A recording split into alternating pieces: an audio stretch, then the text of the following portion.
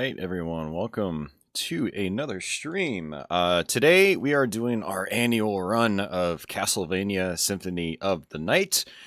This is the PlayStation version. However, we are actually utilizing the Japanese version of the game. I actually have a physical copy of this. I picked up not even a couple years ago. I've actually had multiple copies of this version now. I actually got rid of my last one because it was like the re-release Japanese equivalent of the Greatest Hits line. But I think in the last year or so, I picked up the original release, which actually comes in a big box, and it has a bonus soundtrack CD for various prior Castlevania games, which is pretty awesome. Maybe I'll show that off later tonight.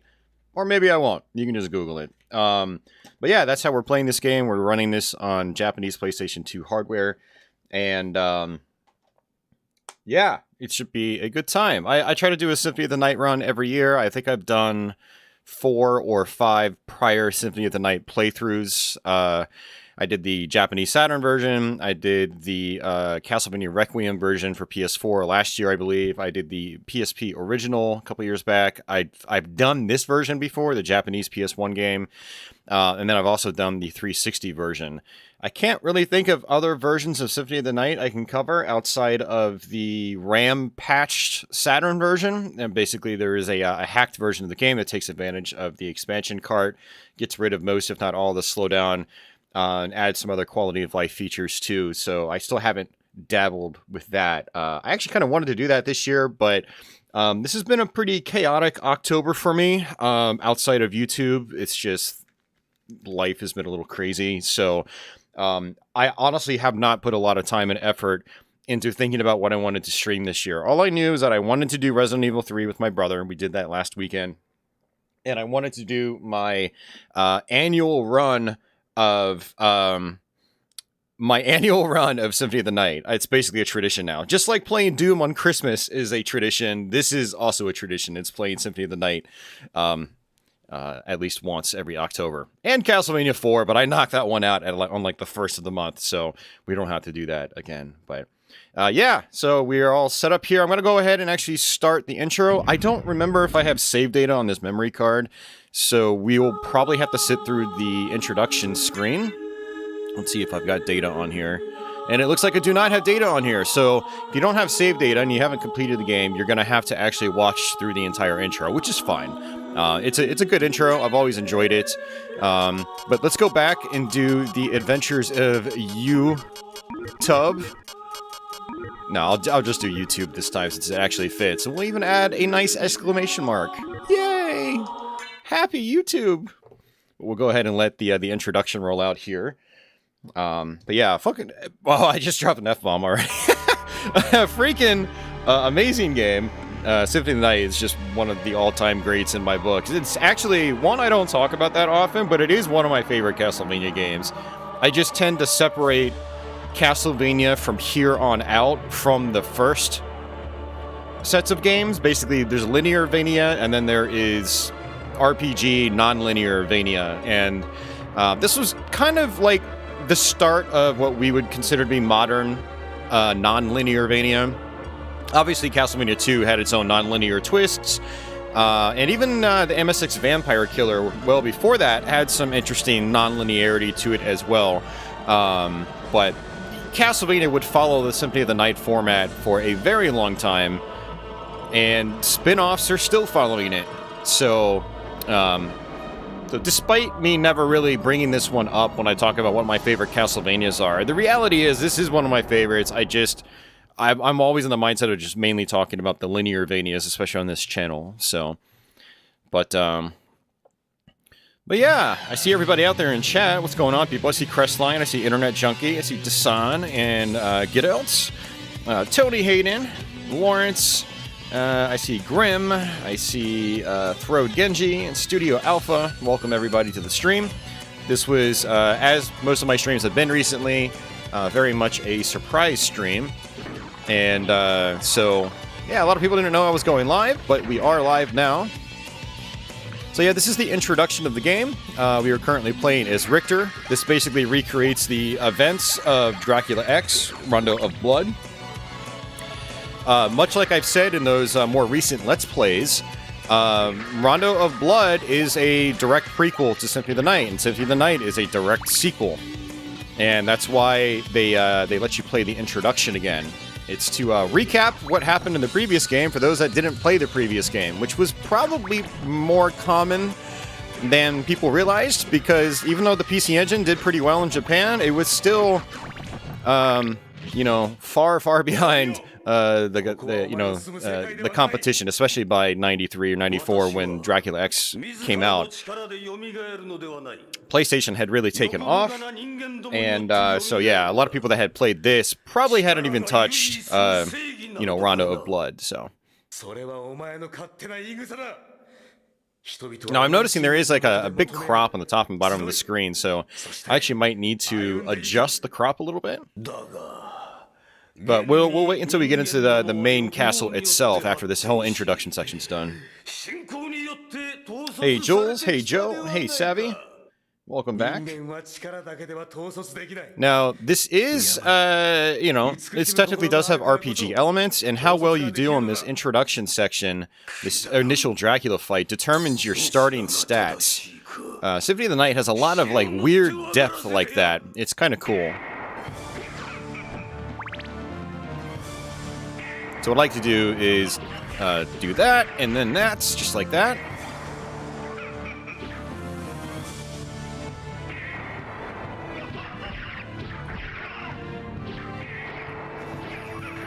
So this, I don't remember if it's called like the blade dash or something, but it's basically you press up and then quarter circle forward and then attack. It's kind of a weird input that you have to do, but you can actually link your whip into it, and I am just totally out of it right now. You can't actually die at this fight, by the way. If you take, X amount of hits, Maria will actually come out and she'll revive you and give you like superpowers. Turn you into Super Richter. Yeah, I'm just really struggling with that. Here we go.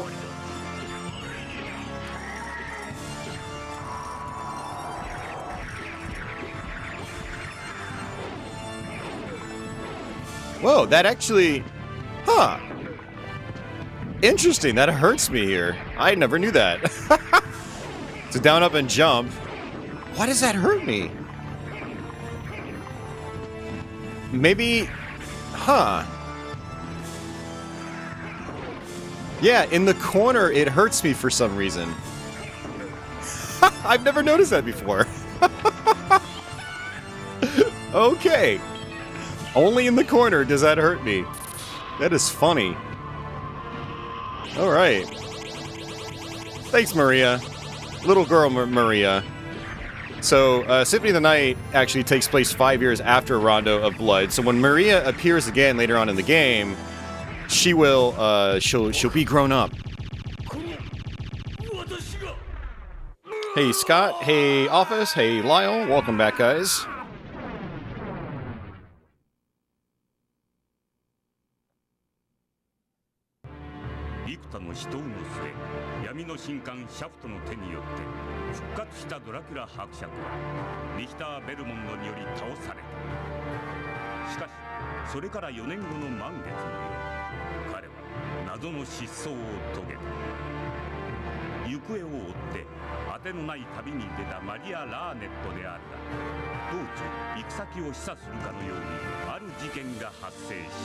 Yeah, the stage attacks. Oh man. Yeah, some of this stuff is actually still in English, which is kind of neat. Man, that was typical for Japanese games. You know, some games would be completely in Japanese, but others would have a mix of English and Japanese text and voices and whatnot.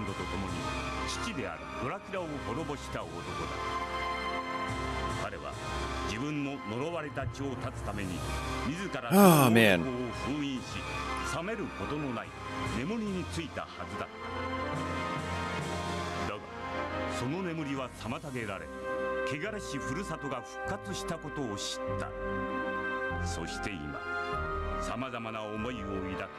How's everybody doing today?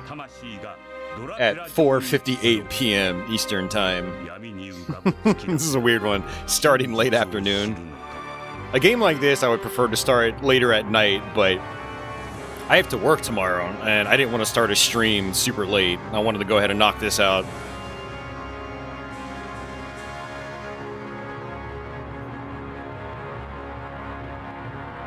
And it is indeed called Dracula X. No Castlevania.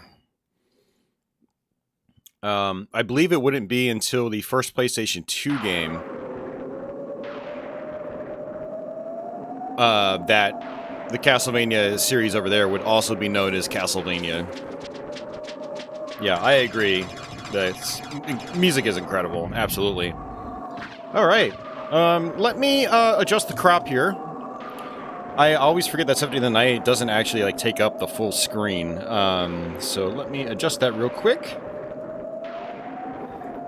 We're going to go here. And we will do that. And then I will come here. You guys can't see what I'm doing, but I can. And we'll stretch this up a little bit. And stretch this that way a little bit. And we shall switch back. I hope you like my Order of Ecclesia wall scroll. I actually have a Symphony of the Night wall scroll, or Dracula X, I should say, but it's on the other side of the room, so I couldn't get the webcam over there. And I didn't feel like hooking up my camcorder today. I've just been really lazy today. So, there you go. It's a little bit bigger now, so. Alright.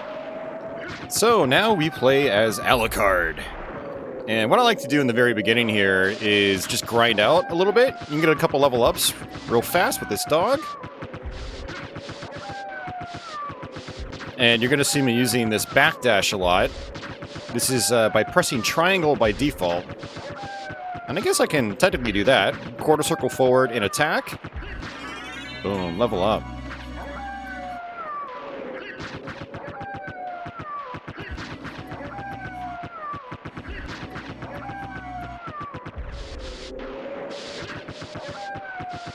Alright, let's just go ahead and go this way.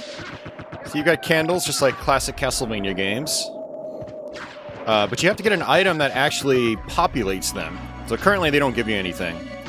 But you get that item pretty quickly. It's like one of the first core items that you get. So Alucard has a bunch of moves though. Your blue bar at the top is actually a magic meter. It's a quarter circle forward and attack. Does that. That motion only does things with certain weapons. So we're currently using the Alucard sword, I believe. You hit start, and we can go here. And, oh, it's all in Japanese. Yeah, go figure. If you do up and then down, up and then quarter circle forward. There we go. You can teleport just like Dracula does. Anyone not familiar with this game, Alucard is Dracula's son, and so he has some similar moves to Dracula. And if I do the same thing and then I think hold up, man, I can't do my motions at all. Maybe I should be using my PS2 controller, not my PS1. Oh, I'm an idiot. It's because I'm out of magic. I should have mentioned those moves do actually require magic. We can bust this open.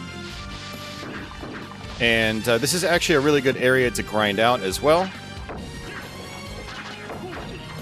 Getting a little bit of deja vu right now. Probably because I've streamed this game like 5 or 6 times on my channel.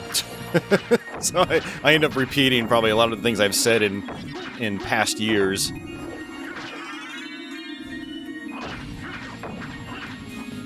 We'll go ahead and get that. I think that was a zircon. Just a ring, doesn't really do much. You can sell it to get... I think you can sell those to get money. I want to say there's only a couple things you can sell in this game. I think it's like some of those basic rings that don't do anything. I don't remember. It's been a while. But yeah, this is a great spot to grind out. Yeah, so when I start this game, I always want to get a couple of level ups.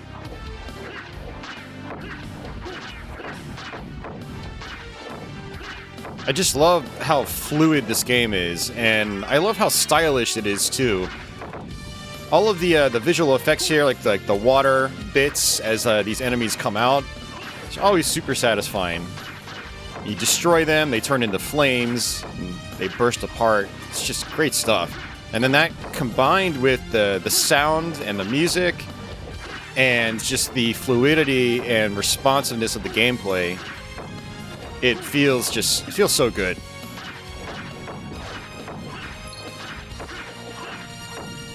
We'll get one more level up, and then we'll just go ahead and proceed on. My hit points are at the top left. Now, half circle up and forward, plus attack, does Dark Metamorphosis. Any enemies that bleed, you can basically suck their blood and get your health back. So now you can see we're up to 80-something health. We're actually at 74. It looks like 74 is our cap right now. Dark Metamorphosis doesn't last very long, but it's a great way to get health back. So you want to recognize what enemies will actually bleed when you attack them. That way you can use Dark Metamorphosis to get your health back.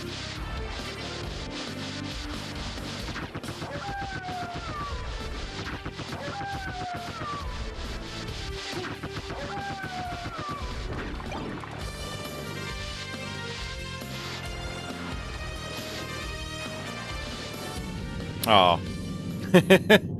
There's a way to glitch out this section and keep all your equipment, because death strips you of it, unfortunately.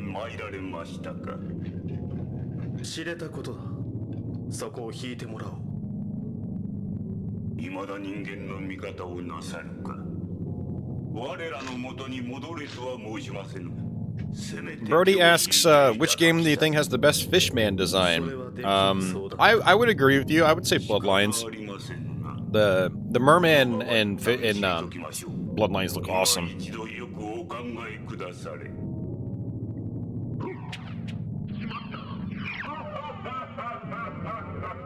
But yeah, it's okay. I don't need to do the glitch. It's just, I think it's fun. I've only gotten it a couple times. And I do think it's easier to do in other versions. Like, I want to say it's easier for me to do in, like, the 360 version. Actually, now that I think about it, I don't know if I've ever actually done it in the PS1 original. So, this is a non-linear game. There are areas that are designed for you to access with specific items. But there are some neat little shortcuts you can take by just taking advantage of how the, the platforming physics work. So you can actually, like, backdash off a platform, and that'll actually extend your jump range. Well, it doesn't really extend your jump range, but it extends, like, the length of the platform, basically. You can sort of jump off as you're falling. So if I backdash and then jump, you'll notice that, like, it almost looks like I'm jumping in midair. And then I was able to just fall down here, use physics to my advantage, and just land there when I'm probably not supposed to be able to do that. It was probably designed for you to come back to it later when you have, like, the double jump. So we have no weapons right now, so we can punch and we can kick, but now we just got a sword. So the game's designed to drop these weapons almost immediately. That way you're not weaponless. When that guy drops the red rust, it doesn't really do anything. Now we're going to go ahead and save it. These are save spots. They'll give you your health back.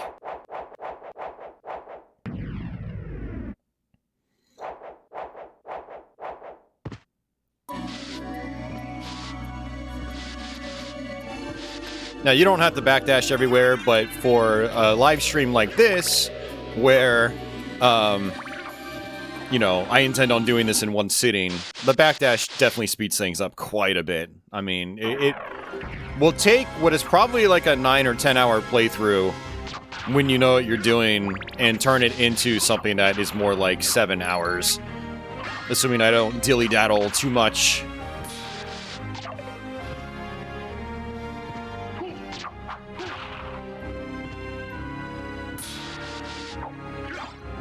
So, we got ourselves a shield. We'll go ahead and equip that. Nothing too special there.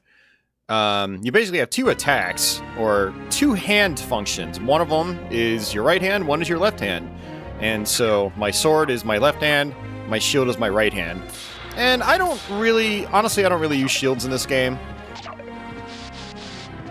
Another safe spot right there. I'm not going to worry about that.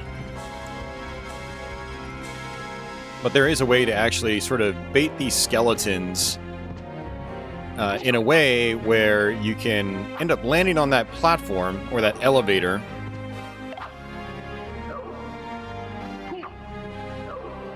Let's go ahead and do that.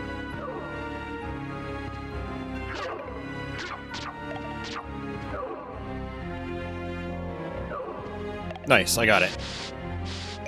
So this gives us the Basilard, which I actually prefer to the...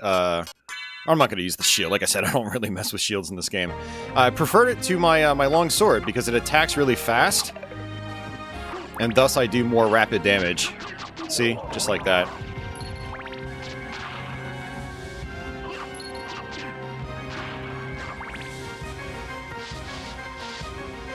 Lots of breakable blocks in this game. So you also get traditional Castlevania sub-weapons here. You get the book, you get the throwing knife, you get the axe, you get the cross. Although the cross acts completely differently in this, unless you're playing as Richter. You actually can unlock Richter. I think you have to beat the game, and then you can type in Richter's name as a new character. I don't think you can start off as Richter right from the bat. If anybody knows, let me know. I know in the Saturn version, you can select Richter or Maria without having to unlock them. But in Symphony of the Night, it was a code. Not really a code, but, you know, again, you type in Richter as your character's name, and then you will play as Richter. But yeah, up and attack does your sub-weapons, just like in classic Castlevania.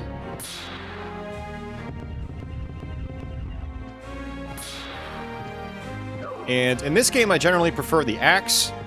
But I also wanted to mention, you also get the diamond from Castlevania 2, and you also get the holy water as well. Holy water can actually be really good on certain boss fights and enemies. Like it does some really fast damage. Brody says, no, you cannot play as Richter until you beat this version. Yeah, that's what I thought. I remember there being some limitations in place with this. It is one nice thing about maybe some of the other versions of the game is they let you pick him right out of the gate, which is pretty cool. Although, honestly, I think it was wise for them to not let you play Richter in this, like from the very beginning, because I actually made that mistake. My first version of this was the Saturn version. Man.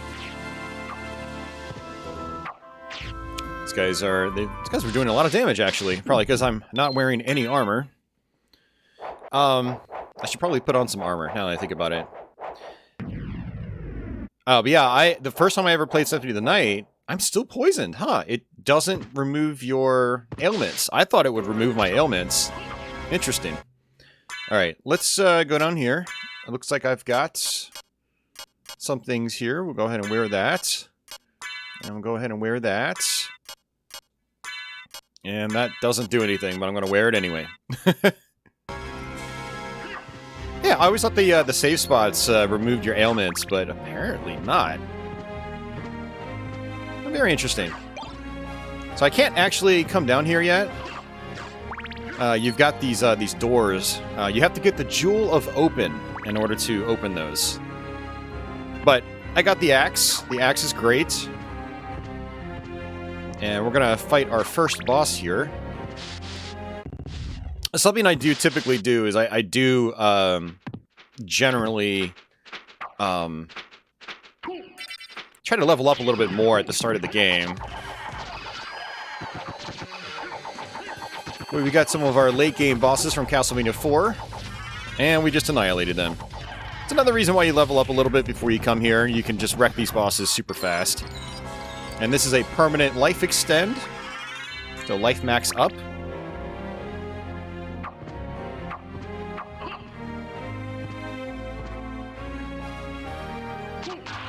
Shade of Ox has got recommended me recently. I have a good voice for this sort of thing. Well, thank you. So here's a good example. I can use Dark Metamorphosis. Get some health back every time I attack him.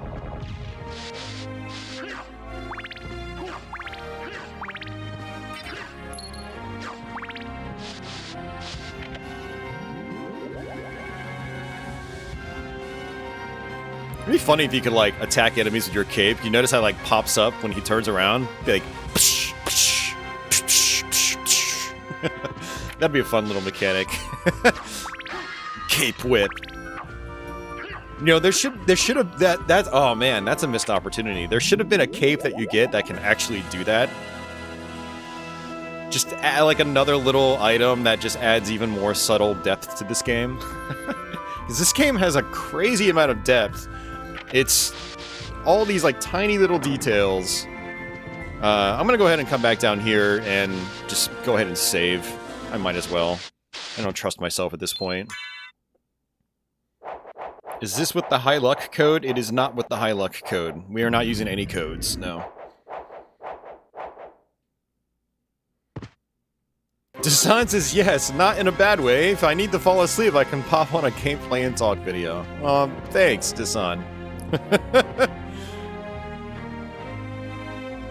I love you too, man. Hey, Scott, thank you very much for that, sir. I have to do this again, unfortunately. And I messed it up. Great. Thank you, skeleton. Alright, you know what? At this rate, it'll probably just be faster to go and do this all over again.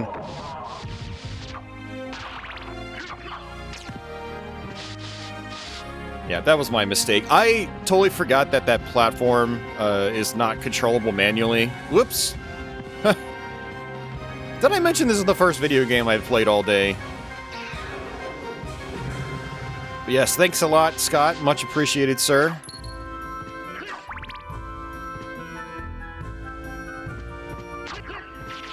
And you're welcome, Scott. I hope you've been enjoying the Castlevania videos this month. I cranked out way more than I ever intended on. I was only going to do 4 videos this month. I was going to do one every week, which is what I've been trying to do with my quick plays lately. And then I was just gonna, you know, put live streams in between. And I actually have not done that many live streams this month. I've only done 3. I did Dr. Chaos, I did Resident Evil 3 with my brother, and now this. And I'm gonna try to do at least one more stream before the month ends. But I have no idea what it's gonna be. But I ended up, like, more than doubling my quick play content. So I ended up doing, like, I think when it was all said and done, I think I did like 10 or 12 videos. You know, granted, it's low-effort content. You know, it's Castlevania. I could just literally fire them up and just go through them without too much trouble. Without any practice, for the most part. But, yeah, it was a lot of content. So I hope you guys have enjoyed that. It's definitely helped my numbers. I hate thinking of YouTube as like a numbers game, but, you know, the fact is, the higher your views are, and the more watch time you have, the more likely YouTube will recommend me to other people, which is how you end up getting more people watching. So the constant Castlevania content has actually helped me in that regard. And so YouTube's actually putting my channel out in front of more people's faces now, which is nice. Unfortunately, that's not going to last, unless I keep up this momentum with November. I had thought about doing a lot of Mega Man stuff during November, but I'm still a little mixed on if I want to keep this rhythm going. Oh yeah, you got the powder. Totally forgot about the powder. A little bit like holy water. I'd rather have holy water though if I'm going to have something that just drops right in front of me. So if you hit select, you actually do bring up a map, and this game does track percentage progress made. It says rooms 97. I think the percentage is actually on the status screen when you load up your file, or when you go to load your file. So it's kind of neat. A lot of people will try to get as many rooms as possible, get their percentage as high as possible. Savvy's heading out. Alright, take care, Savvy. There's holy water. I'll go ahead and take holy water just for now.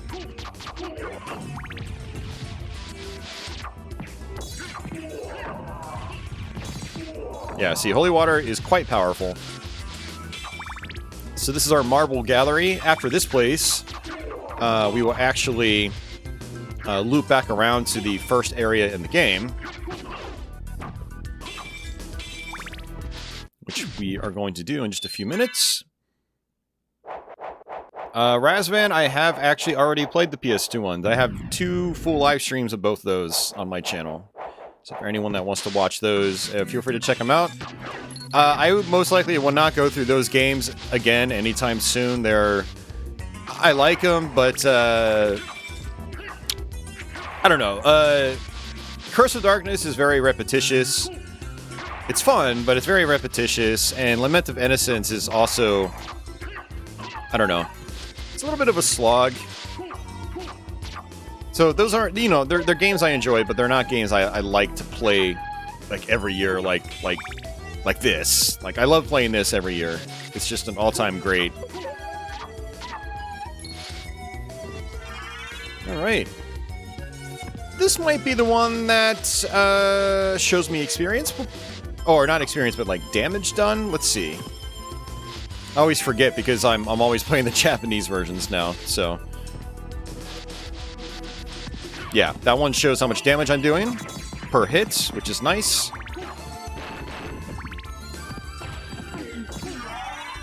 Level up.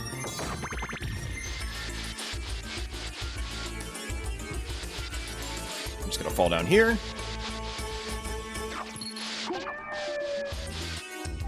This is a hallway filled with money. I think there's like a green money bag halfway through, which can give you a decent amount of cash. There are items that you want to buy later on. There's also like a crazy expensive item. I think it's called like the Duplicator or something, or maybe Replicator. I don't remember. And there are some interesting exploits you can use with that. But it's ridiculously expensive. Like, it takes a long time to get that money. Hey, Carl, what's going on? Welcome back. Alright, that opens up a little bit of a shortcut here.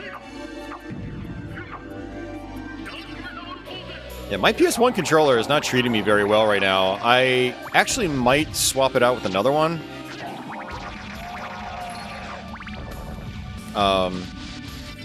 But let's go do this first.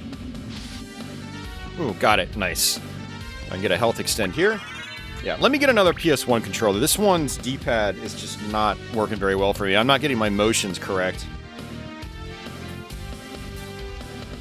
Office says it is called the Duplicator. Okay, that's what I thought.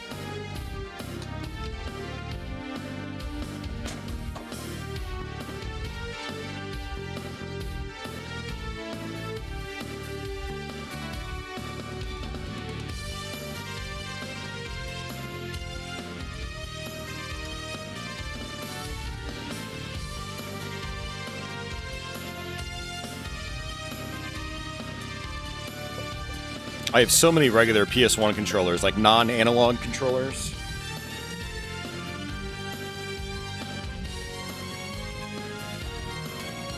And I always forget which ones are good and which ones are not.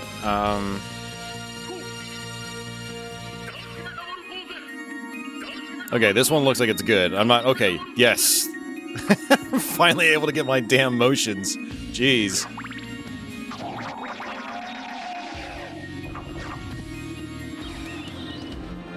Gotta break it in a little bit, though. So I'm gonna come back to the beginning. And maybe do a little more grinding. This is another way to get some good experience. Oh, no, I actually want the holy water for this.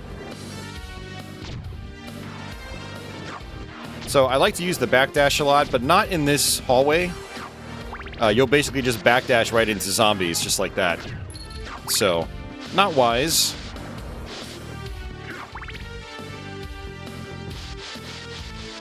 Hey, Patrick, thanks a lot. I appreciate it.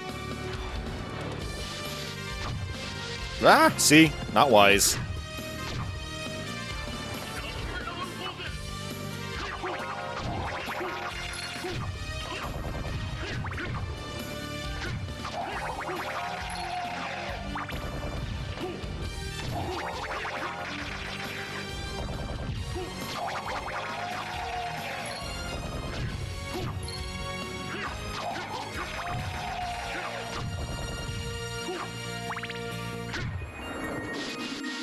Okay, so what I'm going to do is do this.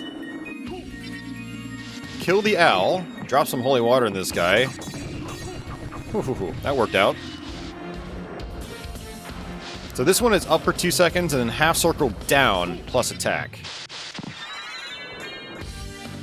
And this guy gives you a lot of experience. So we're at, next is 347.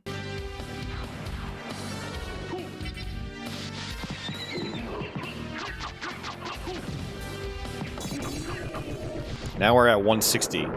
So you can see you can level up really fast by killing this guy. Now, I might be able to do this one. Let's see. I can. Okay. That's actually a little bit better. So for that, you do left, right, up, down, and attack.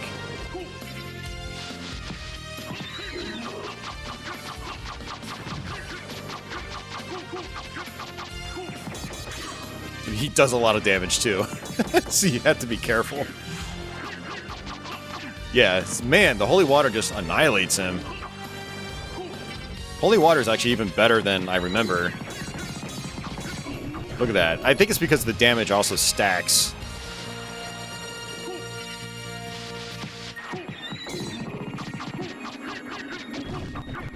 But unfortunately, holy water does use hearts.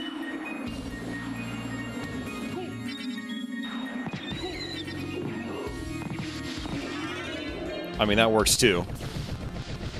Alright, let's go get a few more hearts.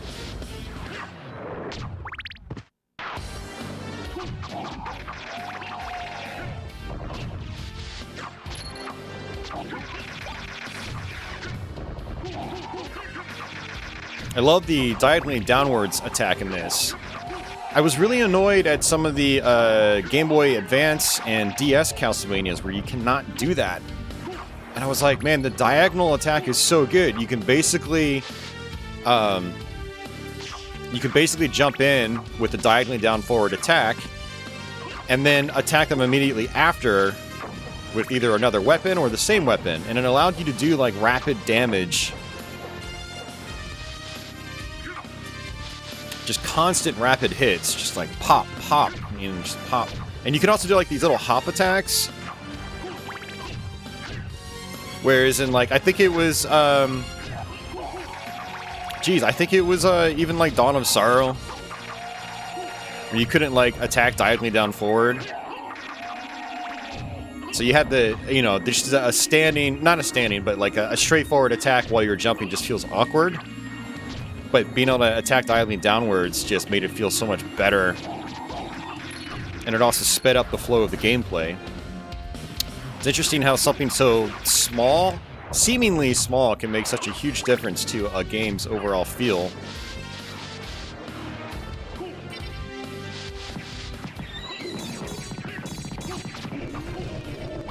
Alright, so we're at 358. Now, I'm pretty sure the more you level up, the less experience these guys give you.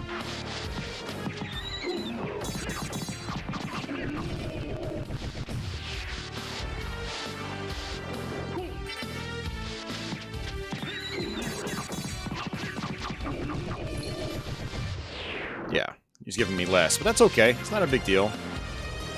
I'll go ahead and just do this one. But also, as I level up, I start doing more damage. And so these guys become easier to kill. But also my stats go up, so say, like, my magic meter starts working a little bit better.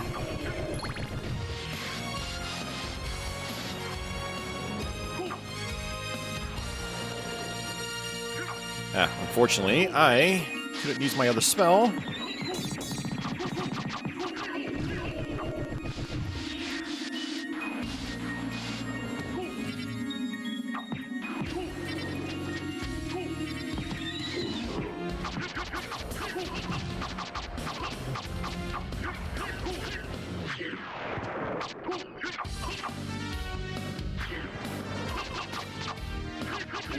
Oh, that was close.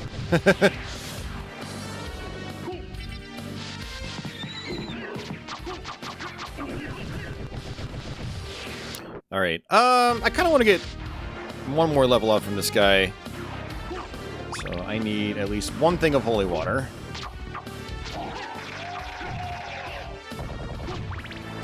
YouTube, no, now would not be a good time to insert ads. You money-hungry piece of... sorry. YouTube's bugging me about adding ads to my stream. I'm like, no. I mean, I do have ads on, but I don't ever do mid-roll ads during the stream itself. I never insert ads manually on my stream, like while I'm streaming. So you guys might get some ads when you first pop in, but then that should technically be it. I don't ever add ads during the stream itself, mid-stream. Now, on the archive, you will see ads. Probably like every... I don't know, it depends on how short the stream is. If it's long like this, you'll probably see an ad like once every half an hour, maybe once every hour. Not gonna lie, I do get a little bit of money from YouTube, and those ads are important, and an important part of that. But I always tell people if they don't want to see ads, then they should be using ad blockers. But YouTube is really like hounding its creators now. It's like, because they, it's a money-making machine. That's why it exists. It doesn't exist just to make people feel good. I mean, I'm sure there are good intentions because people love YouTube, but Google is a company and its primary focus is to make money. And it's just annoying as a creator because, like, I don't like thinking about the money aspects. It does help me, though. It does factor into my daily or my monthly calculation of bills and things like that. It's gotten to that level where I can actually rely on it a little bit. But I've always tried to be a little humble about it. I'm not trying to shove ads down people's throats left and right. I'm trying to find like a healthy balance, so. But YouTube is just like, please insert ads now. I'm like, no, I'm not doing that, YouTube. Go away. Stop hounding me. I'm trying to stream, YouTube.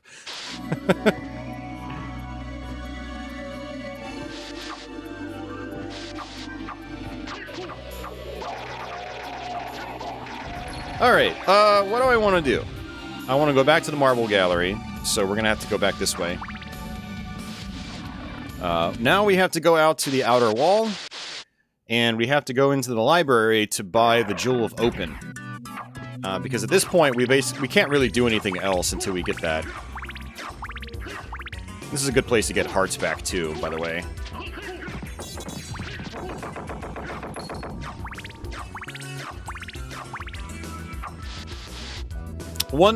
Just speaking of monetization, stuff like that, one thing I love doing, and I always recommend people do this, is if you don't like ads on YouTube, consider joining up as a, YouTube Premium member. Everything is like a subscription service these days, right? Like Netflix, Disney Plus, Hulu, all that stuff, Amazon Video. So YouTube has its own, but the benefit of it is that there's some, like, custom content YouTube puts out, some TV shows and stuff like that. But you also get all of YouTube ad-free. And it also gives you the ability to download videos. So if for some reason, like, you're going to be in a place with a bad internet connection, you can physically download the videos to your device and then watch them when you don't have internet or something like that. But the significant thing is being able to watch YouTube ad-free, which is...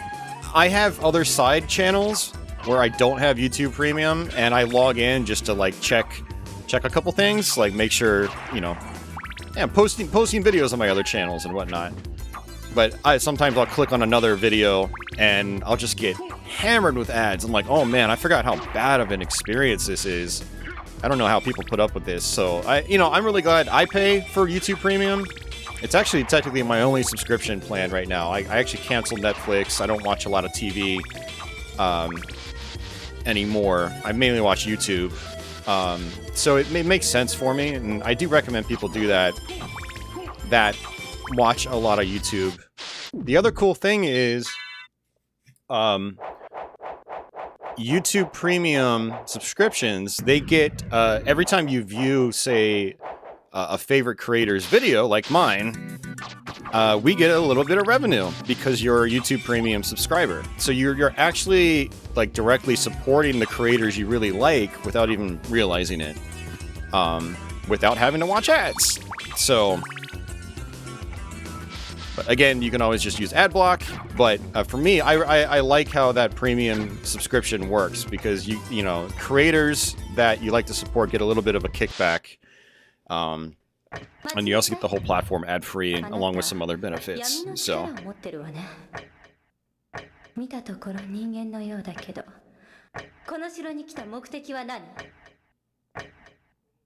hey, Black Gift, welcome back.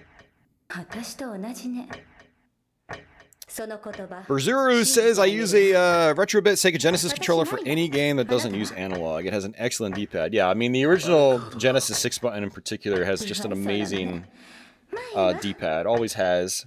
Sega Saturn Model 2 controller, same way. It's basically the same design. I do like using... like, see, I'm playing a PlayStation 1 game. I like using a PlayStation 1 controller. Because, you know, that's how, you know, we played it back in the day. So, and I love the original PS1 controller. I mean, I like all of them, but the original without the analog sticks is nice and thin. It's very easy on the hands. And the D-pad is pretty good. It's just, some of the controllers I have are just so worn out that certain types of motions are extremely difficult.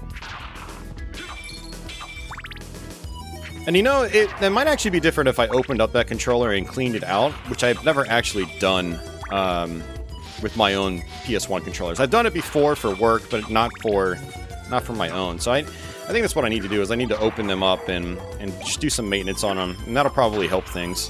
Clean the contacts, clean the rubber pads.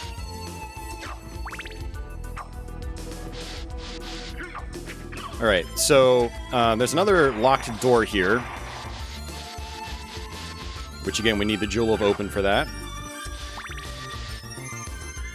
Dasan asks, is this on the Mister? No, we're playing this on my Japanese PS2. We're using an actual copy of the game. Not an ISO today. Here, I'll even swap over real quick.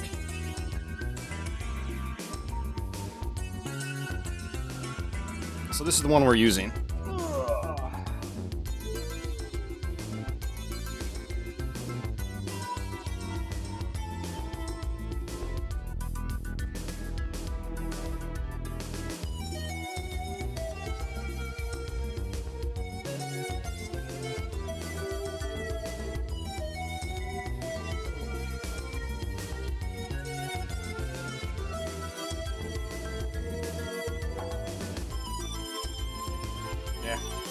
Well, I tried. I know, the lighting's terrible. Like I said, this was a lazy stream, so... Normally, I try to use my camcorder instead of a webcam, and I have some lights, so, you know, you guys can see the cats or whatever else I'm showing off, but... Today is a lazy stream.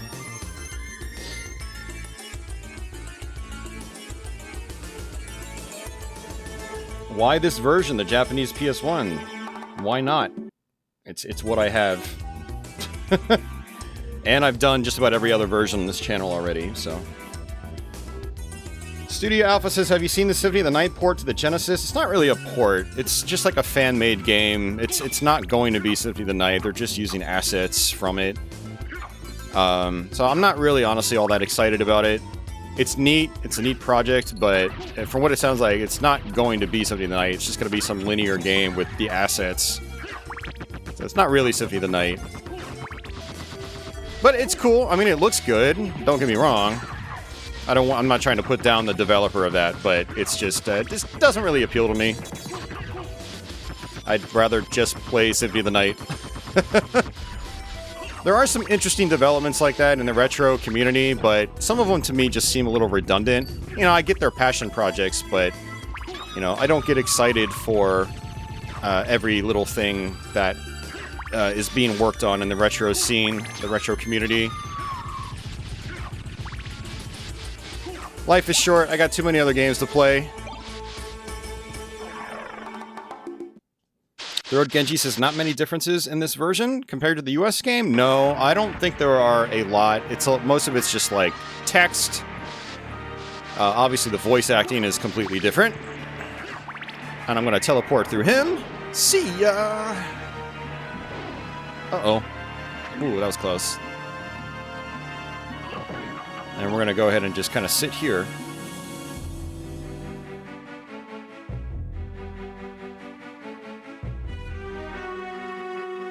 Dasan says, hey, I'm late to the party probably on this, but I'm so glad I have all the EverDrives I want. The prices have gone sky high because of the Ukrainian thing.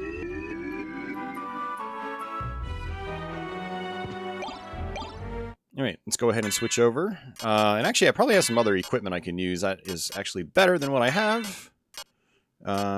Still no other capes or anything, but I do have some goggles. Lowers my intelligence. That's fine. It's just by 1.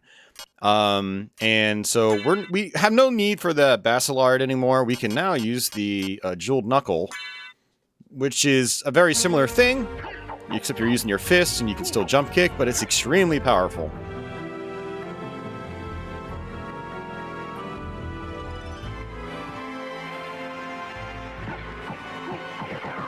And it just does rapid damage if you're right next to an enemy. It's great. You know, I don't really need to come down here. A lot of times when I play this now, I just skip it. But if you press up in front of this telescope, you can actually zoom in and you can see the ferryman, which you'll actually run into later on in the game.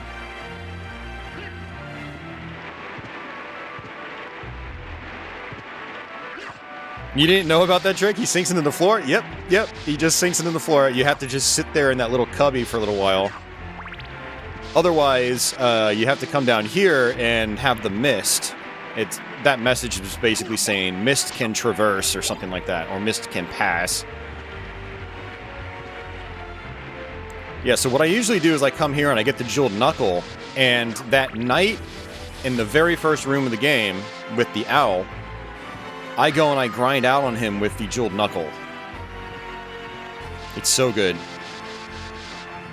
But I'm not going to do that since we've already grinded out on him a little bit. But there is another object in the chapel I will grind out on with the Jeweled Knuckle.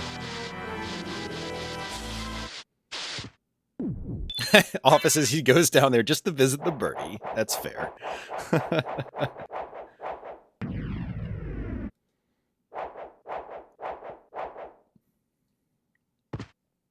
Oops.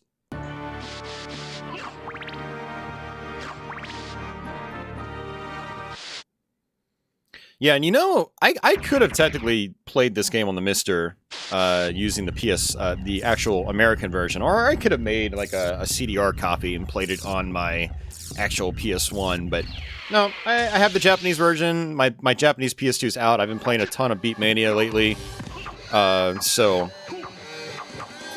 it was just so much easier to do this version. A really easy fight. With the Jeweled Knuckle, I can just jump kick him over and over. If we try to use sub-weapons, he tends to go into like his animal forms. And I can't remember, can I do the Soul Steal? Oh, he's dead already. Never mind. I was going to try to do Soul Steal and see if it works. Soul Steal is an extremely good spell to know. Now, the thing about spells in this game is that the commands for them do not show up on your menu until you actually do them. I mean, it looks like... I haven't done Soul Steal, though. Oh, maybe it actually counted because I did the input, but it didn't actually come out right as I killed the boss. Okay, let's go ahead and switch weapons here. So this sword I just got is better than the other sword I had, but I'm still going to rely on the Jeweled Knuckles. This one has better reach, though, which is great. Alright, same thing as before. I'm going to do, like... Actually, I don't think I have to do that. Never mind. It's just a really tight jump. A lot of times what I do is I do the backdash off of it. Godot asks, have I tried Infernax? Everyone asks at least 2 or 3 times during my Castlevania streams. But yes, I have heard of it. I actually have it downloaded through Xbox Game Pass. I want to try to do a blind stream of it here. And thanks for the reminder, actually. I actually need to do that. I especially want to do it before it ever gets delisted from Game Pass, because anything that lives on Game Pass, if it's not a Microsoft-owned property, it will eventually go away, unfortunately. So, but hopefully, maybe even before Halloween, I'll do that, because it is a spooky-themed game.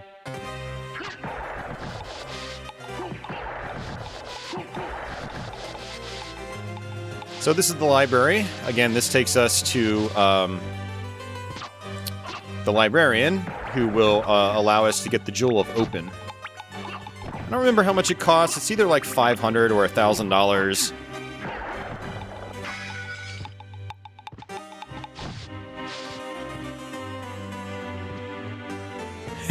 The song goes, but seriously, dude, have you tried it?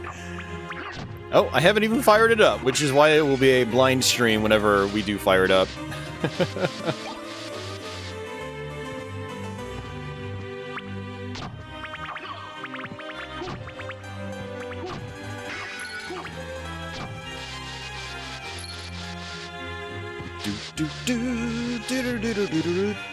So peaceful. A little too peaceful.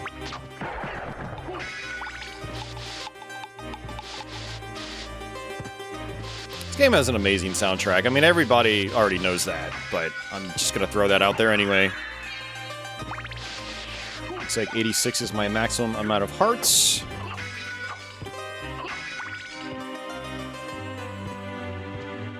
And we got these big old books.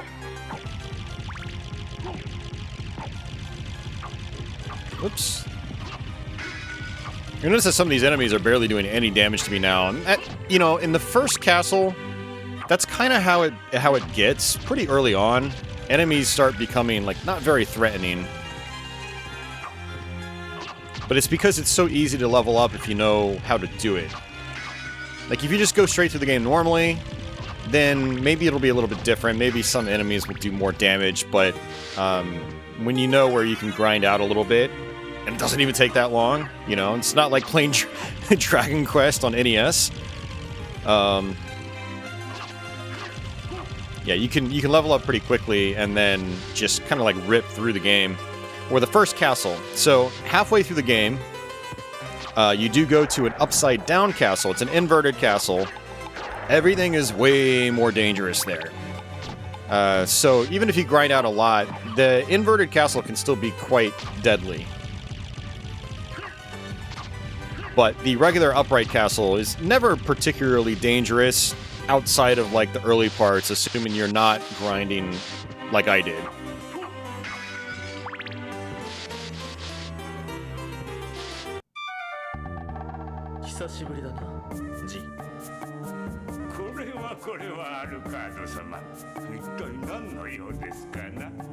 This music actually reminds me of The Seventh Guest.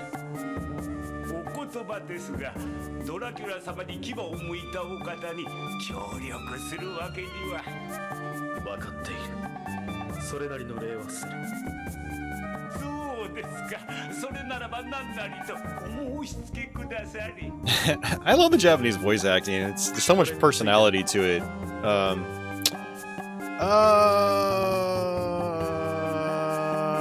That might be it, actually. I think that first one is the Jewel of Open. Yeah, I'm pretty sure.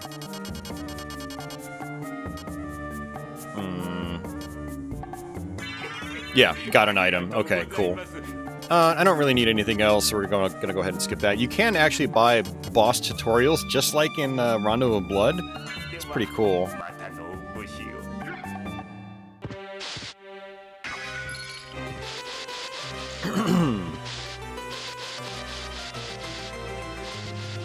Now we can leave.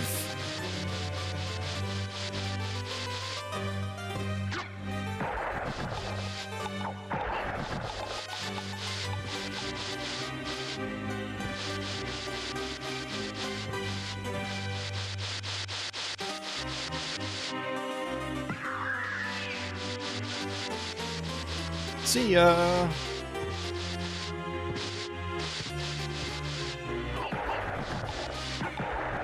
And what we're going to do is have to go back towards the beginning. So I'm just going to be doing a lot of backdashing until then. Scott says, Dragon Grind. Oh man, yeah. Dude, I tried going through the first Dragon Warrior on NES a couple years back. Because I have a lot of nostalgia for that game. I don't play many RPGs, but I like revisiting the earlier RPGs I played a lot growing up. Like the original Final Fantasy 2 and 3, or 4 and 6, as well as Dragon Warrior. And I tried going through it again a couple years back, and I just gave up partway through. I was like, this is so much of a grind. I forgot how brutal the original Dragon Warrior was as well. Like, it is not particularly user-friendly. It is a mean game.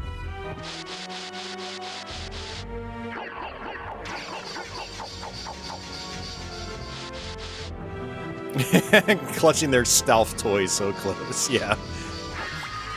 Henry Stealth. Okay, so I'm gonna actually come up here because there is a save spot. Actually, you know I shouldn't have come up here yet.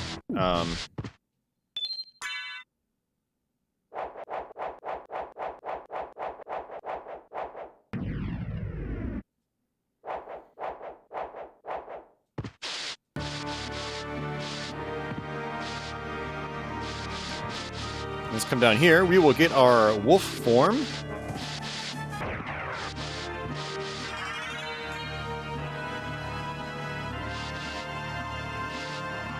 And by coming here, we get our teleport rooms. So by accessing this one, we'll open up our first teleporter. So now we're back towards the beginning of the castle, which is kind of where I need to be.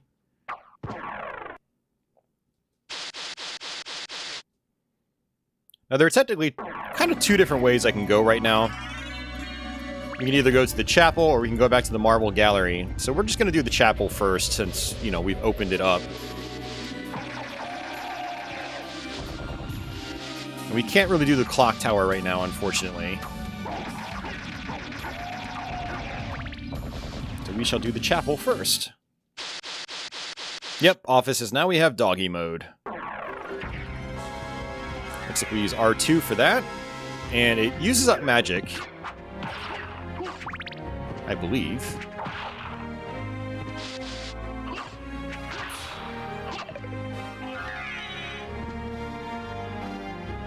Yeah, it's kind of fun. The big thing about the wolf form is that you can just move really fast. If you hold up and jump to jump, you actually jump a lot higher. Eventually you get special attacks. Like, I think you can do like a quarter circle forward attack with it, and you'll just like dash right into the enemies and do lots of damage. But not right now.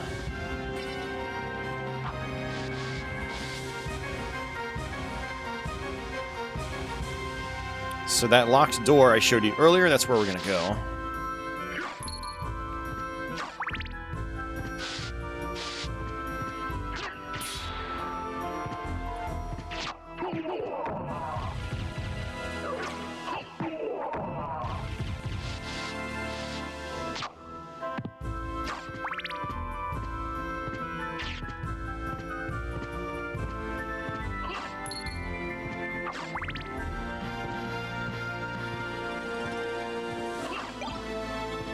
You know, I don't trust myself.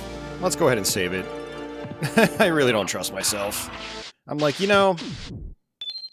Oh, you know what? There's also a save spot at the very beginning of the chapel. I forgot about that. There are actually a lot of save zones in this game. But we'll just save it here. It's not a big deal. Thankfully, it doesn't take long to save it in this version. Oops, I have to go back up from the left. That air dash that we had with Richter, the vertical one, we'll get that with Alucard. It'll be late in the game when we get it, but we do get it. I'm gonna go ahead and just stick with Holy Water because it just wrecks enemies. And hey, D. Andrew, welcome back to the stream. More Maria.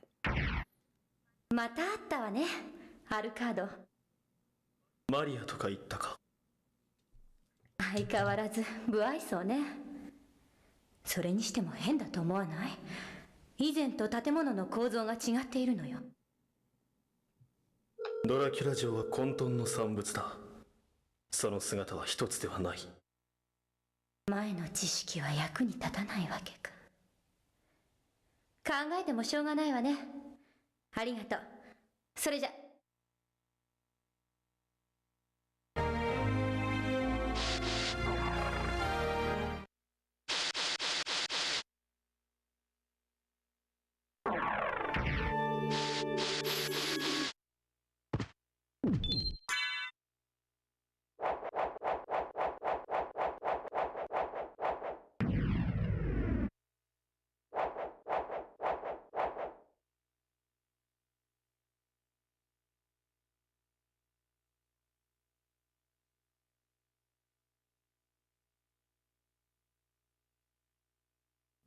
So quiet. Yeah, apparently my mom had called while I was playing. I had my phone on silent. So I went ahead and just tried calling her back. I got nothing, so I just texted her, telling her that I'm streaming. My mom knows I run a YouTube channel, and so she understands the whole stream thing. My parents, they live right across the street from me. We're all in the same area.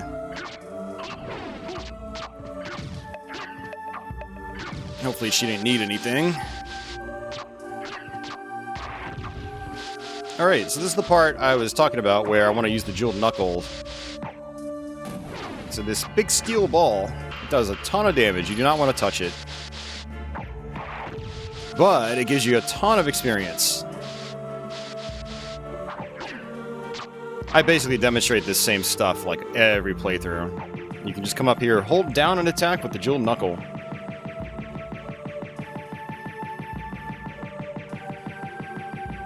Hey, John Smith, welcome back.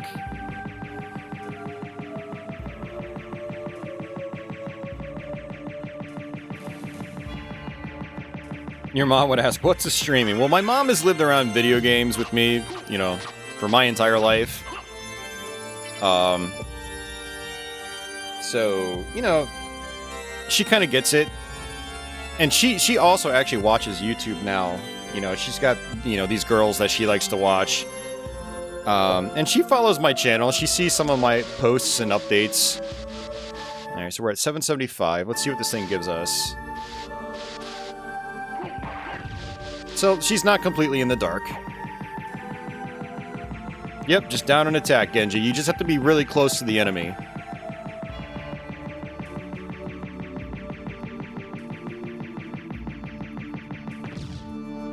Yeah, 444. Yeah, it's a pretty decent experience.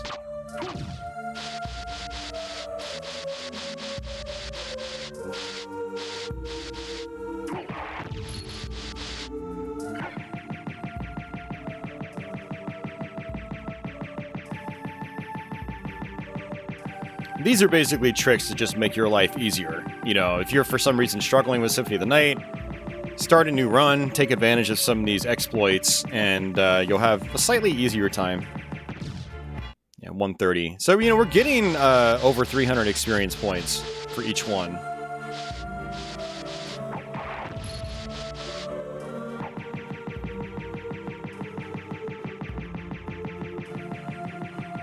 Design left his YouTube sign in at his mom's house. Now he still gets weird recommendations. Yeah, if I ever, like, log into YouTube on my parents' devices... Well, I haven't had a need to in a long time, but if I ever did, I would definitely sign out when I'm done. My dad doesn't even sign into YouTube, so we're down to 667. He just does everything without an account. So he obviously gets, like, the weirdest stuff recommended because YouTube doesn't know he's a real human. I hate signing out of YouTube and seeing what appears on the homepage. It's just so cringy to me. All that pop culture stuff I just really don't give two craps about. 259.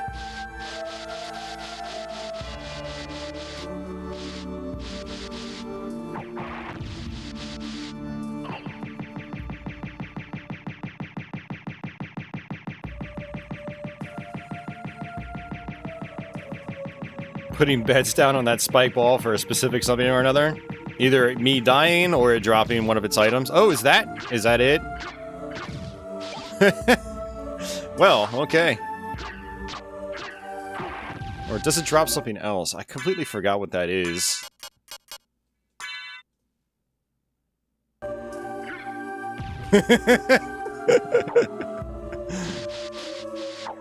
And it's just a one-time use item, I guess. God damn it. I wish I didn't use it now. Does it drop anything else? I know some enemies in this game drop multiple items. Yeah, that was... Talk about timing. Oh, the Axe Lord armor. Okay, yeah, that I have...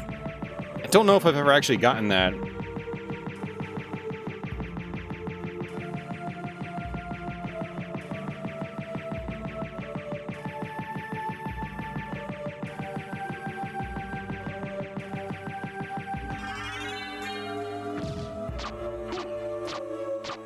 Scott says, oh, there's another one. Look at that.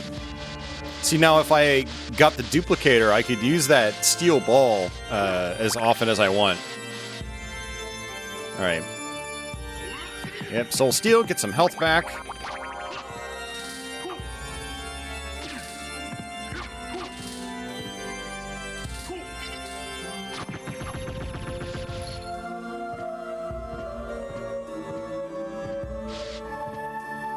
Yeah, dude, Scott, that's one reason I hate Twitter, yet I'm on Twitter all the time, just because, like, I have a YouTube channel, you know, I need a social media presence.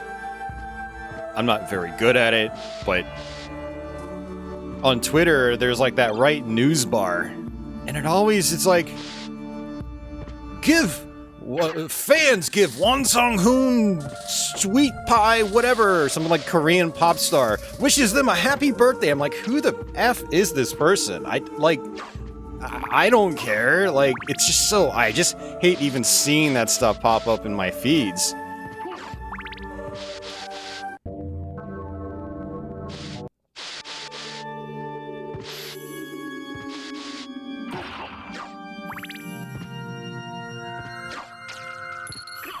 I just hate that stuff in general. I grew up with pop culture stuff growing up, but I am just completely tuned out of it these days as an adult.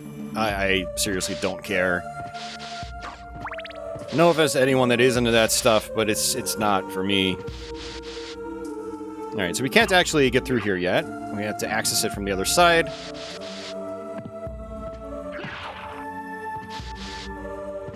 I mean, don't get me wrong, Throat Genji. Like, the Twitter, you know, almost all social media has its positive aspects. You know, for me, it's like following people that I respect and stuff like that. I try to stay out of the toxic portions of places like Twitter. I don't get into political debates typically or anything like that, and I'm definitely not a part of cancel culture. Screw that stuff. You know, I follow a bunch of my YouTube buddies on it, you know, and, you know, they're generally positive people. I try to stay away from negativity on platforms like that. And likewise with, like, Facebook, you know,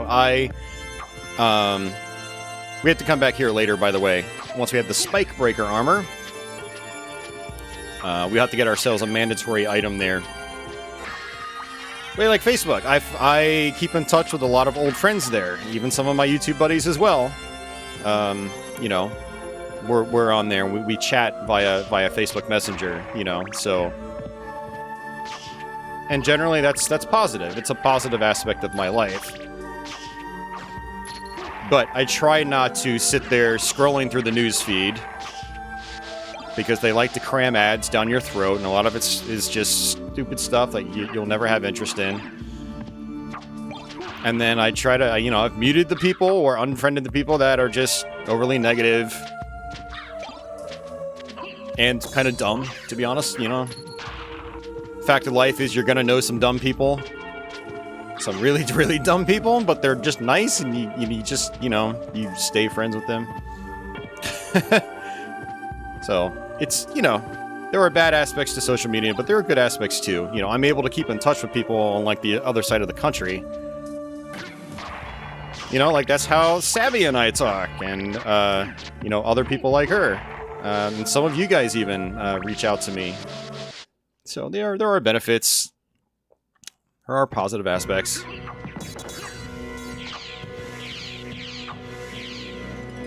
Alright, let's go ahead and use Soul Steel. Soul Steel. Soul Steel. That's what I meant to say. Let's do this and that again.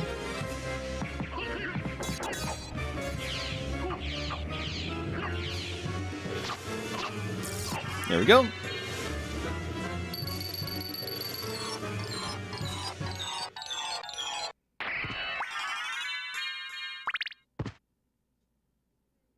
Yeah, Andrew, like, Instagram's kind of fun too. I get to post, like, just fun things on it, and I don't really have to, I don't use Instagram to vent or anything like that.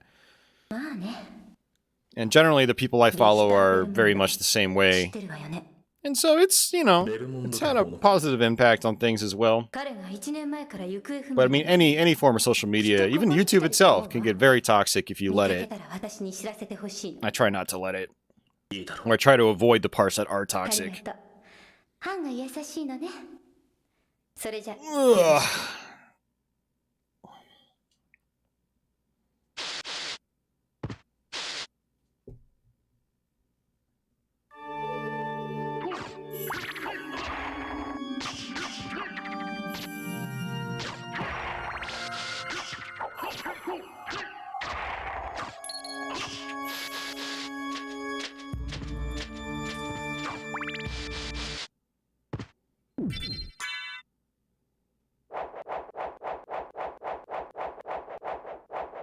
The Hippogriff is such an easy boss. Honestly, just about every boss in this game is such an easy boss. Except for, I'd say, Dracula, if you're not trying to use major exploits against him. Or, yeah, what the hell is his name? The big gold knight in the inverted castle. I don't know why I'm blanking out on his name right now, but we will fight him later on. He's also very tough without exploits, and we will be using exploits against those bosses. I always do. I use the Osofune Katana, and there's a nice little attack you can do where you'll basically remain invincible if you get the timing down right. So, backdash, backdash, backdash.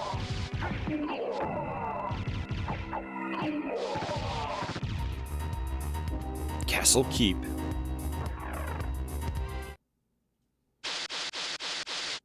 Took me a while to learn that you can use the shield.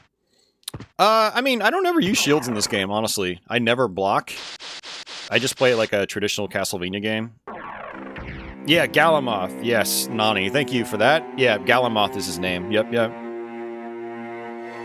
Society of Sin says, oh, that's nice, Society. This channel has always been one of the good aspects of my time online. Well, thank you, man. Andrew asks, have I ever played Clive Barker's Undying? I have. I actually own a big box copy of that. And that has actually been on my to-do list for years. I tried actually learning how to beat that game for the first time a couple years ago. But, man, it got pretty difficult. And I just kind of, like, lost interest. Like, the way its combat works, it's just... It feels really weird compared to your typical FPS. The way damage outputs is handled and stuff like that. Alright, so now we can double jump. Very, very good item. And we can bust this open. Hey, wall meat.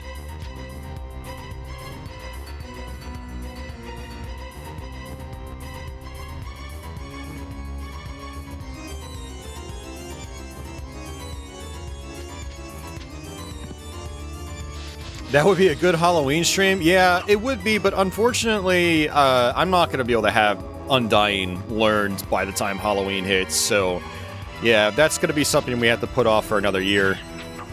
I mean, there's actually a lot of stuff I wanted to do this month. I wanted to revisit, like, the Splatterhouse games. I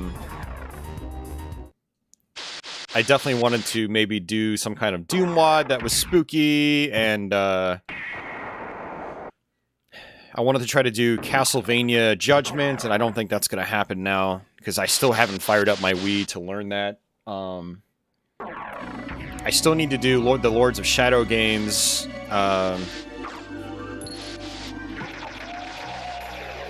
Yeah, there's just a bunch of stuff I want to do. I didn't have the time, unfortunately.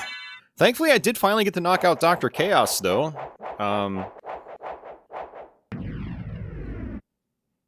Hey, Ramirez, welcome. Hey, on there, it's been a while. Blood is another good one for Halloween. Yeah, I see, I've already done Blood, and the thing about Blood is it's like if you're gonna go through the whole game, it's like a 9 or 10 hour playthrough, and that's when you know what you're doing, so... Unfortunately, I'm probably not going to revisit Blood on this channel for a long time. It's just way too much work to relearn and try to make my way through, unfortunately. Which is a bummer, because I do love that game.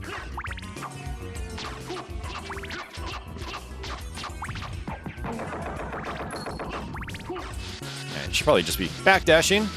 So in the Saturn version of the game, they added in 2 extra areas. One of them, you enter it from here. It's basically a dungeon.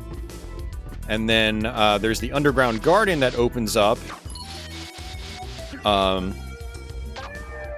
when you pass the initial castle gate. Or the entrance to it is at the initial castle gate. It actually doesn't open up, I think, until you trigger... I think when you trigger the second set of enemies in that opening hallway, as we've already done here, then it opens up and then you can go to the underground garden. Which is an actual underground garden, and then it has like a botany area with a special boss fight. It's pretty cool areas. I wouldn't say they add to the game heavily. If they had more areas like that, then maybe, but they're novelties. They're cool. I love them though. Definitely, the Saturn versions. I think it's worth trying if you're a fan of this. Especially if you can play the modified version that gets rid of the slowdown and load times and whatnot.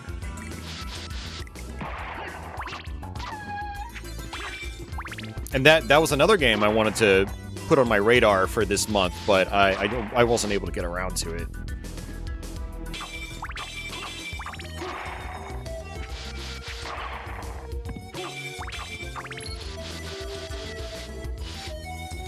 I love this double jump, it's so good.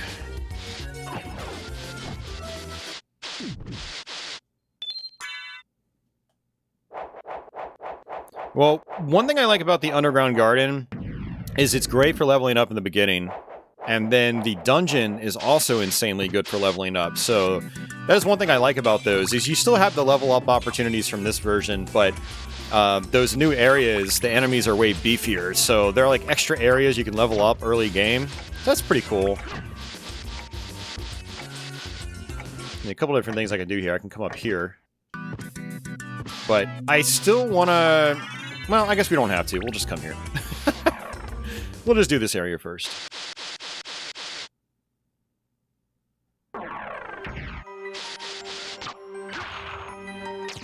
Society says, Ashes 2063.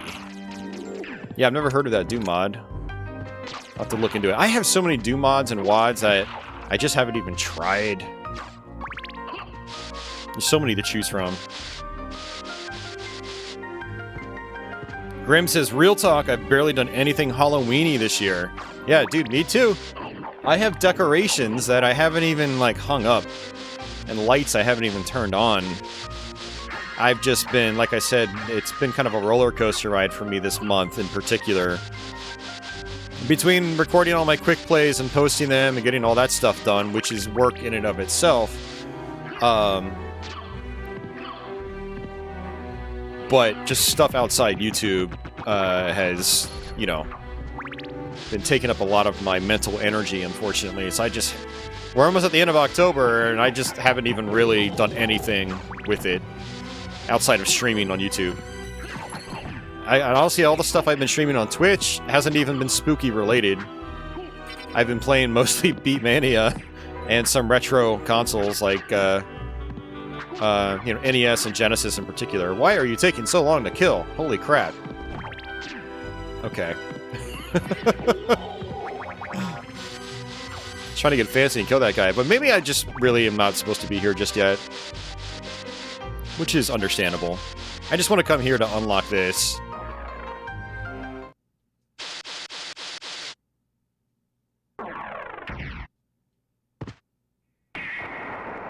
So now every teleportation room has a different, you know, statue in the background. That's how you know kind of like where you are. So you can memorize those and know that, like, oh, Lionhead, I'm, you know, I'm back here in wherever this place was called. This isn't Olrox's quarters, was it? I don't remember. Oops. Yeah, no, this is the wrong place. Let's try this again. Desan says, Beatmania spooks me out. Why does it spook you out? It's a music rhythm game. You press buttons to the beat. It's good times. It's, what I love about Beatmania is that it's, got just a very, very high learning curve. And it's the kind of game where you will be constantly getting better at it for years and years.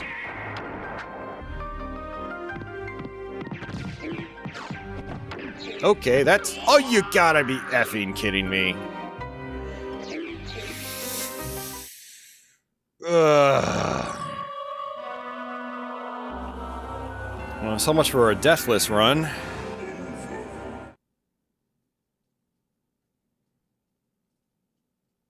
Andrew, I don't know. You'll have to Google it and tell us. I mean, the obvious differences are Japanese text, Japanese voice acting. Maybe there's like a couple of like item differences, but I don't think it's really anything super significant. So you have to rhythm. It sucks. Why does that suck? Why is rhythming sucking?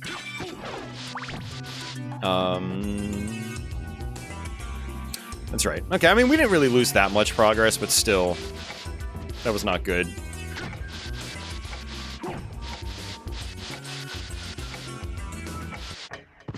Let's try this again. You were just let down. You thought I knew it all. I mean, sometimes I know a lot, but other times, man, like, this is a lazy stream. I didn't do any research for this. And it's been a while since I played the American version anyway, so...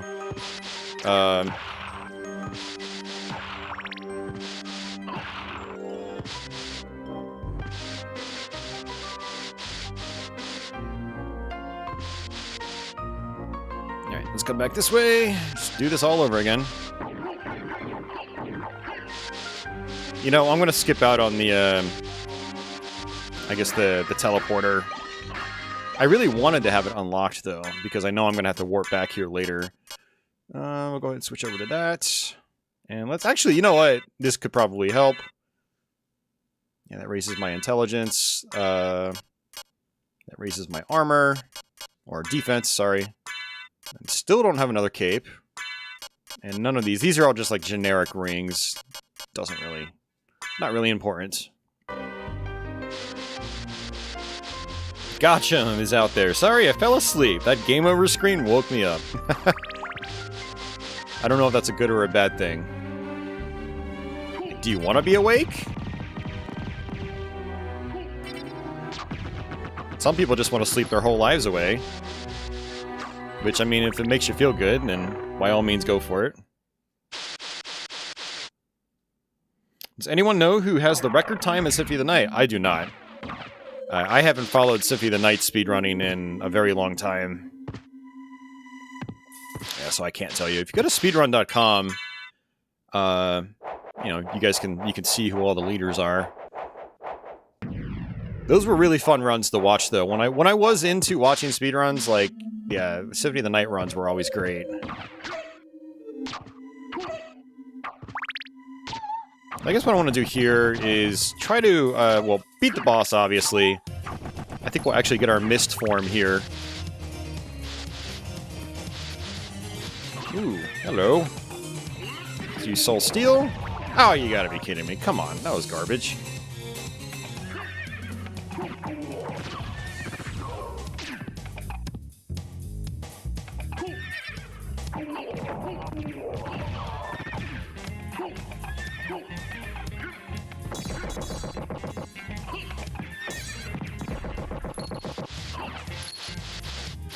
Yeah, that was slightly dangerous.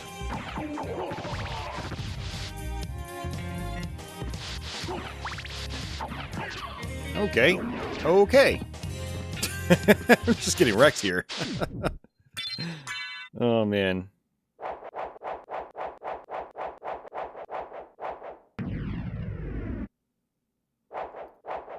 Brotherhood of Gaming, have you never played the PS1 version of this game? You do know that the Saturn version has like super long load times, tons of slowdown, choppier visual style overall. We're playing the PS1 version of the game. The original version of the game. And no, I'm not using an emulator. I'm playing on real hardware with an actual Japanese copy of the game. So yeah, if you're only used to the Saturn version, I highly implore you to play the PS1 version. Oh man, I didn't think there were still people out there that have only played the Saturn one. That is quite interesting.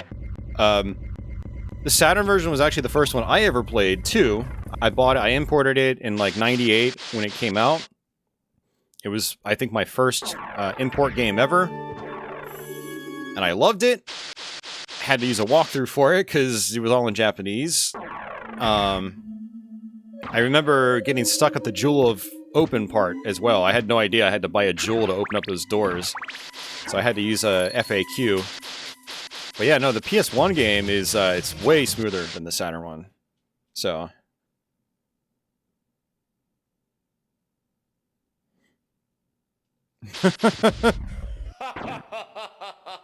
I mean, so the Japanese version of the PS1 game is basically, you know, gameplay-wise, how it runs, it's identical to the American version. Like, no extra, there's not going to be slowdown in this one just because there's slowdown in the Japanese Saturn one.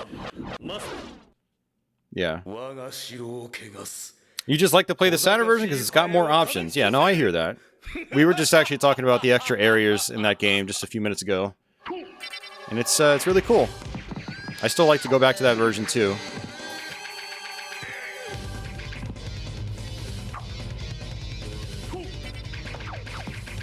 Oh, I can't actually jump up there.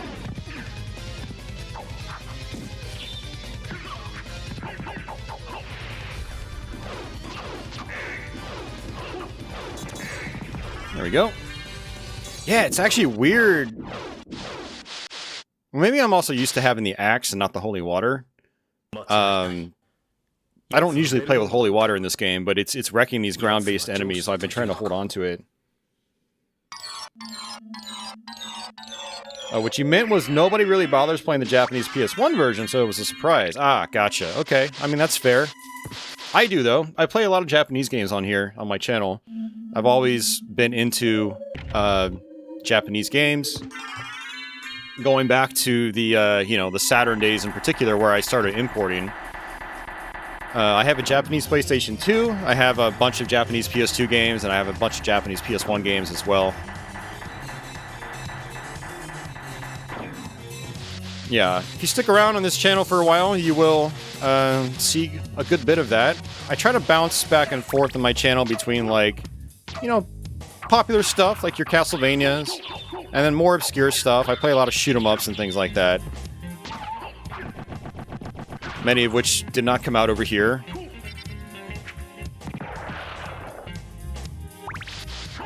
There's the bull from Rondo of Blood.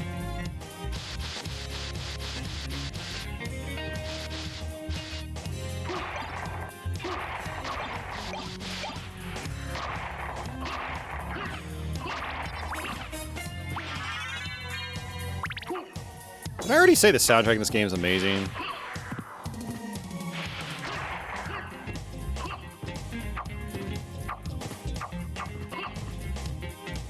Grim asks, do I have a Japanese 3DO? I have two, actually. I have both a FZ1 boxed and a FZ10 boxed.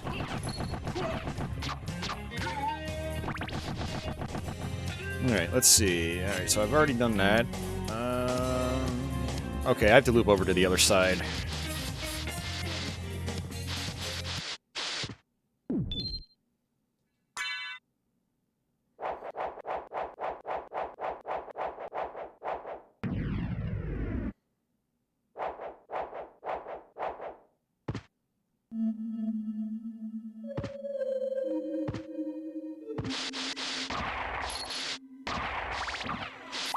We're gonna go this way.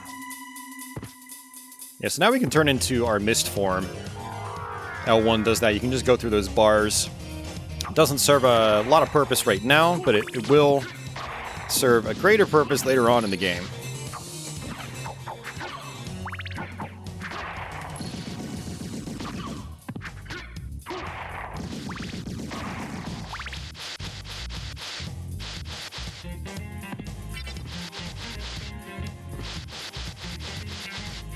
Let's go ahead and use the map and come down here. I don't really need to fill in my map, but it's just kind of habit. Whoops. Jeweled Knuckle is so good.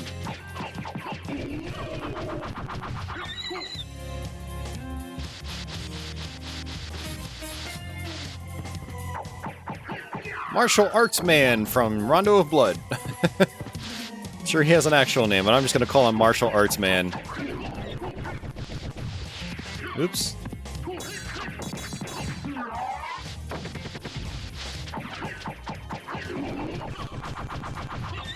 I really love just the attention to detail in this game. Like, if you kill the owl first, that guy kind of like gets down and cries. If you kill him first, the owl gets down and mourns him. It's just, it's good stuff.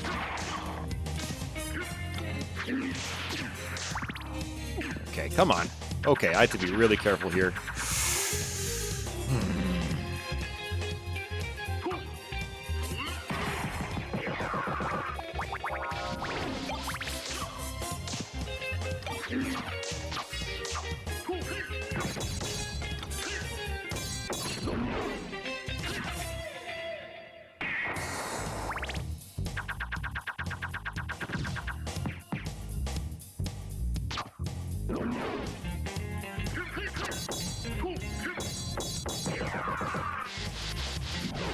Ooh, yeah, so some of these rooms actually have walls you can bash through on the ceiling, but I can't actually get to them yet, so I'm not even bothering looking for them.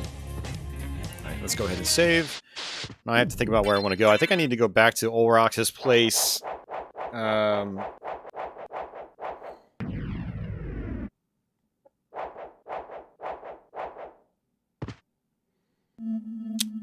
Deity is real says, I am at the end of the first part of this game on Saturn. Nice.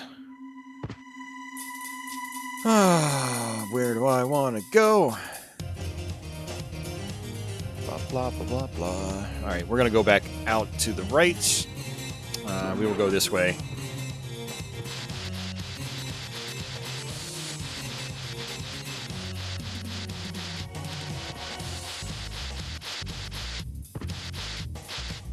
Uh-oh.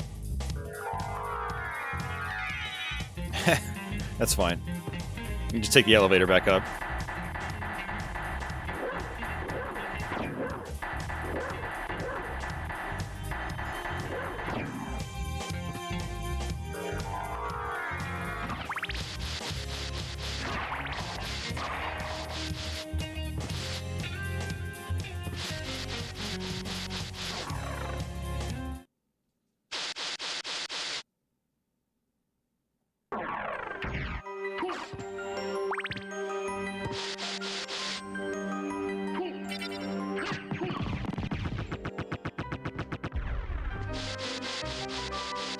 Let's try this again. He's got crazy reach.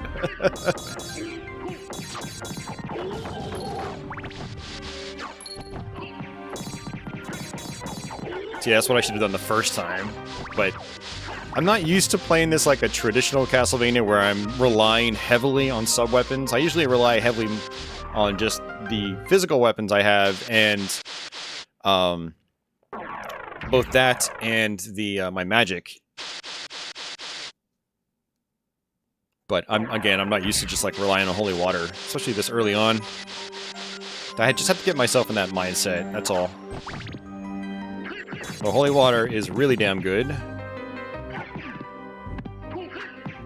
Yep.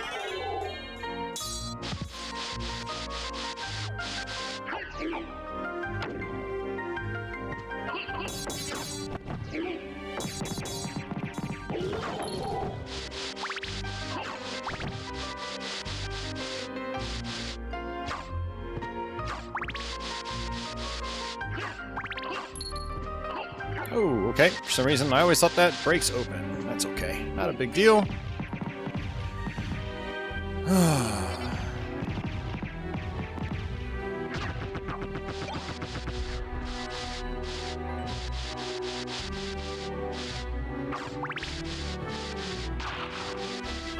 These guys can drop boomerangs, and again, like, if you get the duplicator, then you can just use them infinitely. It's pretty cool.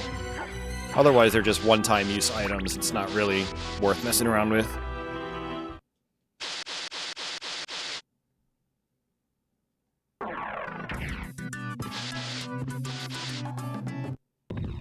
This is a great room, though. If you're trying to get hearts back, these always give you big hearts.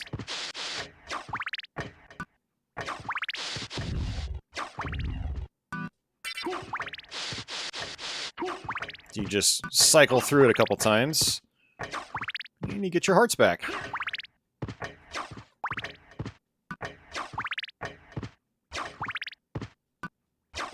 Okay, looks like I'm maxed out. Alright, now we're going to go to the other door that we have to open with the Jewel of Open. And we'll go down into the underground. Slowly working our way towards the Spike Breaker armor. And then that'll allow us to get one of the rings that we need.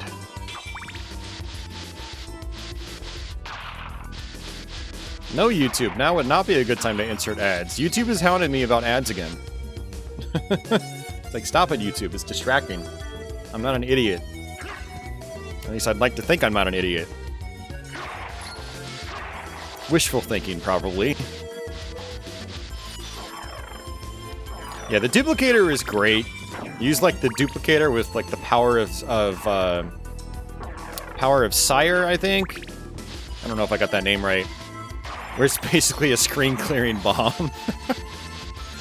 It's a great strategy to level up your familiars, which we haven't gotten one of yet, but later on we'll get experience points and we can level up our familiars.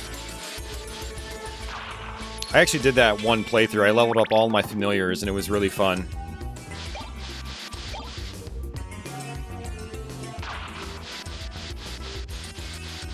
Oh, you know what I also have to do? Oh, I am very torn right now.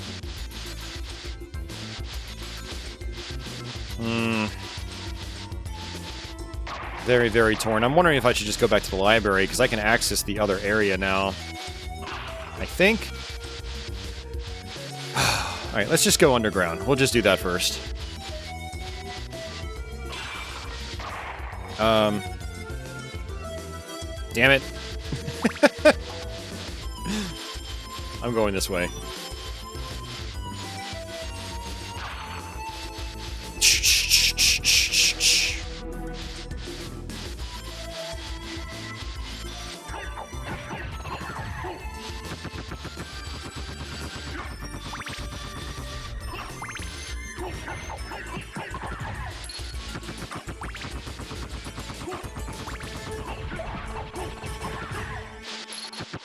Oh, that's the one with the green money bag. 250 bucks. Not too shabby. See, the axe is much better against these guys. Yeah, so I'm trying to think. There's there's a boss in the library, but there's also I don't remember if we get our bat familiar there, not familiar, but our bat transformation. And I can also get this now. There we go. Let's see. Is that anything? No, nothing. Nothing special. And we've gotten another cape, finally! Lowers our luck. Don't really care about luck right now. Luck is important if you want to try to make other special weapons appear. Like the chrysogram. The game's probably most broken weapon. But it's really fun to try to get.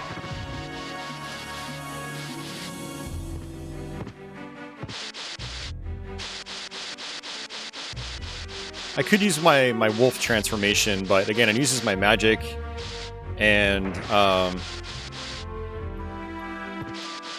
not as good right now. Like, I do get some upgrades where it starts to run really, really fast. I think with my double jump, I might actually be able to get through the first portion of the clock tower as well.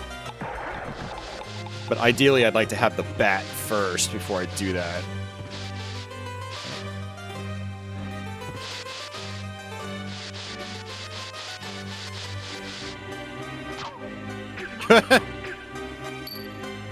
I can't attack when I'm cursed. Honestly, I thought my sword would kill him in one hit, but apparently not.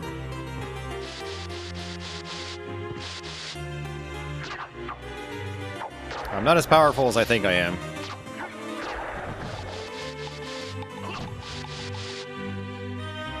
There's that. Let's go here. Now keep in mind, I'm doing this all from memory. It's been a year since I've done a full playthrough of this, so some of the details might be a little foggy right now.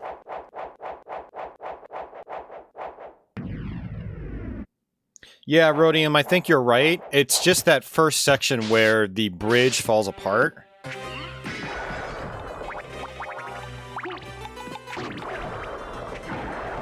And once you get past that, yeah, the whole place is perfectly beatable.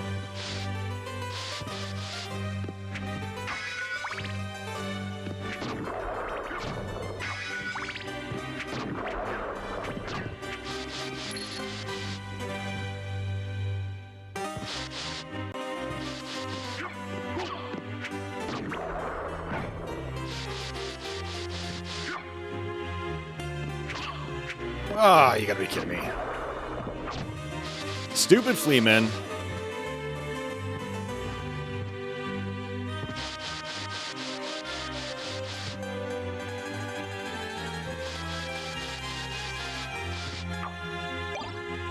Alright, we can actually push this.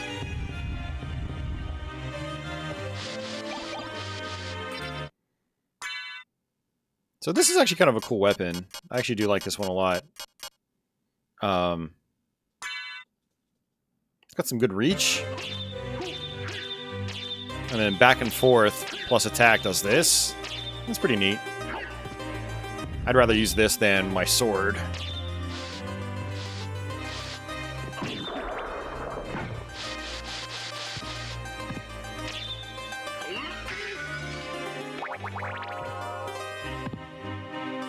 Let's come down this way.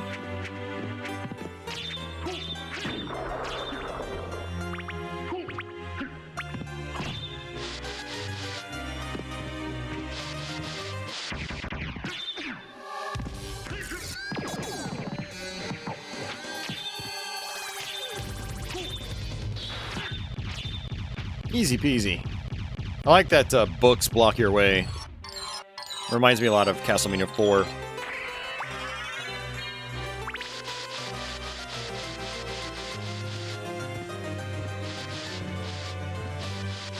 Yeah, I try to do the death glitch every time I play the game.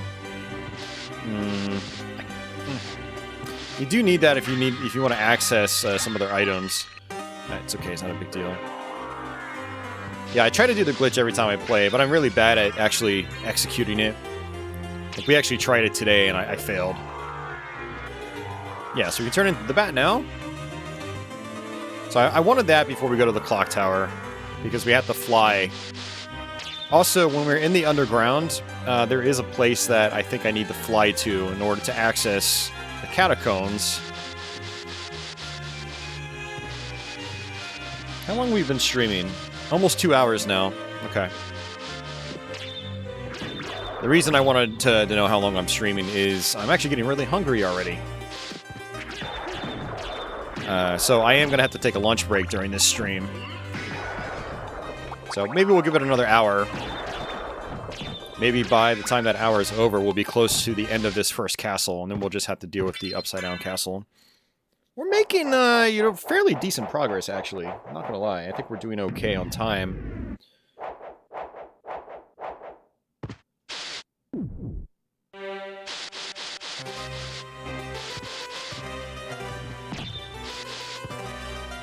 So now that I have the bat form, I can actually come up here. Keep pressing the wrong button. And I think this is where we get our fairy, our first familiar. Yep, there she is. In card form. We come down here, and this is how we activate our special items. Most of them are enabled by default, but these ones are not. You have to enable them manually. And now we should have a stat screen for our familiar. So she's at level 1. Every enemy I kill gives me experience points towards leveling her up. The more leveled up your familiars get, the more useful they are to you. So with the fairy, she'll be more likely to heal you and stuff like that, which is her purpose. She's like a, think of her as like a white mage. Ooh, that's a fun item drop. Check this out. This has a quarter circle forward function. Yeah.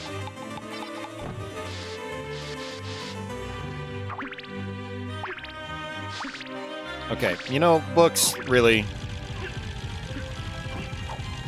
Could really use some iframes. Unfortunately, this sword is a little short range, so... But I'll roll with it. And again. Oh, you gotta be kidding me. Yeah, and she just removed my ailments, which is nice.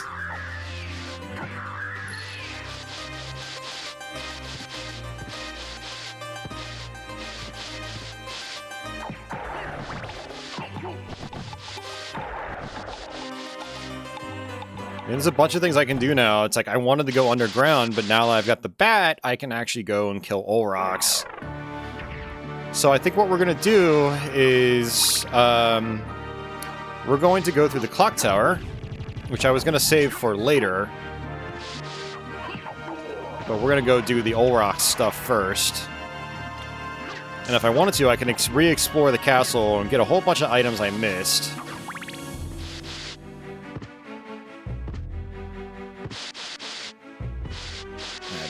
Did I already mention the movement in this game is amazing? It really is. It's just so fluid. So fluid and flowy.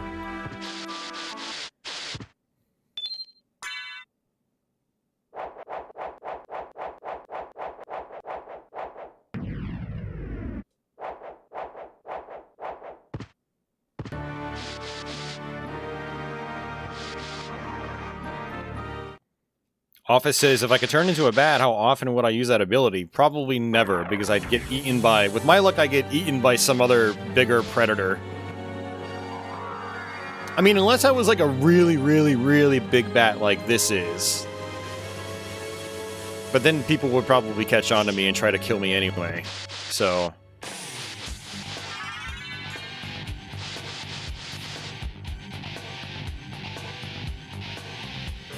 yeah, we're just gonna fly over here. Why not?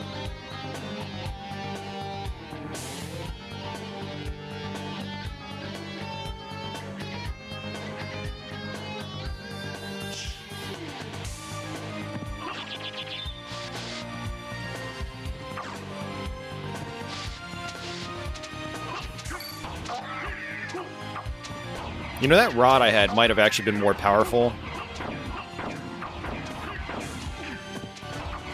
But I also really like having this quarter circle forward attack. And I'm stunned. There we go. We have to click those into place. Just like Rondo of Blood, except now there's 4 of them. That's 2.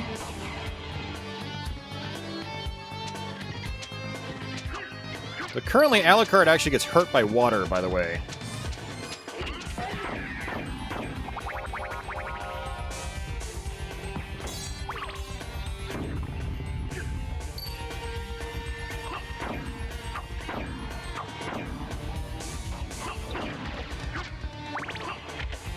It's another one.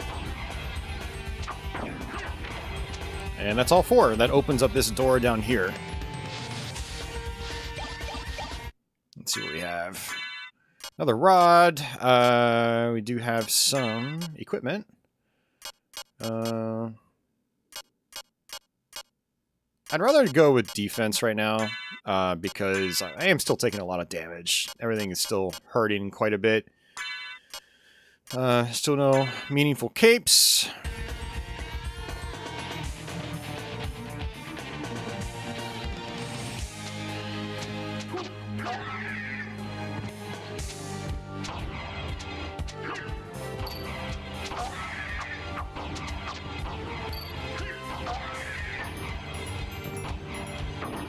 Yeah, we can bust this open. And she's trying to give me a hint. Familiars will sometimes talk to you and be like, I think this is a hidden wall. Or a breakable block or something like that.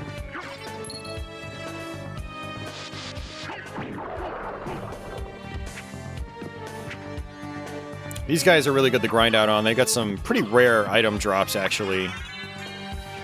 Actually, if I remember correctly, their item drops were some of the more frustrating to get when I was trying to get 100% on this. I think I was doing it via the Xbox 360 version, too. I had gotten a item list offline, or online. Saved it offline. I think I even, like, printed it out. And I had it next to me as I was playing. Intentionally grinding out on all the enemies that would drop them. Doing things that would boost my luck stats. That was an interesting playthrough.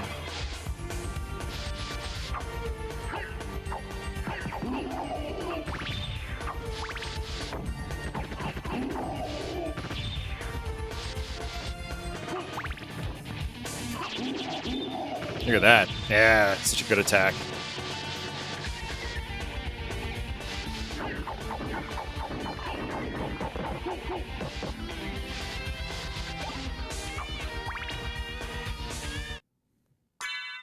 Alright, let's see what this is. It's nothing good. Okay, that's a bummer.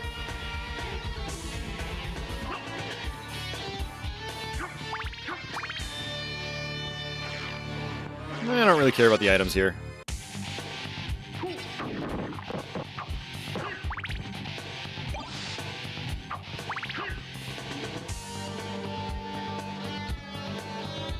Oh, my mom got back to me. She's just checking in on me. My mom's great. Let me actually read that message so it doesn't trigger again. Okay.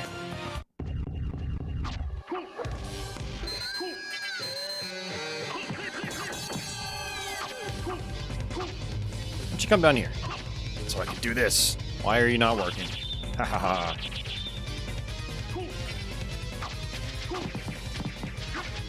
Quarter circle forward is not working. Alright, are you not working?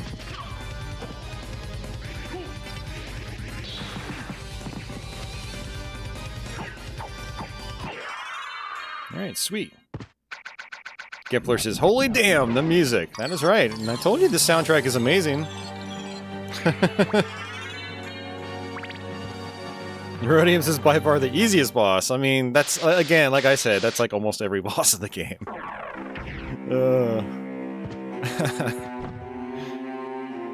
So many bosses are just very easy. Alucard's just gonna do a little jig up here.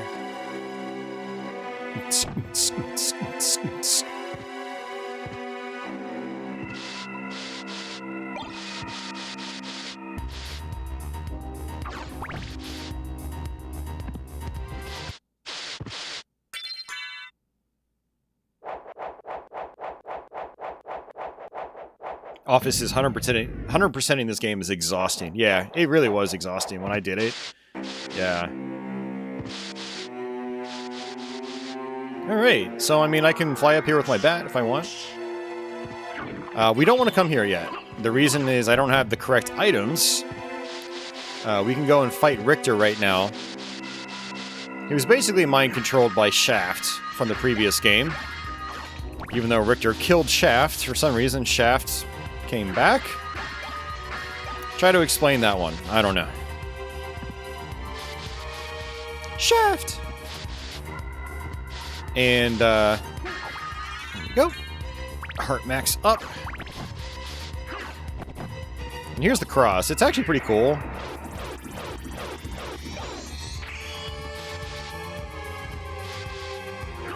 But we have to get these goggles. Maria gives them to you. But before you can even do that, you have to get... you have to get these 2 rings. And then get the Spike Breaker armor. I'm gonna have to kill all these guys before I can even go up there.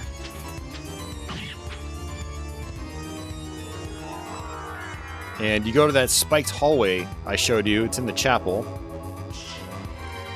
And then that's actually where one of your rings is. You go to the center of the castle, and then you have to fight Maria. Then, after fighting her... Well, sometimes you don't have to fight her. I don't remember what the stipulations are for that. Or maybe I'm just thinking of the Saturn version. I don't know. Doesn't really matter. Point is, we have to go down and talk to Maria in the middle of the castle. She'll give you the goggles, and then you can go fight Richter. You put the goggles on. There's an orb that's controlling him.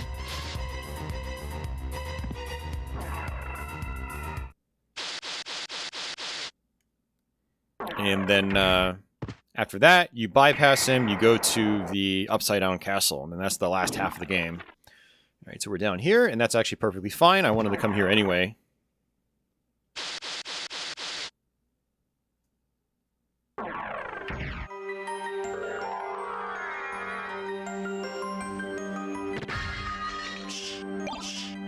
So I did get the ability to shoot a fireball.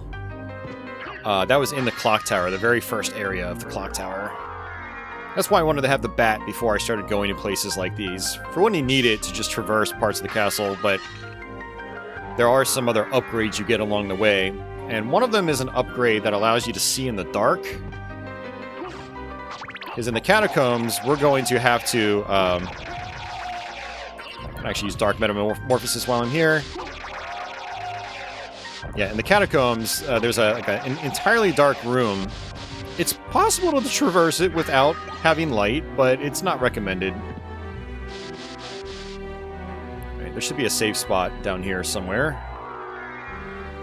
I'll try this one first.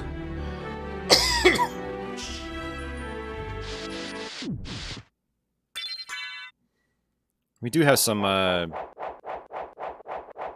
sort of what appears to be glitching in the background. That could be due to playing this on a PlayStation 2 versus... like that, the moon right there. Either playing it on a PlayStation 2, or maybe it's because I'm playing in basically a form of RGB with component cables. I don't know. I don't know! Hey, Ronnie, how's it going? Alright, we got another familiar. Let's actually see which one this is. Oh, it's the sword familiar. Oh, you silly sword, you. Alright, we're going to actually equip that because it's actually a pretty solid familiar. I like it. And it gets really aggressive if you level it up all the way. Which is one reason, like, it's good to try to get the duplicator, then quickly level up your familiars.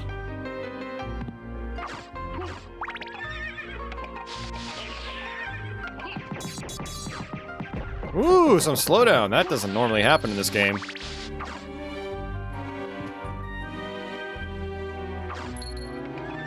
The water turns to red slowly.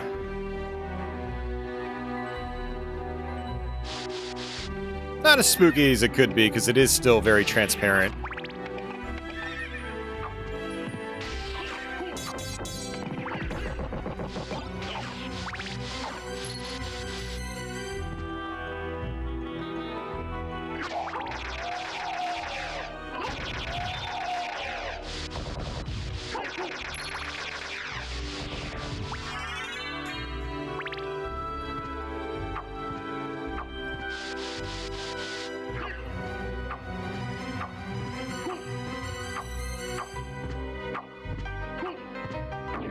There we go.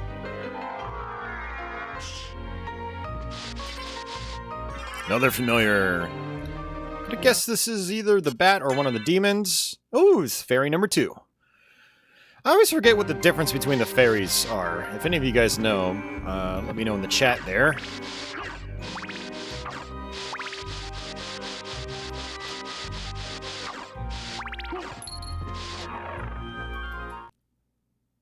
Ronnie says, going pretty well. It's always been interesting to me the difference between the US and Japanese versions of Symphony of the Night.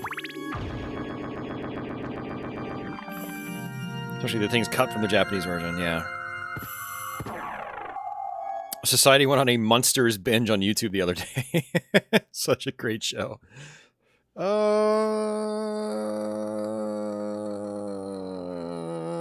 See, I don't want to get too distracted here. Well, we're going to get distracted anyway.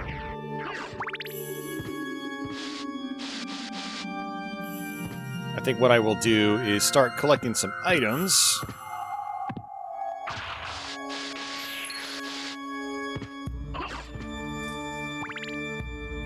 No, let's not collect items. We're gonna go ahead and just... We're gonna do Aurochs. That's why I went to that place. I'm gonna beat that boss first.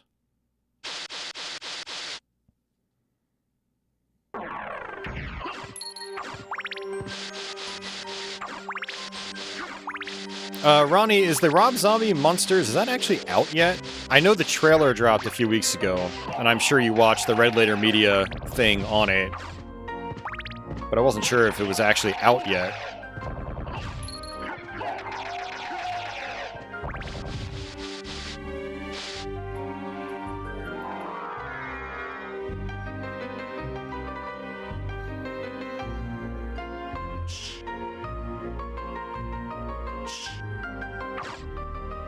I'm gonna skip the book.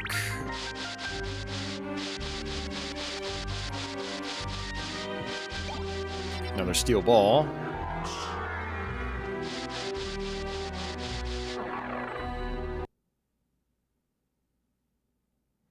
Oh, the Monsters is out. Okay, interesting. Yeah, I had no idea.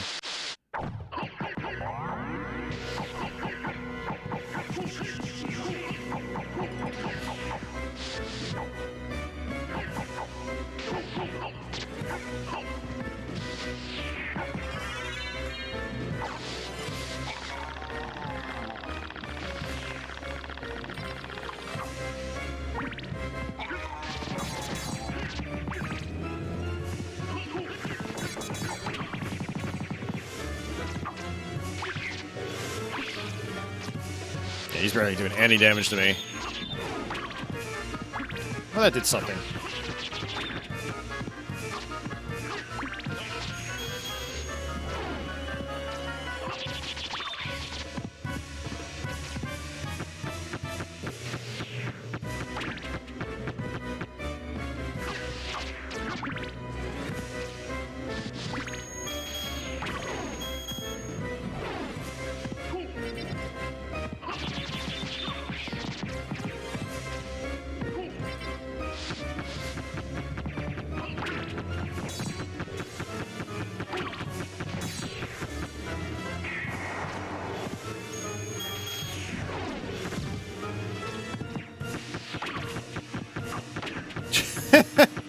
Okay.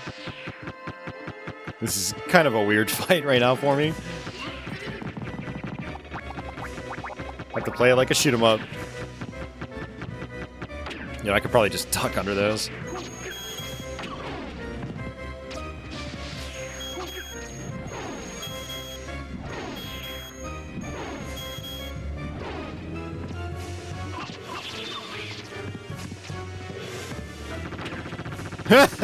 I've never even seen this before. This fight never lasts this long. That's hilarious. Bullet hell mode.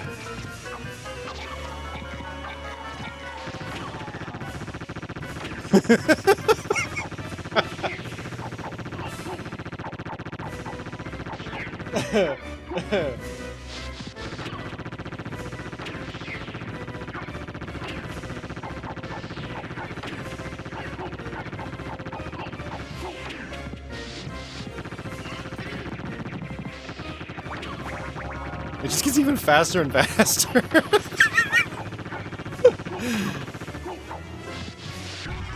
Wow, I have never even seen that before.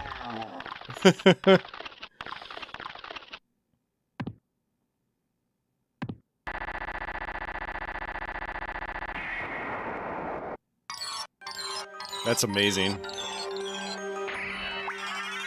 Yeah, I think normally what I do is by the time I get here, I'm way beefier. I've gotten everything else in the game. A lot of times I come here last.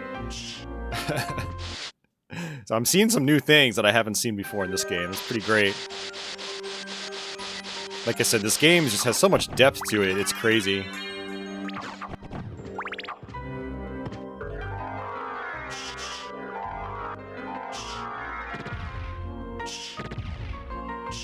Yep, there we go. So this is the item I needed.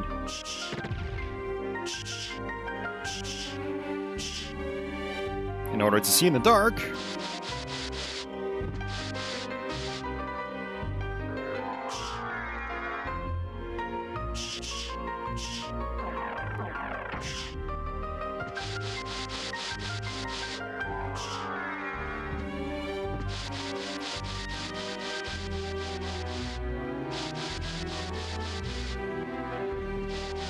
Alright, what do I want to do next? I think what I want to do is go underground.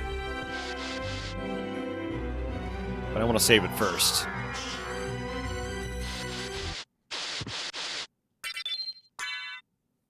Now might not be a bad time to go looking for special items or like, you know, life extends and stuff like that. That'll definitely help, especially for the underground area.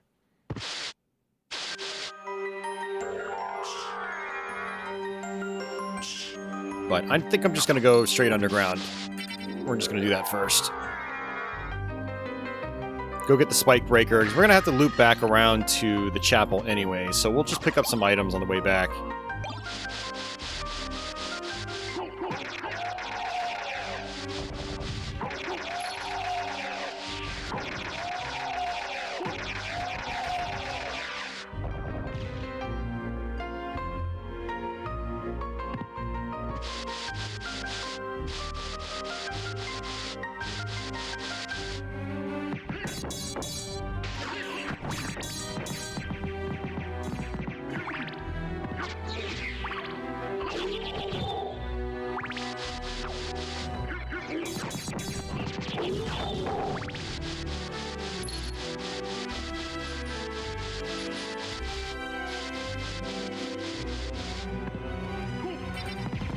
These guys are actually some of the best enemies for leveling up your familiars. Because every piece of them is in, like, experience. Yeah, it's really good. Well, since we're here, let's go ahead and just do this anyway. A couple items in this area that we can grab. Might as well. Sort of on the way.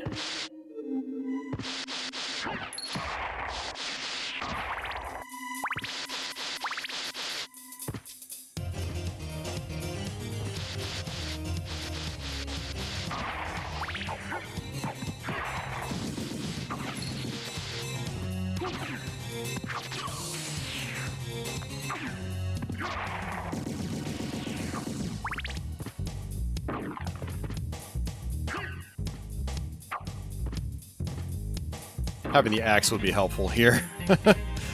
There we go. Could probably have used a spell as well. It probably would have worked.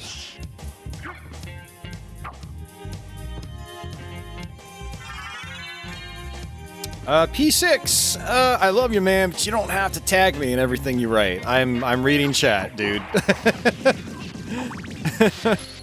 I know you like to do that a lot, so yeah. Don't have to do that. I'm reading. I have eyeballs. Not my balls, I have eyeballs. They still sort of work. There are some other items in these areas I can grab. I'm not going to worry about it. I mainly just wanted to get that up there, so we'll go ahead and just loop back around. Yeah, there's so many different combinations you can do with the shield rod. It's crazy. It's another one of those things that adds depth and replay value to this game.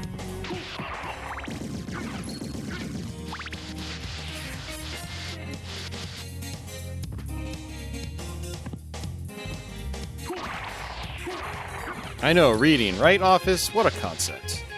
I try to read. Try to read my chat, anyway. Office's Coliseum is his favorite track. Cow spell only. What is the cow spell? I feel like I know what that is, and I just haven't done it in a long time, so I've forgotten. Is that one of the shield rod combinations? You make like a cow appear. Alright, bye-bye, holy water. Gotta go ahead and dish holy water for a little bit, because, I need the stopwatch for this next part anyway. Leather shield plus shield rod. Yes, okay, yeah. I remember trying out, like, every shield combination years ago. So I never really tried to exploit the shield rod stuff. It was only when I was doing my completionist run. And man, a few years ago, this must have been like 5 or 6 years now. I was doing this on Twitch. This was a long time ago now. Scott says, streamers don't really read chat. Yeah, some streamers don't. That's for damn sure. I don't like watching those streamers because part of the point of streaming is interacting with people. Not gonna lie.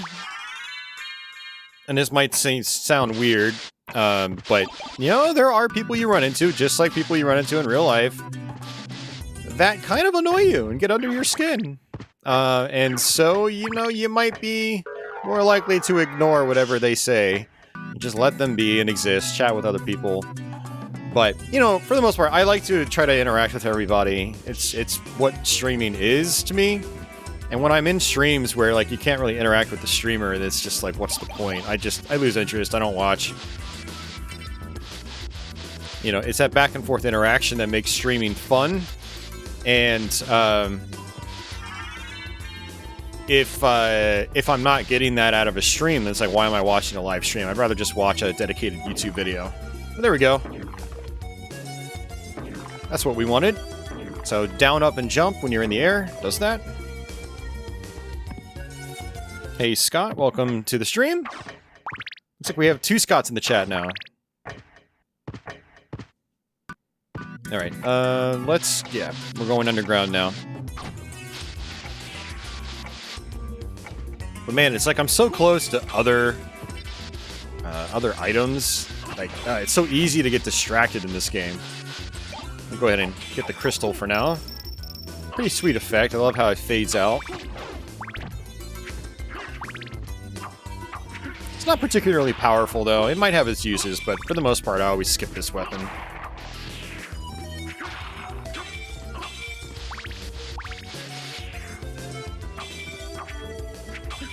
I am using the Jewel Knuckle. It's my second weapon. Although we're going to get to a point where I'm not going to use it very often, because it, you know, it's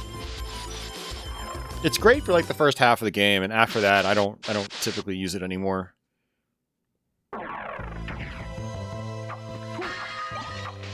Good music.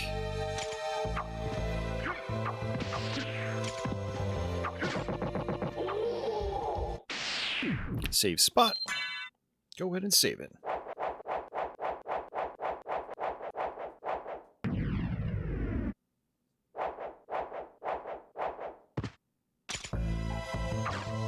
Let's go this way first. Whee! $400.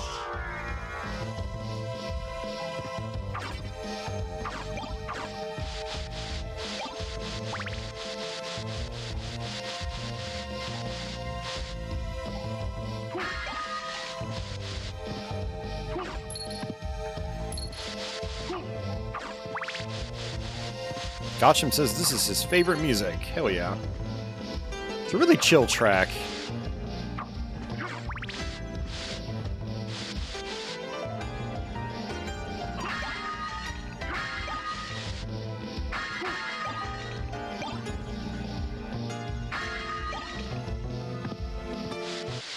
Alright, so this will be a boss fight.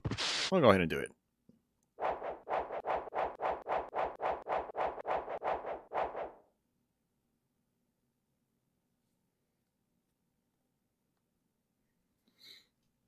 Alright.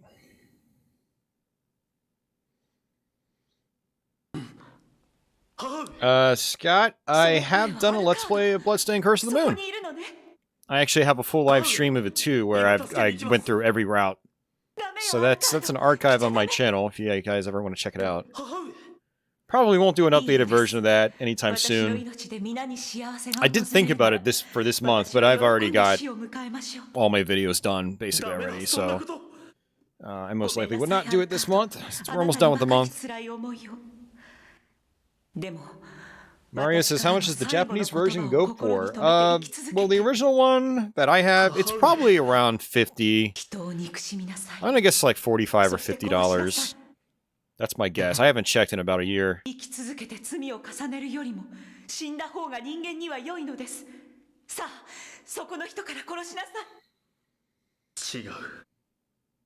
どうしたのです、アルカード。そんなことは言っていないはずだ。何を言っているの？殺して皆を幸せにするのよ。断じて母じゃない。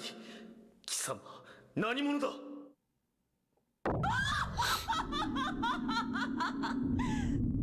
私の呪縛を破るなんて気に入ったわ。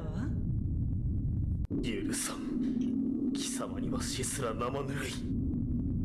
ゆっくりと虜にしてあげる。いらっしゃい、坊や。 Does the PS3 play import games? If you're talking like PS1 games, it'll only play the whatever region your PS3 is. So if you have a Japanese console, it'll only do Japanese. If you have an American, it'll only do American PS1 games. PS3 itself, though, for PS3 titles, is region free. It's really weird. この血の匂い。なぜ夜の一族の血の匂いが。 Yeah, no, the voice acting in this one is quality. この強さ、そして美しさ。はあ、間違いないわ。あなたは伯爵様の。夢の世界での死は精神の死だ。抜け殻のまま永遠にさまようがいい。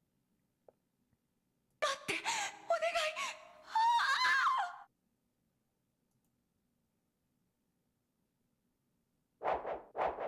There we go. There's our first ring. Now we can keep making progress. Now, there's an actual save spot over here. I should have saved before the fight, but I knew it was going to be a walk in the park.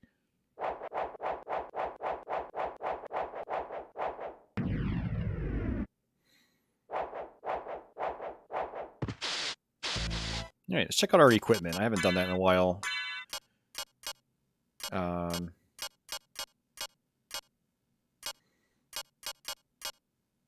It's 18 versus 16. We'll go ahead and take that. No other capes. This is a great item. You get a stat boost. I think it's during certain hours. Certain hours of the day, you get a stat boost. It's kind of funny.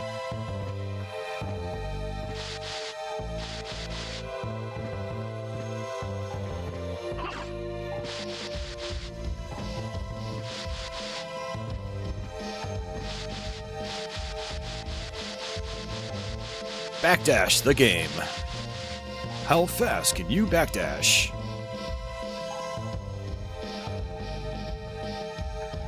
Woo-wee. Alright, another safe spot. We're gonna go to another series of boss fights. Yeah, unfortunately, Gimpler, PS1 is region locked on PS3. And I assume if you have a backwards compatible model that plays PS2 games, I'm guessing it's the same way. And it's a really odd design choice. PS3s would be a lot more desirable, in my opinion, if they were just completely region free. Not that the emulation was the best. I mean, the PS1 stuff is okay. It's just I've noticed a lot of input lag on the PS1 side, so it's not the best way to play PS1 titles. Although if you're playing on a CRT, it might not be as noticeable. I'm gonna have to try that, actually. Because I still will use my PS3 on my CRT. Because the PS2 component cables, they work on the PS3. I'm going to go ahead and grab this.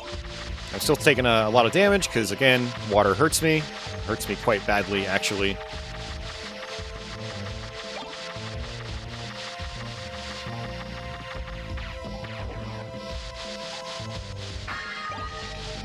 Meats.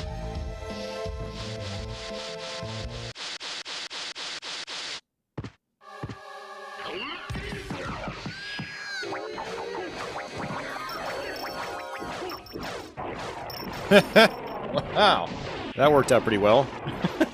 Hey, liberal arts guy, welcome back. How are you doing tonight?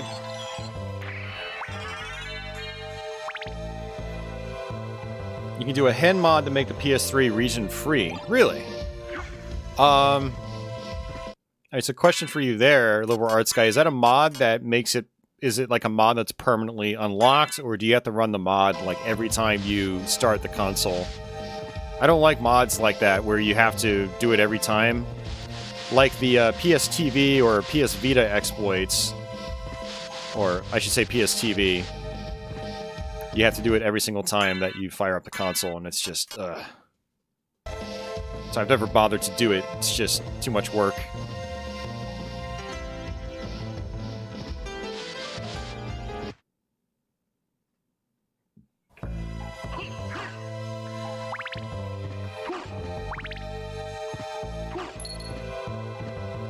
I mean, honestly, Gotcham, just about every year is a good year for PS1. I mean, it had an amazing lineup from start to finish.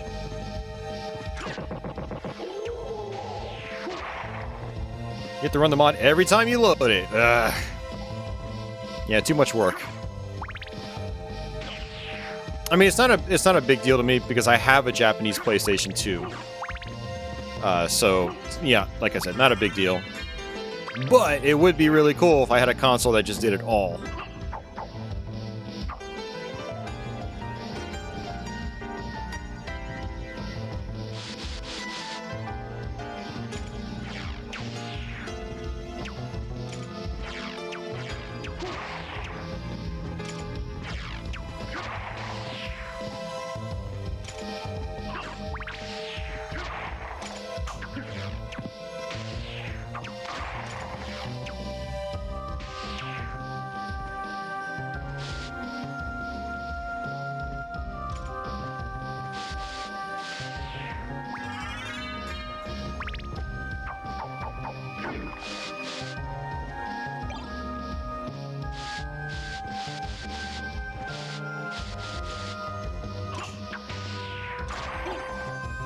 And we'll go ahead and do holy water again. And that's where I came from. And since we looped around, we'll go ahead and save it again. Save our progress.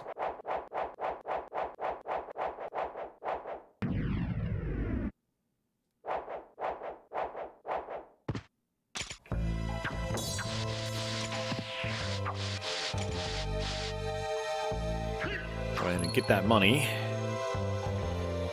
Alright, so that secret path I found down below here, we don't want to go there yet. We have to unlock the ferryman first. But we do want to come back, because I think that's where we get the snorkel.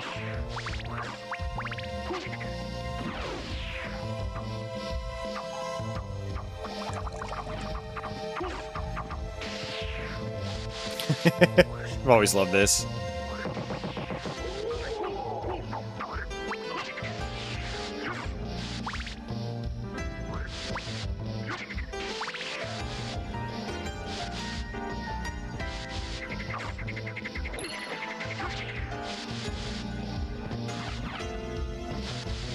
Skip all this stuff for now. Going into that water just hurts me, so not worth the trouble.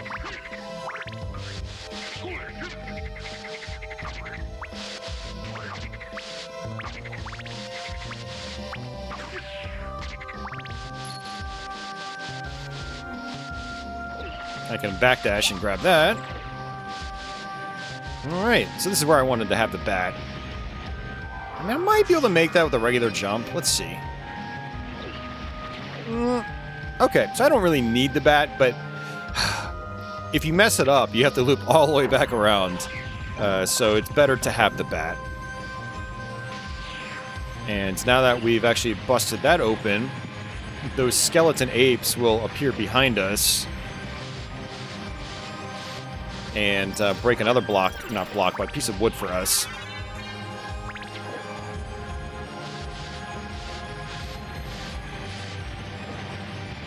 Rhodium asks, what Symphony of the Night item would you want in real life? I would want the duplicator.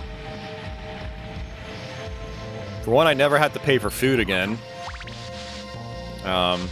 Any awesome video game I have, I can duplicate it. I mean, why would you pick anything else?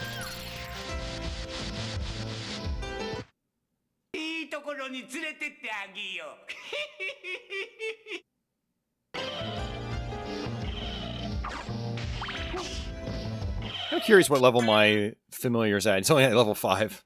Yeah, we have the masked demon now, too. He's a goofy-looking dude.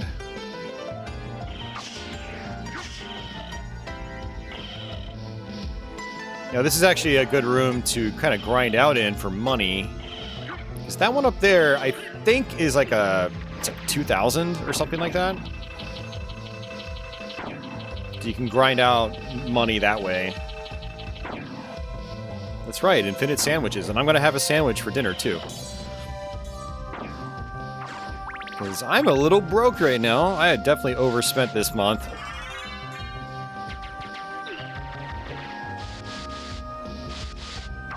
So I'm going to be making food that I have on hand. Huh, nothing. Well, I guess this is a killer fish.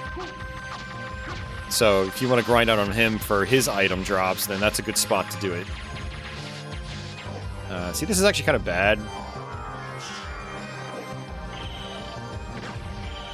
Money!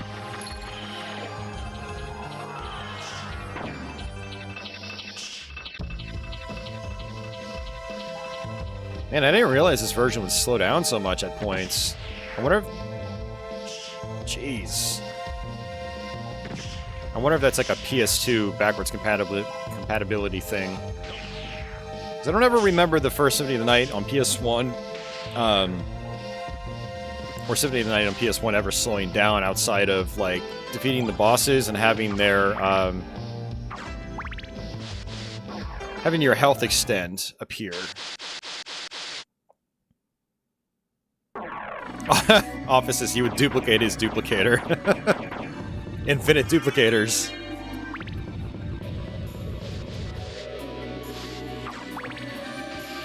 Alright, so I don't ever remember how this is done. There's something about, like, going through this tunnel.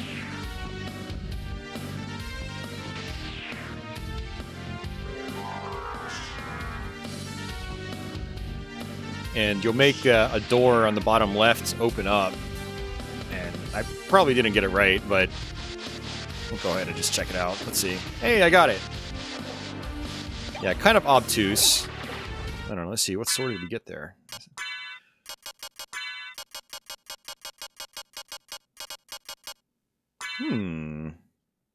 Was ist das? Sparkly! It makes money appear.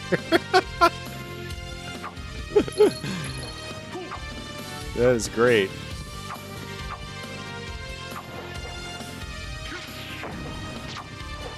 It'd be funny if it made enemies drop money more easily. It's a shame it's only dollar bills, or dollar coins, or 1 gold.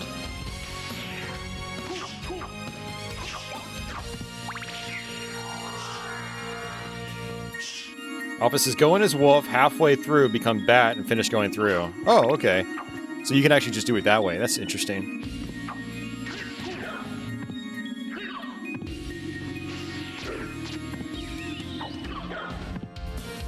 And the hit detection here is a little bit to be desired.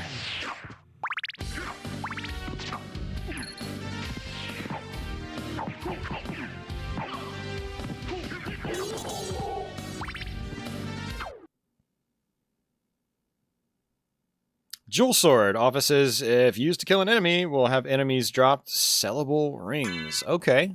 Very good to know. Interesting. Maybe I'll hold on to it. I mean, I don't think we're getting the duplicator in this playthrough, but those sellable rings can definitely help. Alright, let's just skip that for now. We'll do it on the way back.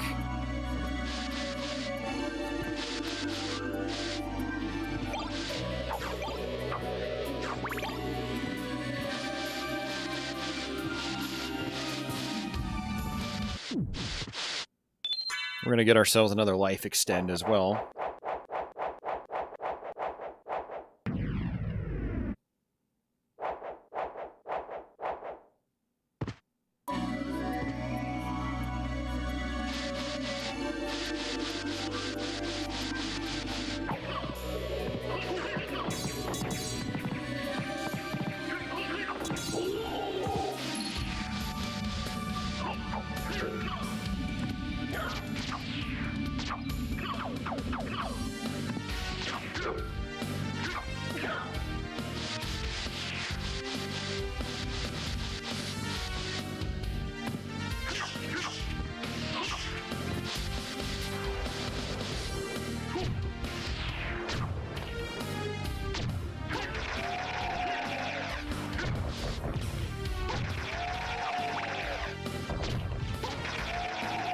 They're not dropping rings.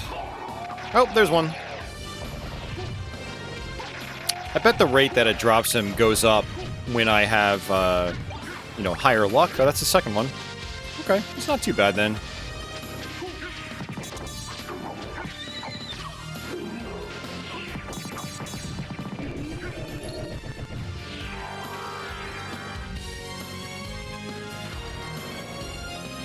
All right, sweet.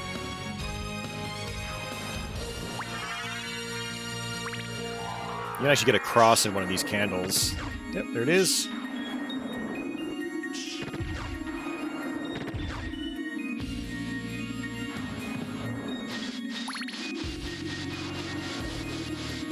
Alright, back underground.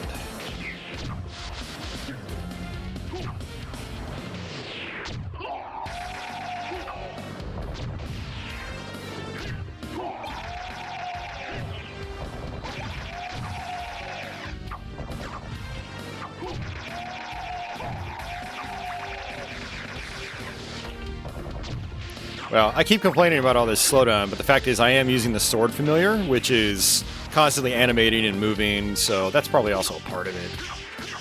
The first part of our playthrough, we didn't have any familiars. So yeah, that's something to consider.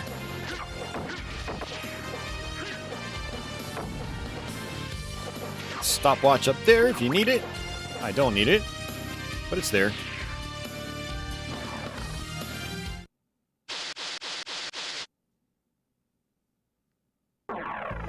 Alright, yeah, let's switch back. This, like I said, I don't really plan on getting the duplicator.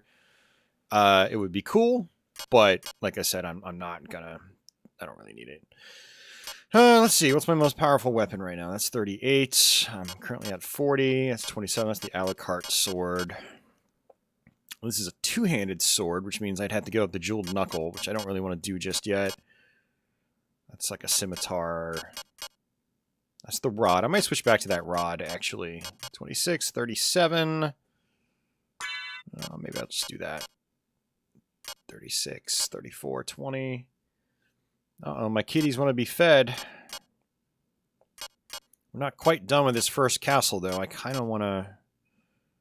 Well, that's 40, but that does attack probably a little bit slower.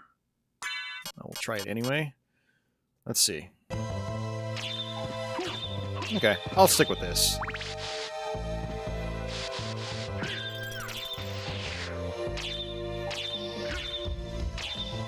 Yeah, a little sparkly back and forth with that as well.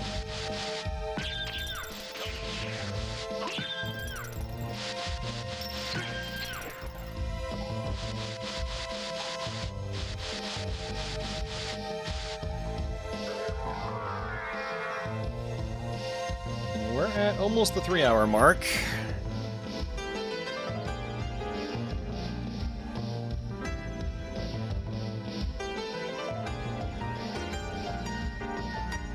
There were some boots over there, but I'm just gonna skip them.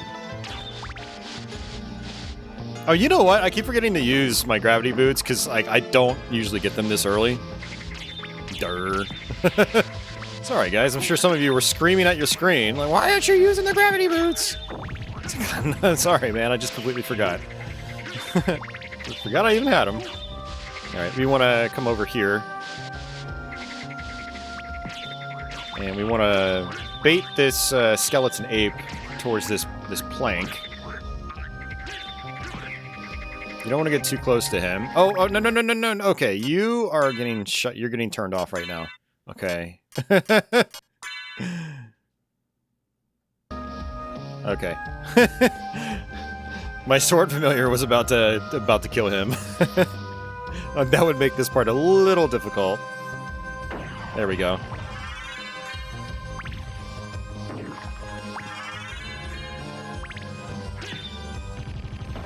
All right.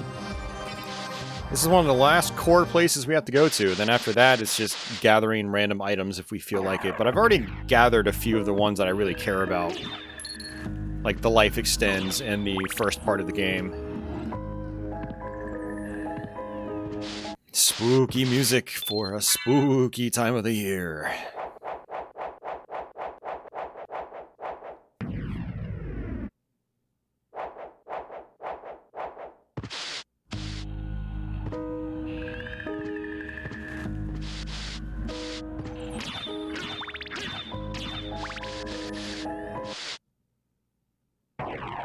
Alright, boss time.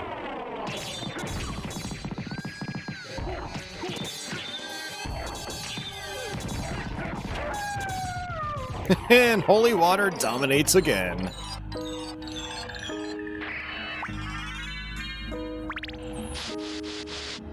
It's another reason I love playing this game this time of the year, because it does get spooky at points.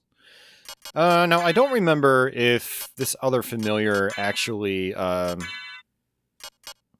works on this part.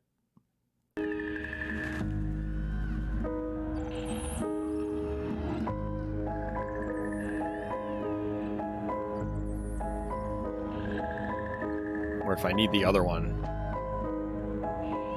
Nope, it works. こんなところにスイッチがあるわね。それじゃ今週の目玉ポチッとな。That's great. Hey, Loco, welcome.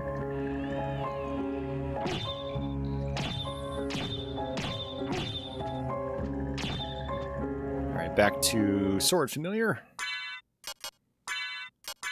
I think it was that one? Yep.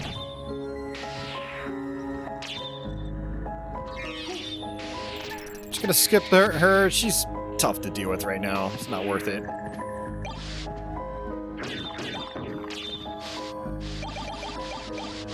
There's the power of Sire. If we get the duplicator, we can just use that infinitely. Again, it's basically a screen-clearing bomb. It's pretty crazy.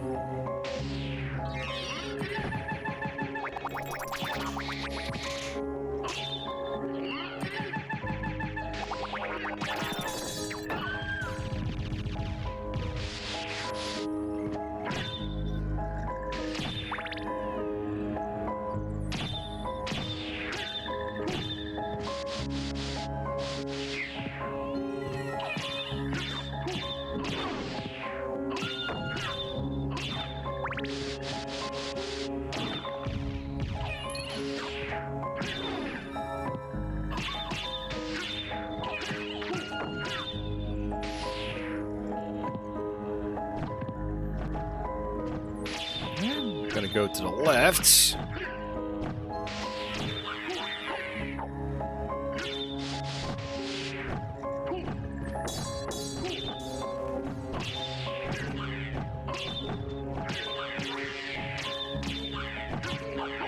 Oops. Sweet. Maybe this is our regular demon. Let's try this. Probably that one. Nope, that's fairy number 2. Yep, there he is. Cool. Alright, go back to the sword familiar. There is a bat familiar as well. And there's also a ghost. Ghost familiar. Right, I think this is going to be a teleporter. So I want to unlock this. Probably don't need to right now. I could probably do it on the way back.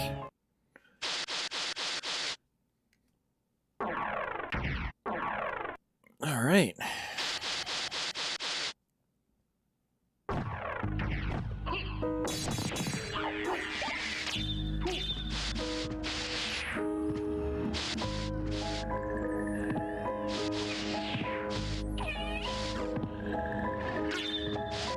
My cats really want to be fed. It is actually technically past their feeding time, but I fed them really late today, so it's not really time just yet.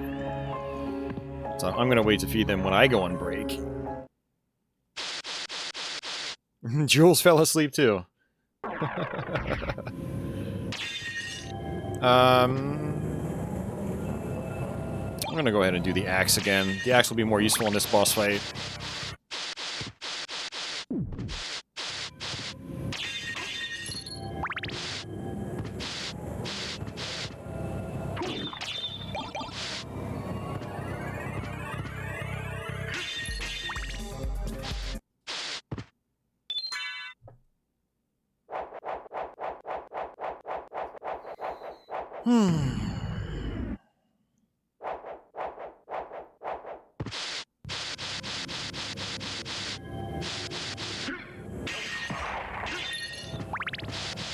Yeah, Jewel Knuckle is still doing its thing, which is nice.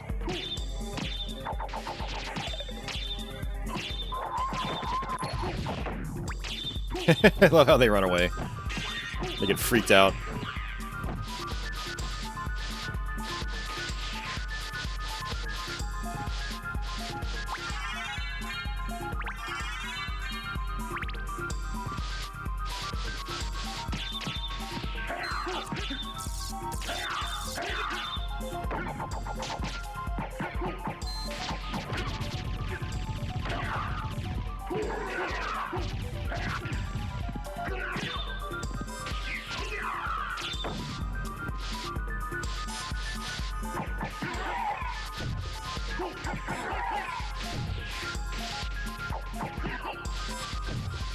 I love these visuals. They're so nice.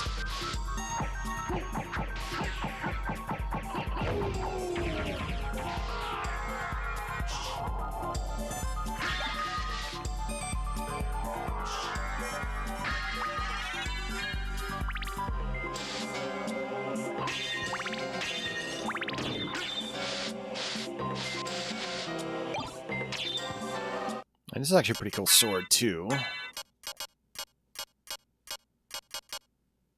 Yeah, it does more damage, so we'll switch over to that. You can do a quarter circle forward on it, I believe. Or at least I thought you could. Apparently not. Yeah, there you go. It's not really worth doing. You're better off just attacking regularly, but it's still pretty cool.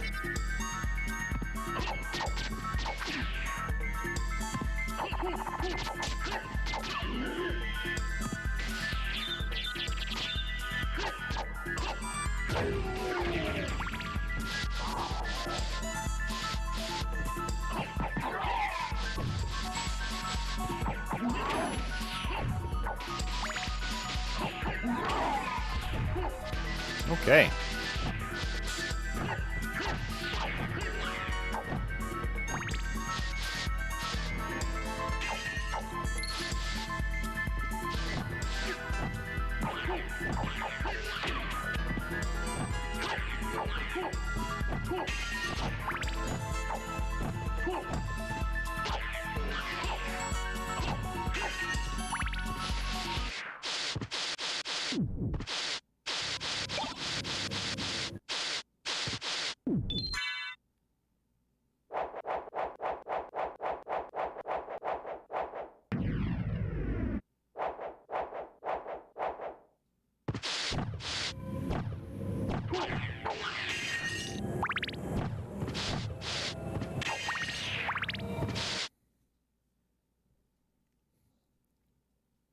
Alright, boss time!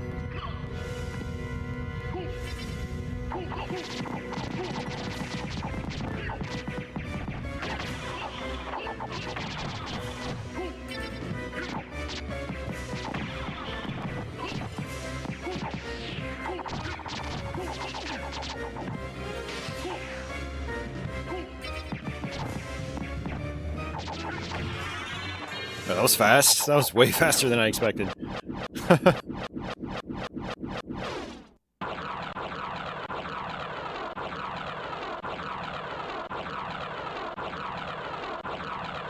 I feel like the sword familiar is actually doing some half-decent damage now.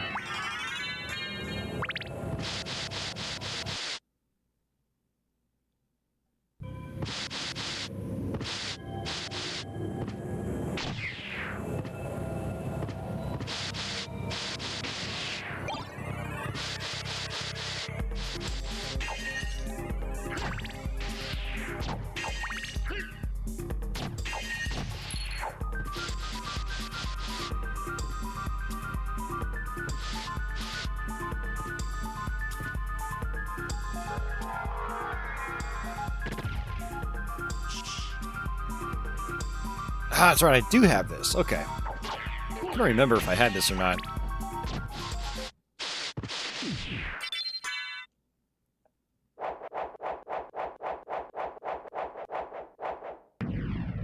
Yeah, so that move I just did is a dash with the bat, and he goes like almost all the way across the screen. It's really good.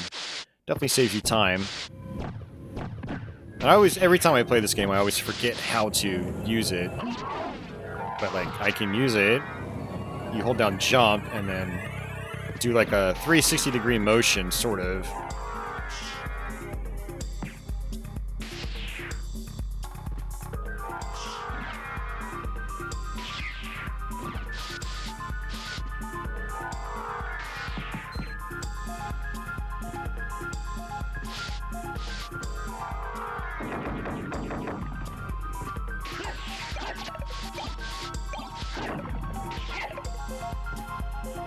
Good old red skeletons.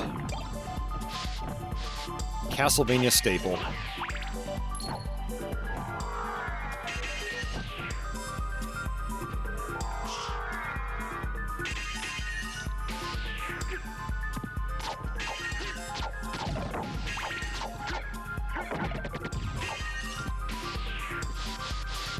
Alright, this is where we need the bat. We can use our little sonar thing. Don't touch the spikes. With basically no iframes, you can die extremely fast here.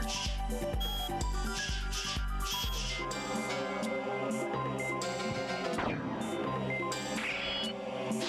now it's lit up. So the goal of this is to get the spike breaker armor. And we have to have that in order to get our second of the 2 mandatory rings. And once we get that second ring, we can go ahead and fight Richter. Well, we have to meet Maria first, but then go fight Richter. There it is. Let's go ahead and equip it. I'm pretty sure that's it. Let's see. Well, that's not good. Takes our defense down to 0. That's not worth it. I always forget what some of these do. So this is one of our mandatory rings, but I forgot what this amulet does. So, let's equip it. If anybody knows, let me know.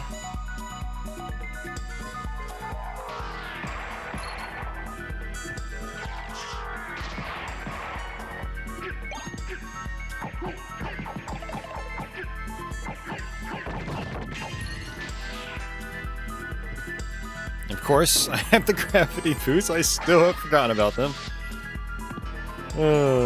What a weird playthrough tonight. It's been fun, but man, I'm definitely forgetting certain things. Another one is being able to use the wolf.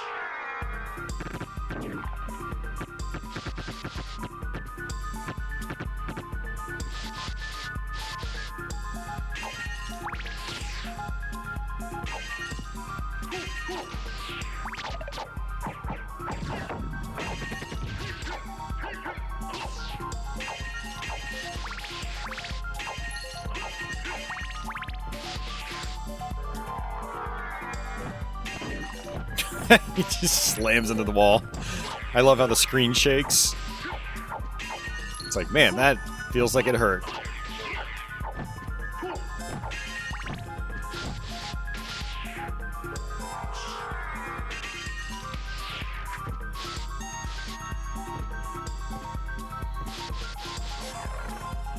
Alright, now we can exit this place. We have to go back to the chapel. Patchouli! It's not time to eat yet, Patchouli. Patchouli wants to eat so badly.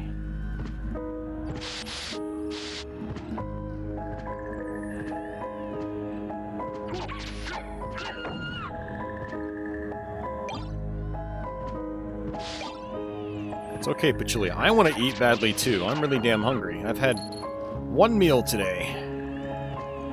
Alright, let's come back this way.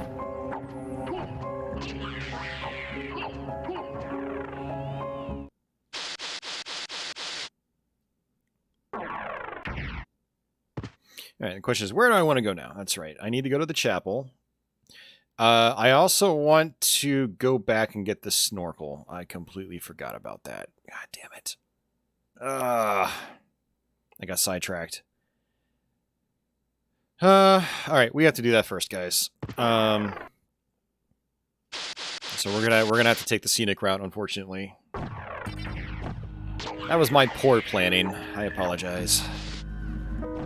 Hey, that just means that's more time you're stuck with me. Hell yeah.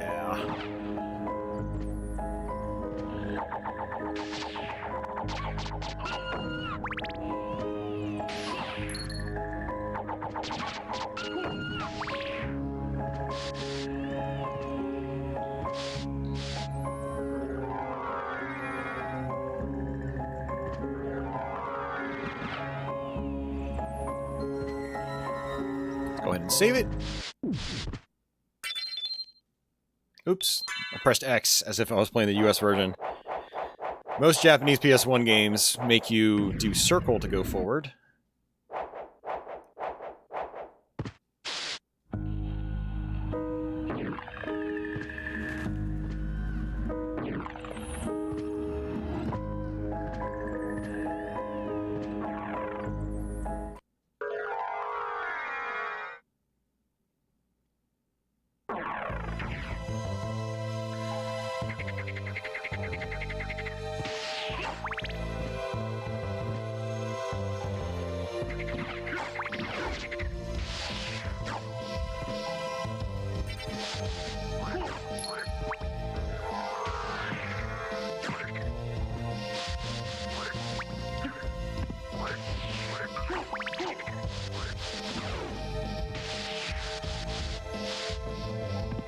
Hey, come on down here.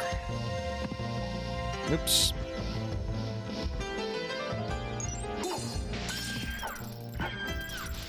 Oh, that's right. You can't use the ice weapon against them. Gives them health back.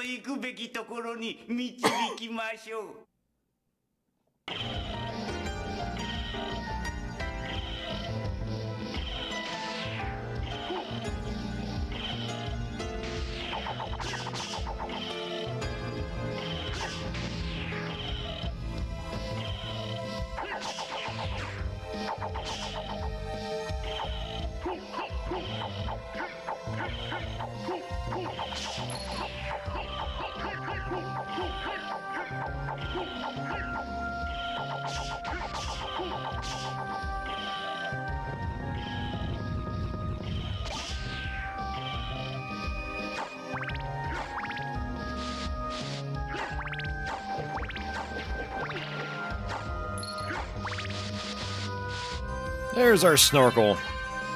Now we can be underwater and not take damage.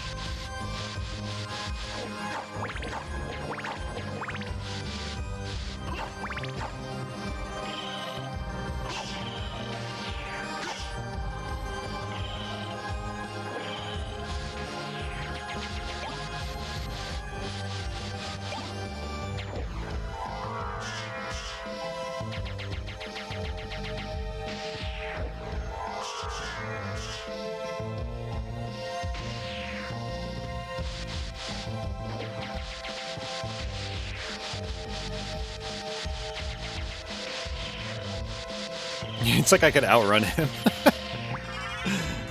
I can just backdash and go faster than he can. That's pretty funny.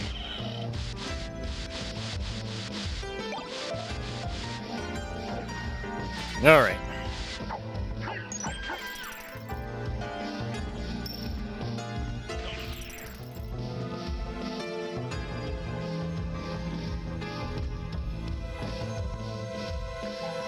All right. How do I want to do this?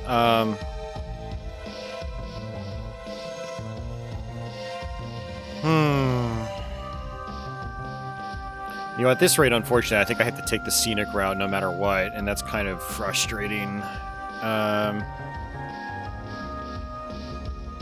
Honestly, I think my fastest route is actually... my fastest route is actually just going straight up. Yeah. Taking one of the teleporters won't do me a whole lot of good. Okay, that's fine.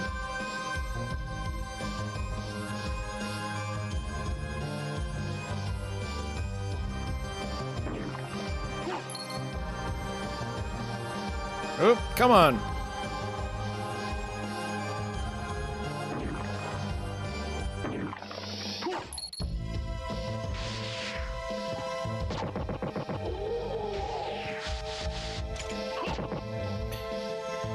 All right, up and to the left. Back to the marble gallery, I guess. Office says the game needs better fast travel. Yeah. I mean, I don't mind it as is, but it would have been nice if there were a couple of more rooms for teleporting. At the very least.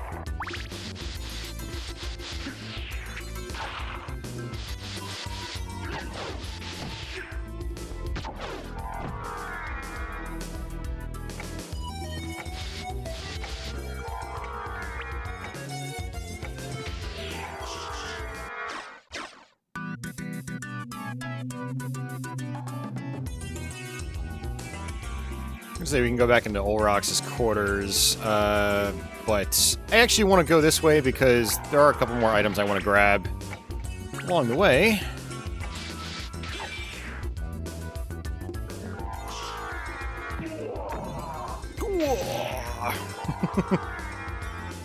Classic sound effects.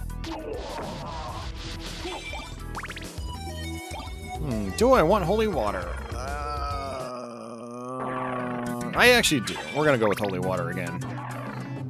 There are some ground-based bosses in the inverted castle. And ground-based enemies.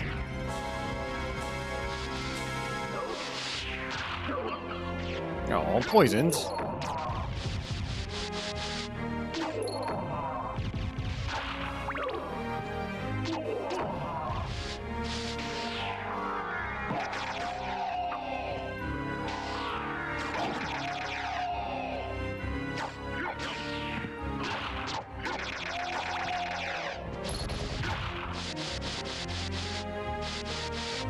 So we can come up here.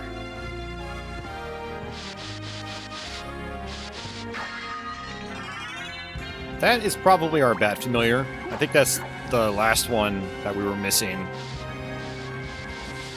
I think? Oh, no, that's right. We don't have the ghost yet. Totally forgot about that. Poor ghost. It's always forgotten about. Okay, no. I want that holy water.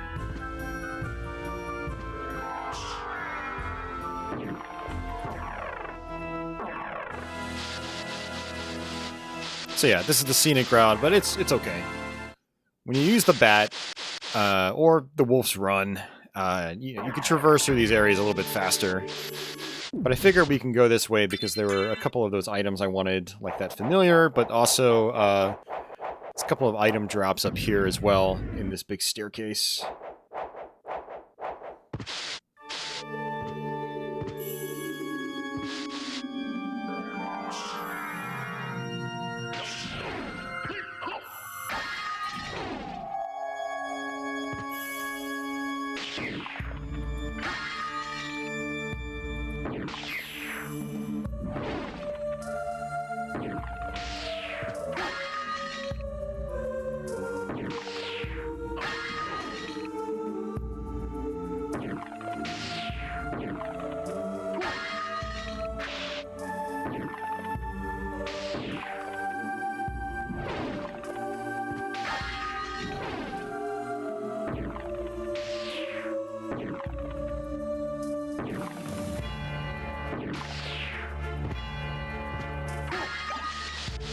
Alright, we got another flail.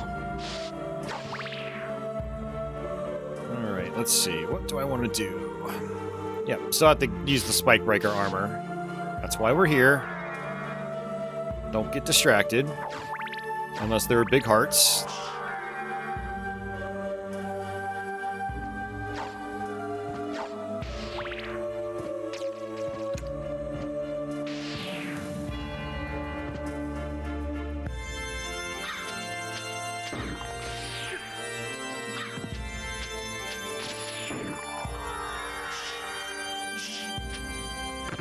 Whee!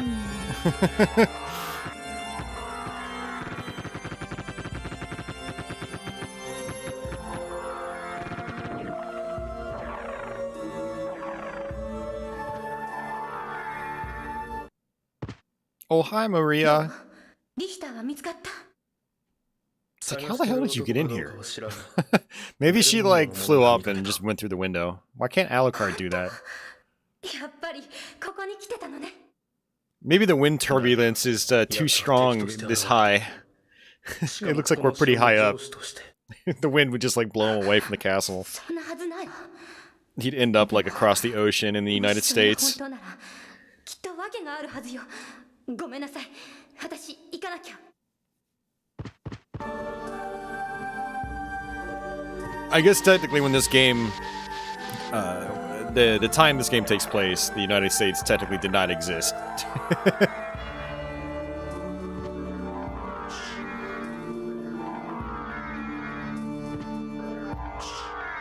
Actually, let's not do that.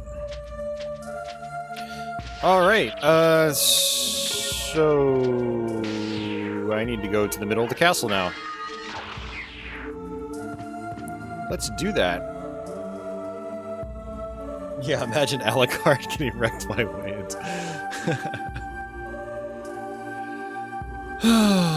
Alright, we're gonna go through Orox's quarters.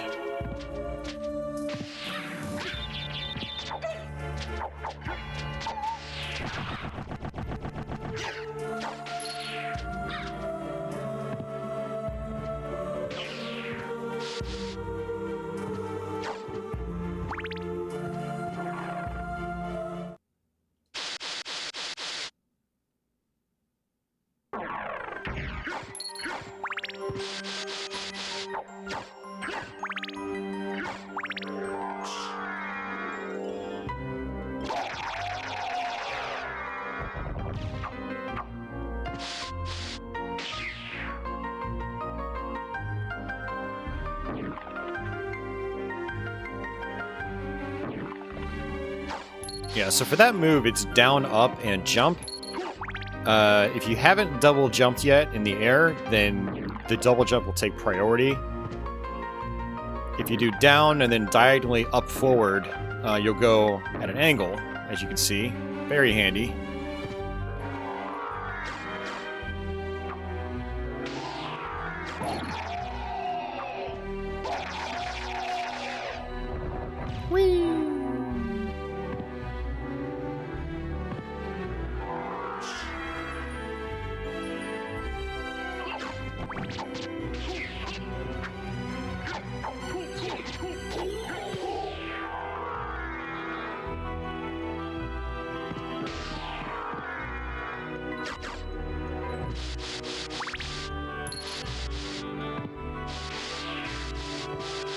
Alright, we want to equip our rings.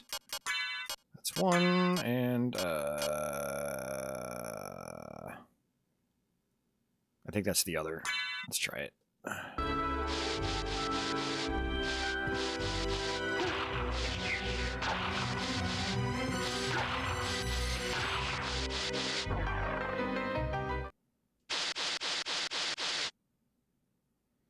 You can never do the fast dash with the bat. I mean, it's not that hard. It's just you have to hold down the jump button. And then do up to back to down to forward. Okay, so I don't have the right ones equipped. Is it that? It might be that. Yep, there it is. Okay.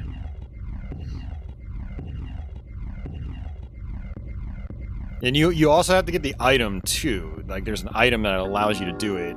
I don't think you can do it right out of the gate. You have to get the special upgrade, I believe.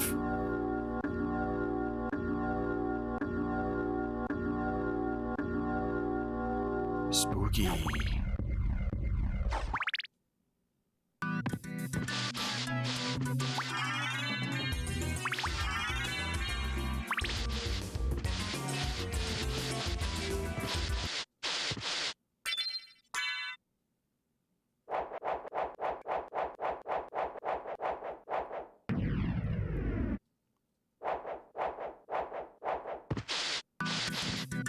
Alright, let's go ahead and unequip those. Oops, press the wrong button again.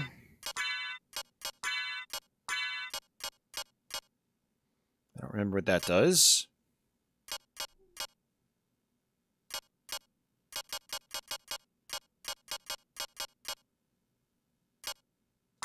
Sure, we'll go with that.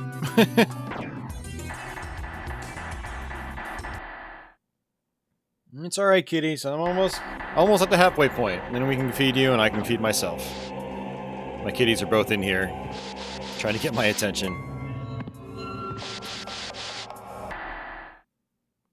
Alucard? その声はマリアか。ごめんなさい。やっぱりあなたの言った通りだった。やはりベルモンドだったか。私には彼の意志だとは思えない。でも私の力では彼を、リヒターを止めることはできない。だが止めねばならん。分かってる。そうだ、これを持って行って。これは身につけていれば邪悪な幻を見破ることができるはずよ。そうか。では奴が死なずに済むよう祈っているがいい。Alright, cool. Alright, so we've got the goggles now. Now we can go back to the top of the castle, which I actually think is where our ghost familiar is. Even though I was up there earlier, I did not grab him.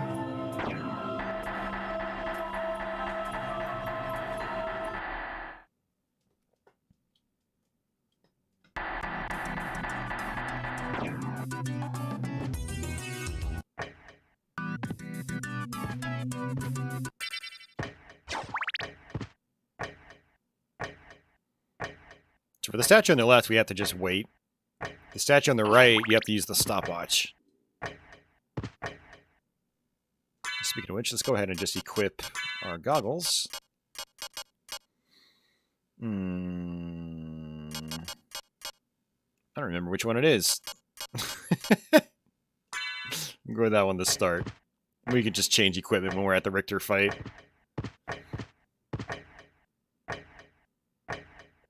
Yeah, it's a little tough because everything's in Japanese, and I don't read Japanese.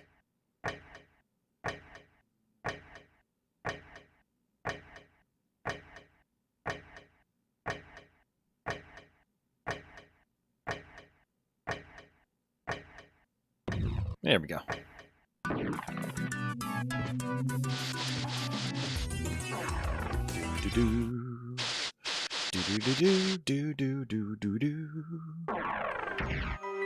Offices, it's the bottom one. Are you trolling the office?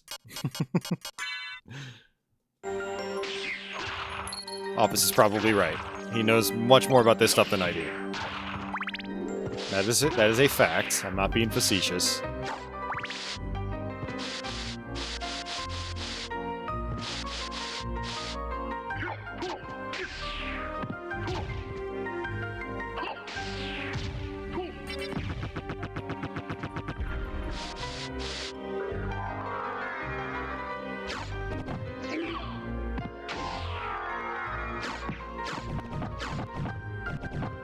I'm trying to think if there are like any major health extends and heart extends that I've missed. I've probably missed a couple, but I don't think it's really anything too crazy.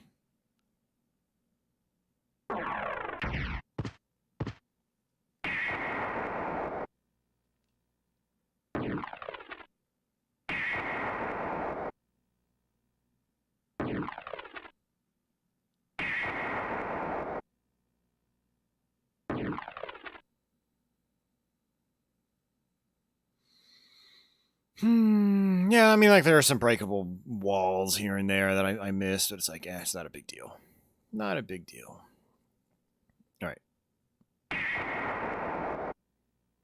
Yeah, I would say the first half of the castle, the upright castle, is the longer part of the game. If you're just trying to go through the game, upside down castle, you can kind of just skip through a lot of stuff.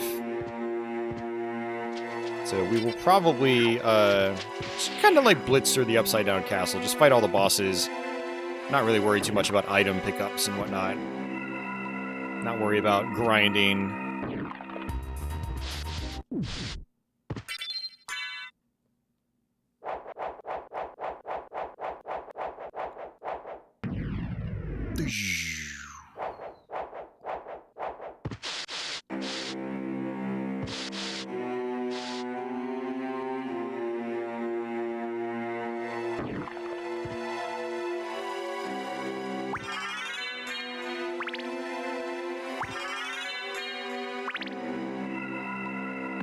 There it is. There's our ghost. Our ghost I'm still going to continue to ignore. Sorry, ghost.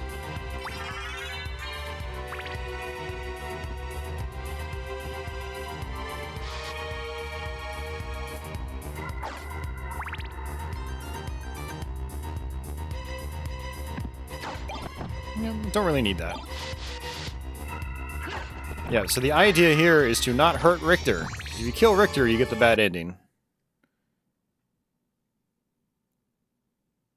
待ちかねたぞ。答える。なぜベルモンドがドラキュラ復活を企む？伯爵は100年に一度しか蘇らん。そして俺の役目は終わった。だが俺の血が戦いを求めている。奴さえ復活すれば戦いは永遠に続くのだ。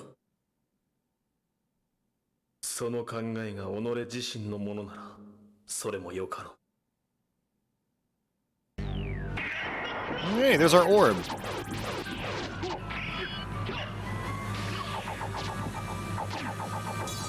Oops.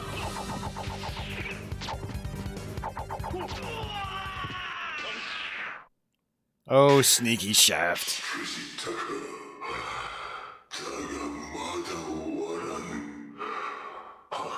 様の復活は目の前なのだ。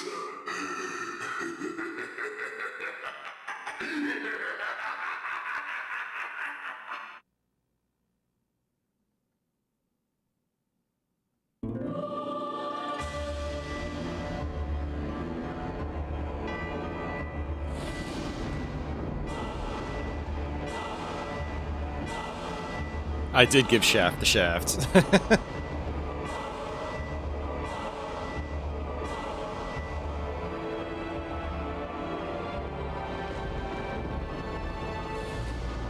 Shaft, he's a complicated man.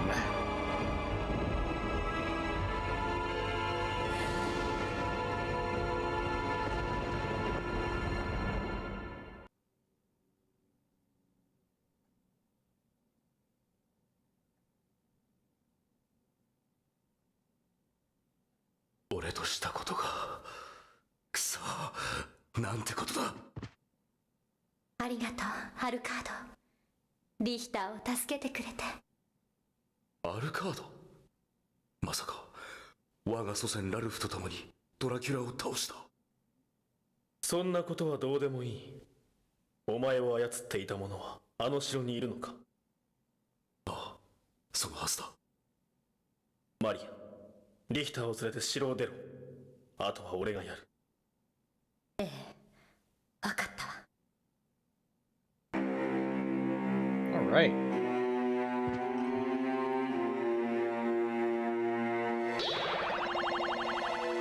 Alright, inverted castle time, guys.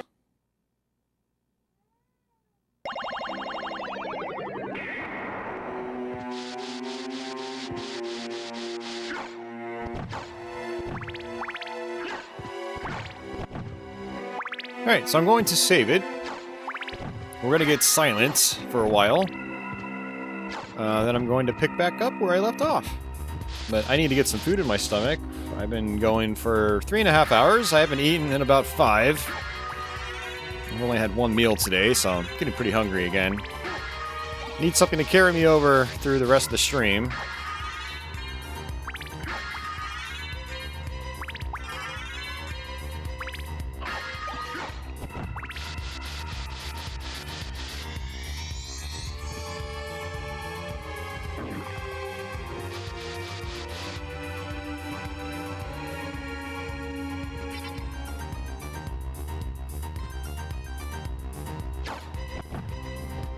Come down here.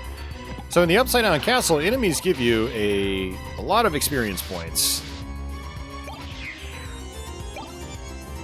It's a very good place for leveling up further. Especially near the end, right before Dracula.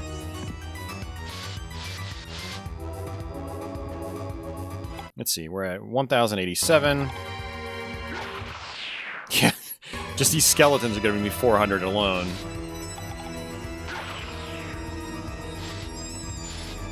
So what I always do is grind out a little bit here.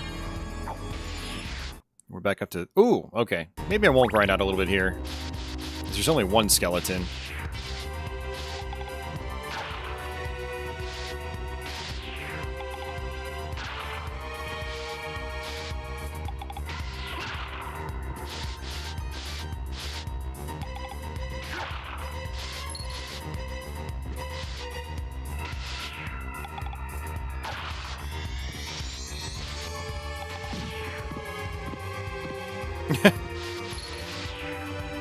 I thought he was dead, but apparently not. He was just hopping up and down. I think it was because he lost his head. Literally.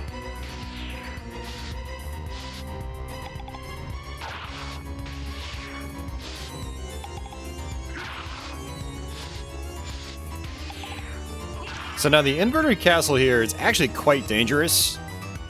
You do have to be pretty careful. Even if you're leveled up quite a lot. So this is definitely where the game starts showing its teeth.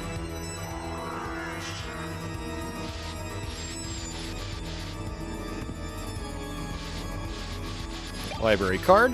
So the library cards actually teleport you in front of the librarian's door. So if you want to go back and buy items, you can do that. But you'll be back in the upright castle.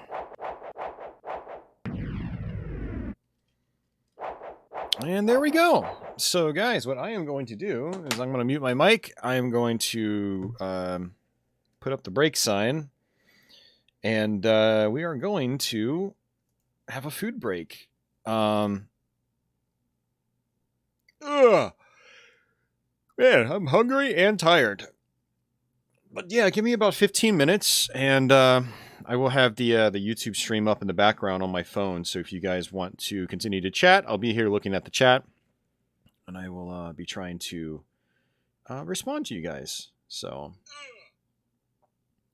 all right, give me about 15, and I will be back.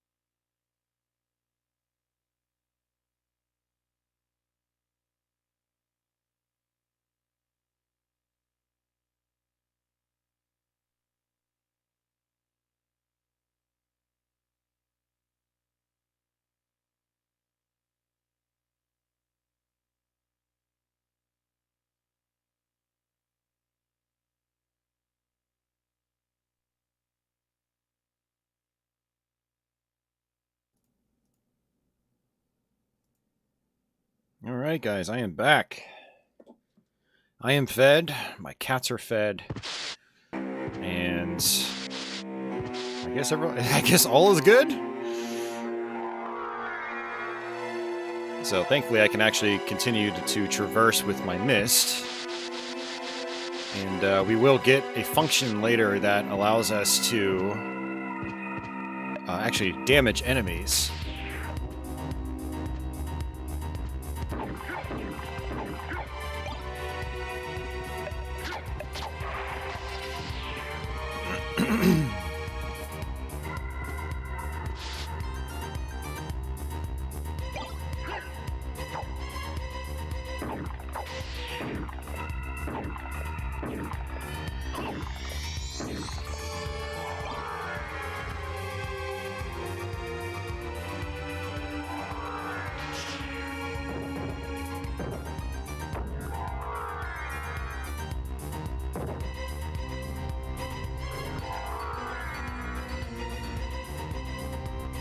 Hey, Leo.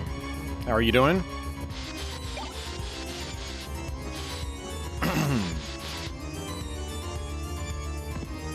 I don't trust myself. We're gonna go ahead and save it again. I'm trying to debate on which way I want to go. I think I'm gonna go to the clock tower first to, you know, damage or defeat that first boss. There's a bunch of stuff there I can just kind of skip over. I think kind of what I want to do is just see if I can get through these bosses as fast as possible. And if I can finish the stream early enough, I might actually go out and play some pinball afterwards. The night is still young.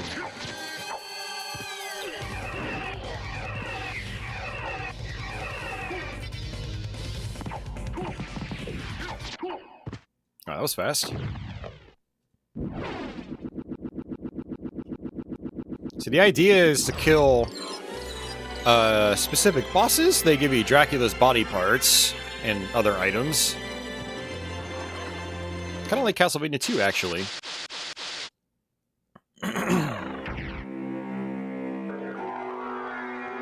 But what I'd like to do is activate this teleporter.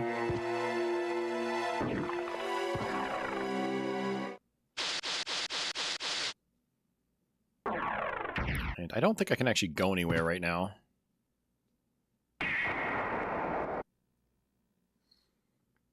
Nope.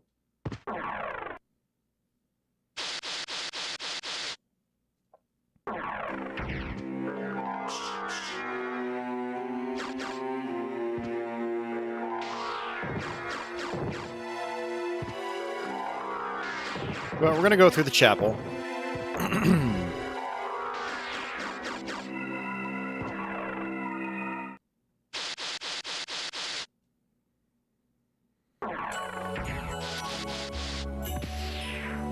Here's the things from Castlevania 3.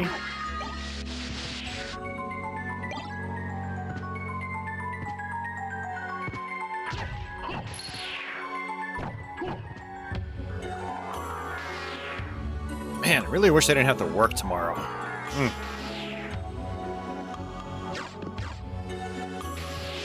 Alright, another boss.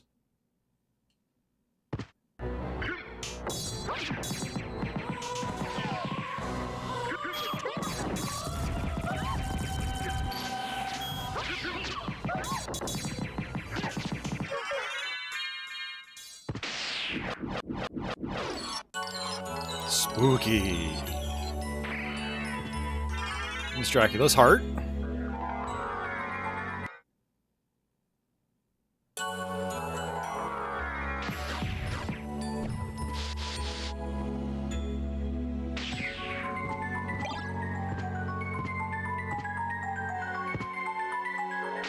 Yeah, so as much as I love Symphony of the Night, I will say this is the part of the game where I start to lose interest a little bit. Because while it is a higher, you know, level of difficulty, which is nice, I don't know, it just gets a little repetitious by this point. Hold on, I have to go check on my cat. I just heard something crash. I need to see if he knocked something over.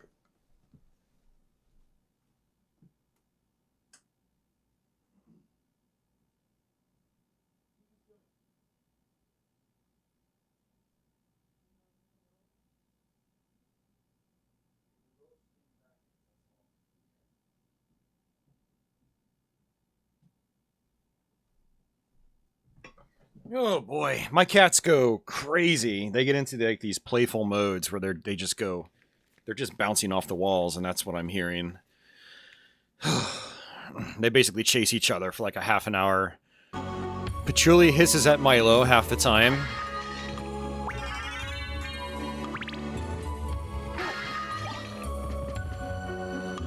Patchouli has lost some weight, though. I think it's because Milo chases her like 2 or 3 times a day. I think I'm still wearing the spike breaker. Yep. Okay.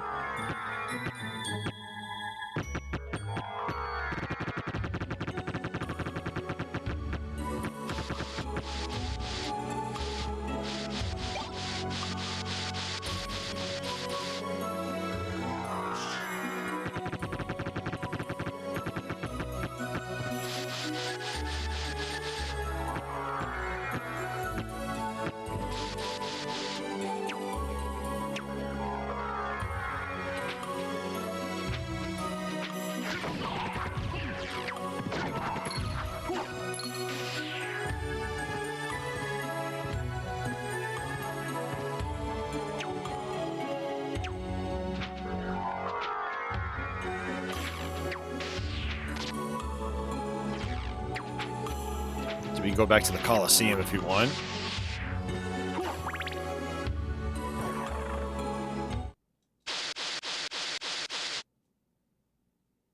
Okay, this is Olrox's lair. That's fine.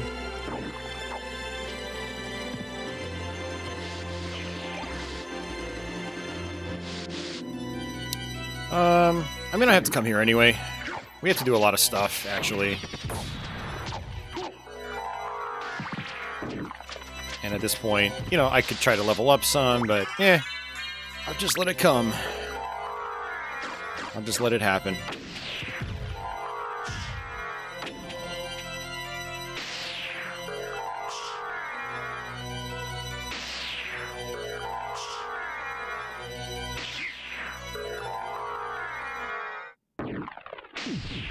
Go ahead and hit that just to get my magic points back.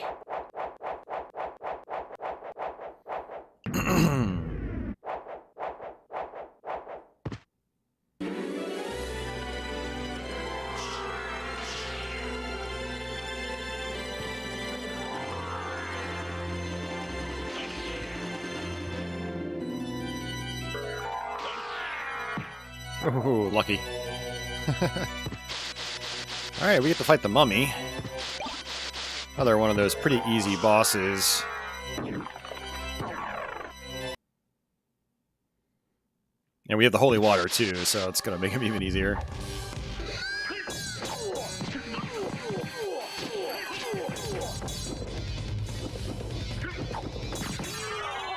Wow, I still can't believe how good holy water is in this. It's insane.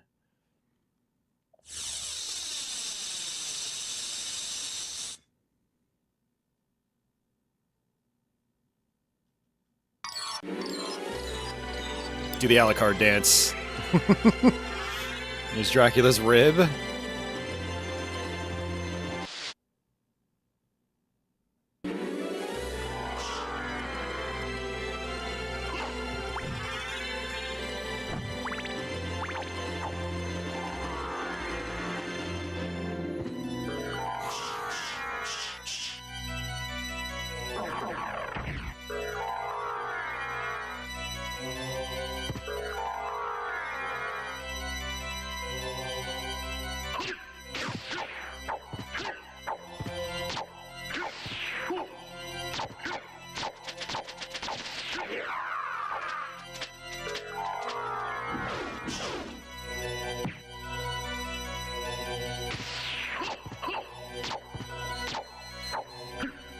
Alright, let's see.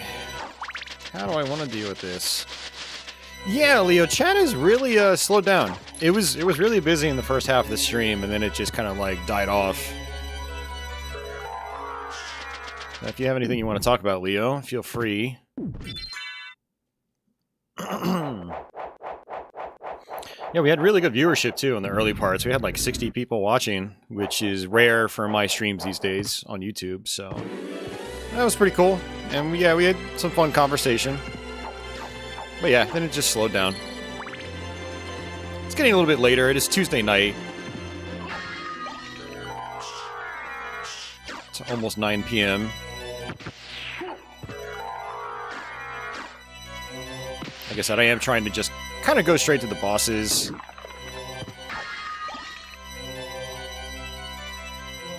Not really focus too much on grabbing items.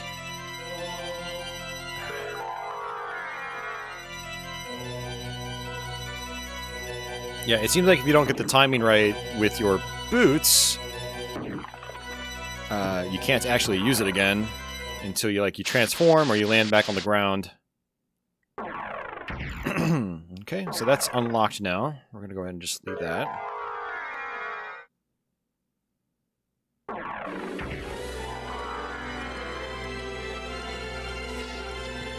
Any recent NES cart acquisitions? Or SNES? Yeah, I picked up, a couple weeks ago, I bought, Platoon, and, Alpha Mission on NES.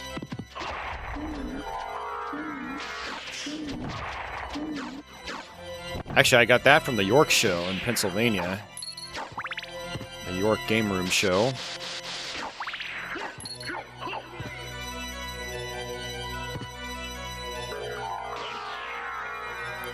I bought Clay Fighter on Super Nintendo last Saturday.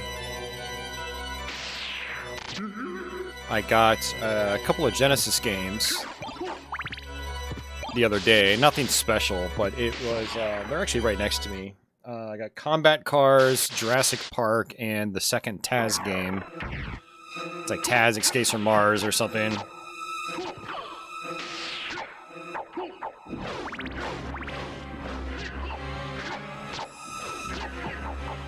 Right, so my goal here is just to go to the boss fight, and that's about it.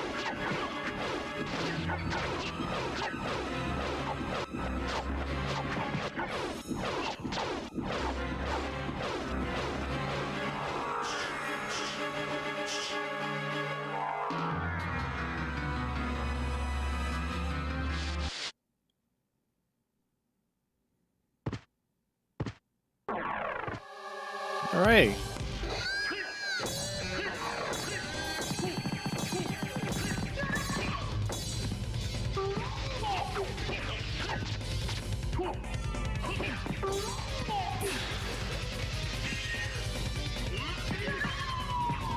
Bye-bye, Sypha.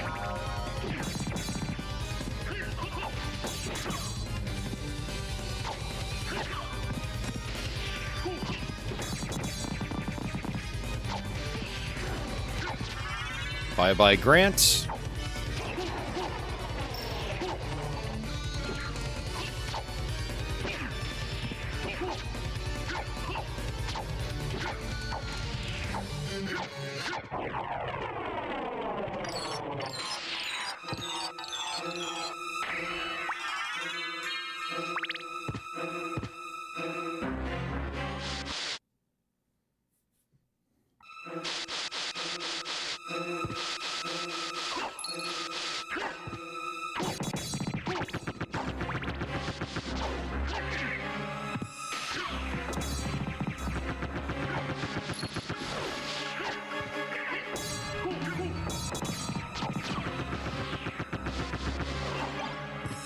Alright, done with that weapon. Alright, we are going to come down this way, actually. Go ahead and grab this secret while we're here.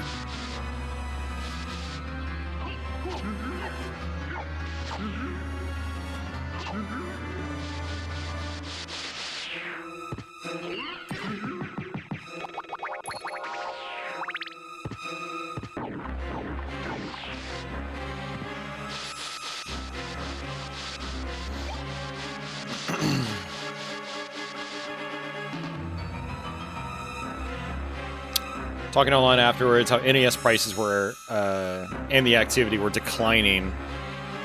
Yeah, I mean, I saw threads about that too, Leo, and yeah, it seems like they are declining, but... I don't know, here's a concept, maybe price your games cheaper? Like, the average NES cart now is like 10 or 15 bucks, and people just don't want to pay that for commons. Commons they might not even play that often. I mean, there are commons now that are like 20-something. So these sellers are going to have to, you know, cede to the fact that people don't want to pay those prices anymore. But I did see some threads, like game shop owners, they say, yeah, the numbers are down, but it's not like they're not selling at all. Like, there's this one guy that posted lifetime sales of NES cards year on year, and it's like, typically it's like 1,500 to 2,000 carts they would sell over the course of a year. And it was only down by like a few hundred. That's not a lot, honestly. They're still selling a decent amount. Yeah, maybe interest is lowering, maybe people are just, you know, kind of getting to be done with it, or maybe they're kind of like me and they filled out their collections a lot. I have 230 cartridges right now. So when I go into a game store, I am very much not likely to buy anything because I still want cheap cartridges and I can't really get that anymore. Everything is 20, 30, 40 plus dollars and I just don't want to spend that. So, not right now anyway.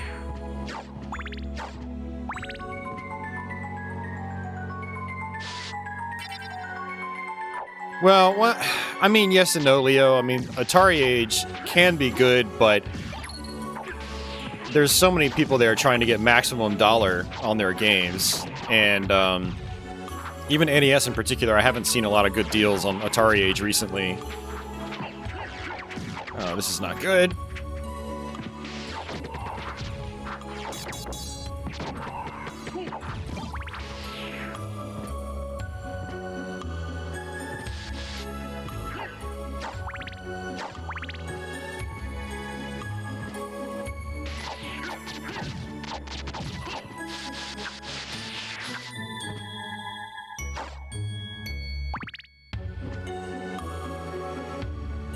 You think that's why the 2600 went through that? Not because of a decline in interest, but simply because they built the collection of their dreams and the remaining holes to fill are rare. It's super expensive. Yeah. I'm not quite there yet with NES. I did the math and I could see myself being at around 300 cartridges.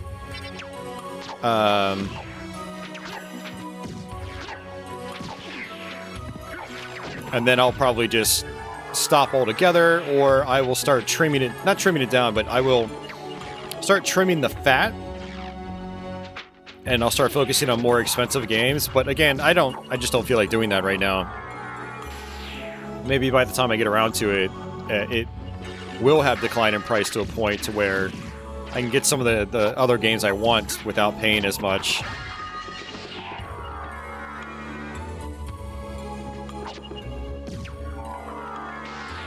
Yeah, it did kind of bother me though, seeing the sellers more like, oh, NES is declining. It's like, okay, well, lower your prices then. You probably didn't give that much for the games anyway. You're still making a healthy profit. It's a part of your business. Like, this is how your business operates. You have to, you know, you have to...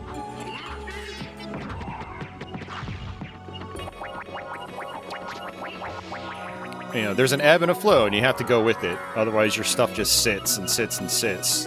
Then that's kind of pointless, so... And if there were sellers that got into this because they thought that things would never go back down, then they made a really bad mistake. And I don't feel pity for them at all. And NES is just one market. I mean, the markets are always fluctuating. Any console will eventually go up in price, you know, and then it'll probably fall in price. But as long as we have physical media in these console generations, it's going to keep happening.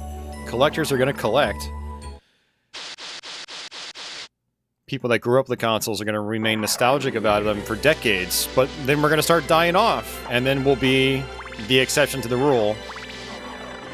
So people are theorizing it's happening with NES now. NES fans are in their 40s and 50s. I mean, some of them are probably even in their 60s now. Along with Atari fans. Okay, I shouldn't have actually done that. No, that's actually fine. But it's just how the business goes, you know, the stuff is going to drop eventually. But look at like Xbox 360 and PlayStation 3. Like some of that stuff is getting really expensive now. PlayStation 2 has already hit it. PlayStation 2 is absolutely absurd.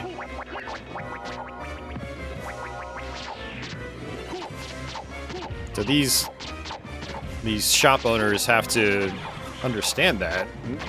If they don't, then they probably shouldn't be in the business of selling these things to begin with.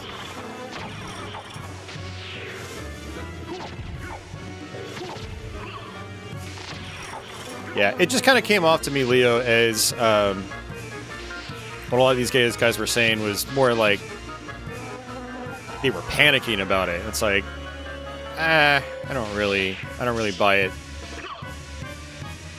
It's like, whatever.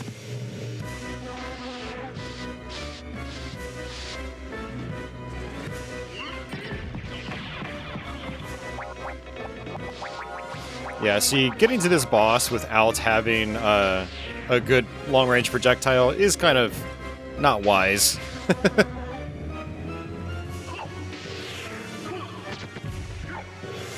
Dude, and these bugs hurt so hard, too. It's crazy.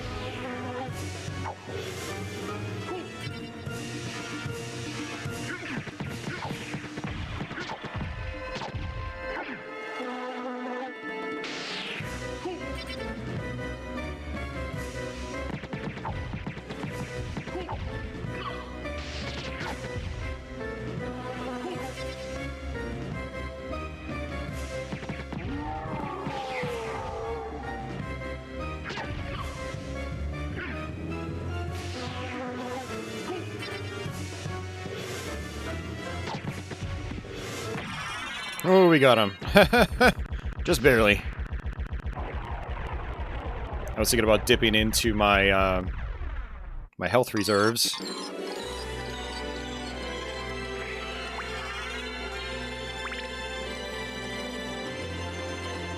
Oh, that's true, Leo. Yeah. Atari Age Homebrew. A lot of people are putting money into those now. I mean, I don't even know if Al, like, has a normal job anymore. I assume Atari Age is, like, full-time for him. With, you know, all the activity in the store.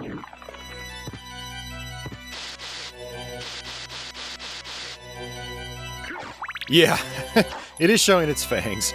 I did mention, like, this is where the game starts showing its teeth, and that's absolutely true.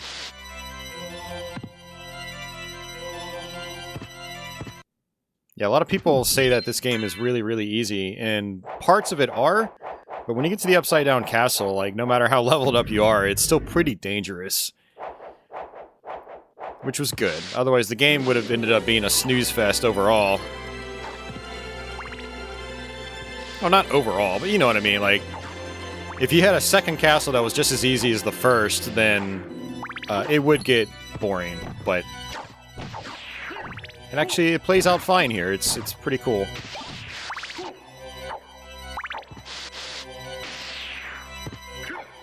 Okay, so there are, like, these enemies that disappear. Yep.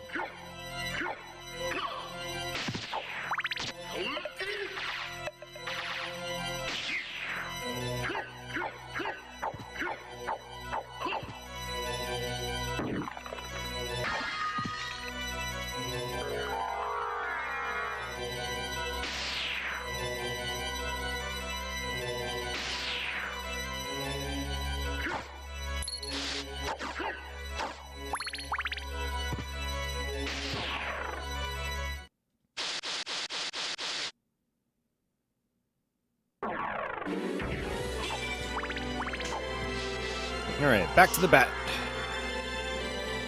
Hopefully I don't... Well, I was gonna say, hopefully I don't land on enemies. Unfortunately, I don't have the katana I want yet, so... It's gonna make this part a little bit harder than I want it to be. Probably should come up here. Activate my save room.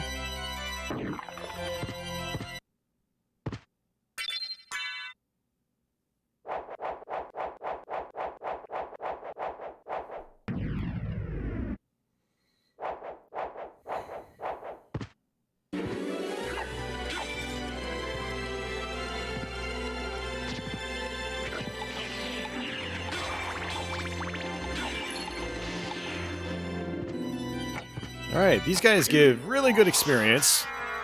But I'm not really powerful enough right now to even deal with them. And I don't need to go down there. We've already been there.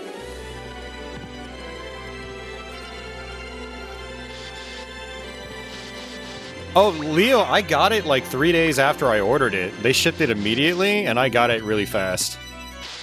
It's sitting on my shelf behind me right now. I wanted to try to fire up the PS3 and play it, but I've just been occupied with other things. Yeah, you should, because there's only, they said there's only 2,500 being made, or like 2,300 or something, some weird number. And it's cheap. It was, I think it was about $30 after it was all said and done. That's quite reasonable. That's why I jumped on it. I told myself I shouldn't have, especially since I already own the game on Steam, but I was like, this will be rare eventually. And it's a really cool game, too. It looks like a really cool game. I've never played it, but it looks like it's a ton of fun. So, it's like it's a game it looks like I'll actually really want to play, and not just have it sit on my shelf.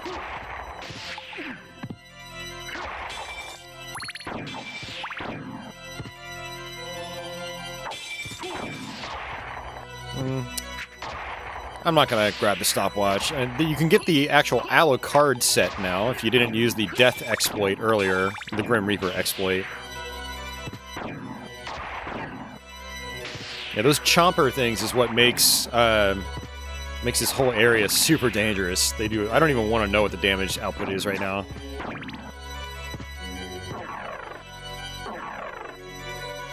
Yeah, one of the other reasons I went for it, Leo, is that I did get, you know it, but I got Hotline Miami on the Wii U a couple years back. So I was like, well, I jumped on that, I might as well jump on this one too. And for all we know, this could be like one of the last, if not the last PS3 games ever released physically. Yeah, I was like, that's kind of cool, I'll go for it. Why not?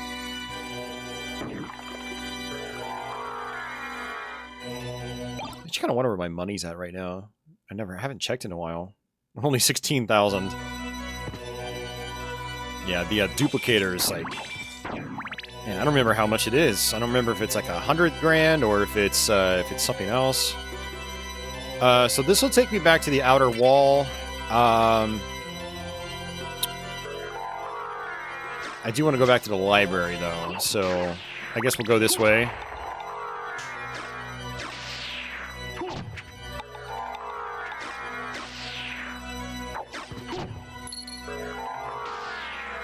I mean, the duplicator might actually cost more than 100 grand. It might be like $1 million, or it might be like 500k. It's like a stupid amount of money, but it's also stupidly overpowered, so it kind of makes sense.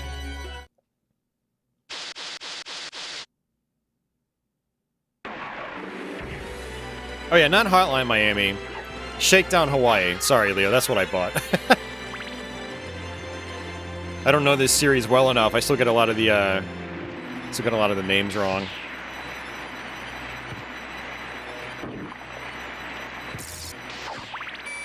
These Nova Skeletons also give you some pretty good experience.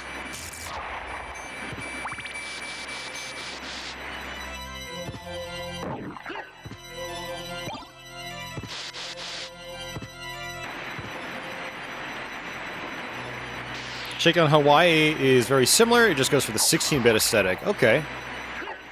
Yeah, I still haven't popped that one in either since I bought it.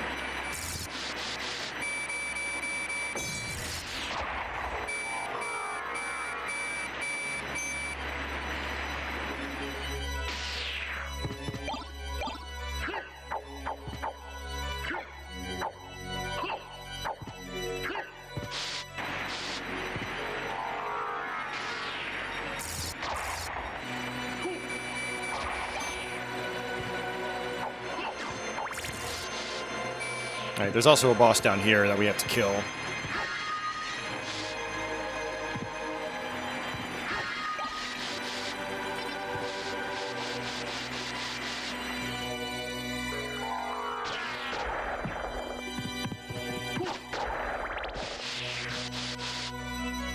Enjoyed the first few minutes. You wanted to play a bit more before making a final decision. Gotcha, Leo. Okay.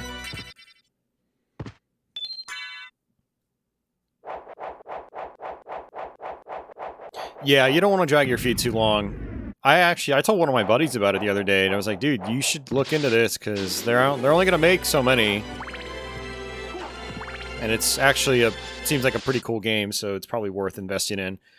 And you'll get it right away. You don't have to wait 2 years like you do with Limited Run.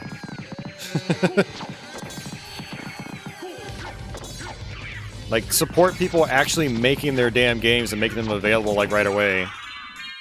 Just everything Limited Run does is just, it's so aggravating. Like, if a small company like VBlank could just get this stuff printed so quickly and then sold and shipped right away, like, why does Limited Run have so much trouble? I don't get it. And it's not even just Limited Run, it's these other limited production companies.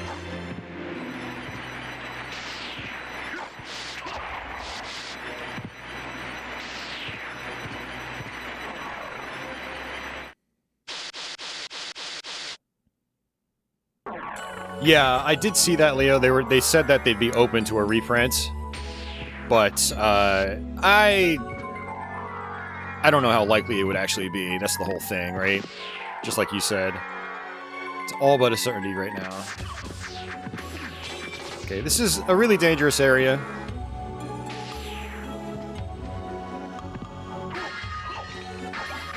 No librarian in the upside-down castle. If I use a library card again, it takes me to the librarian in the upright castle.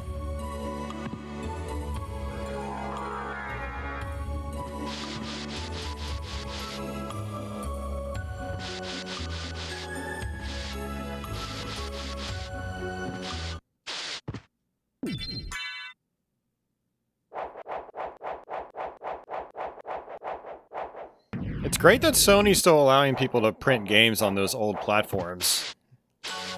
It really is. Like, as much as I get annoyed by some of Sony's business practices, it is nice that they're still willing to do that. Unlike, say, like Nintendo, who's like, no, we're not pressing Wii U games anymore. It's like, I don't know, man.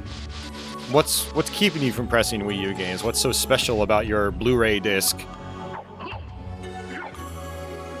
I'm not going for the Chrysogram. No, that's gonna take way too long.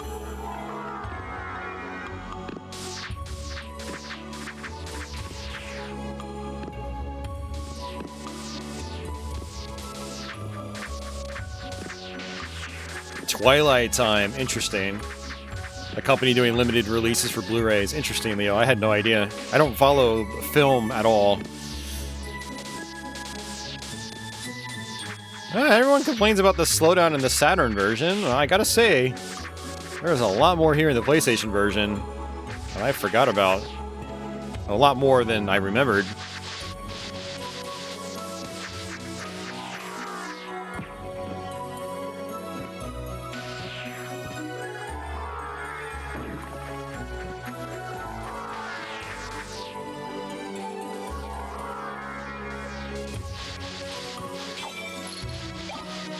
Store lights! One of the only items in English.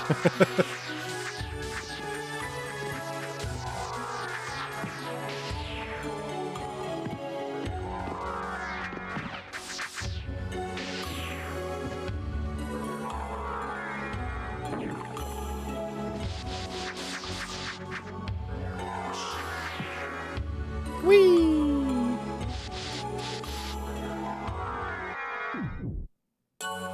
I probably should save it because this place is dangerous. Oops. The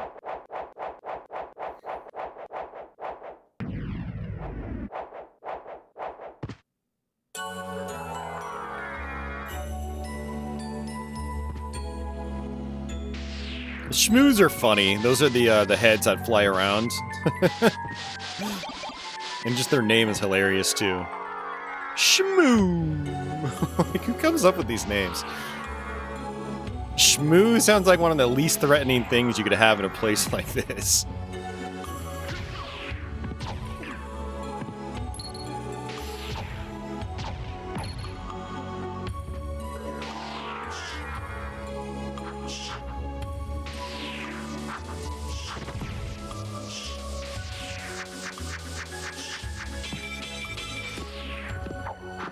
Leo, is that company still around? You said they were called Twilight. I assume like they went under, or they stopped doing their thing.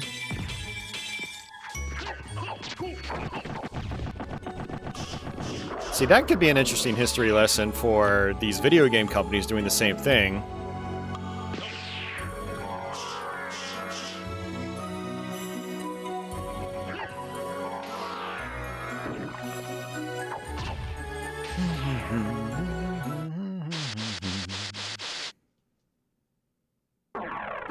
Alright, I shall come down this way. Yeah, I should probably... Well... Hey, JK, welcome back. I am doing okay. Just okay.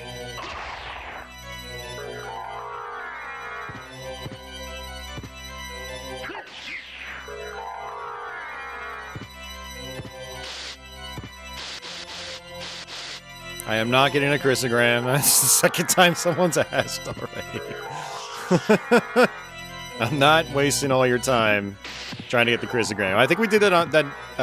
Did that on my last SOTN stream, and it took us forever. Once I got into the grind process, I just like I was determined to get it. Yes, happy Halloween month. We've been doing Castlevania all month long. But I typically do a run of Symphony of the Night every year. Or at least that's been the tradition the last 4 or 5 years or so. Whoops. I don't know if I really need 6 Castlevania Symphony of the Night streams on my channel, but who cares? we're gonna do it anyway. Alright. Man, I wish this would just keep going.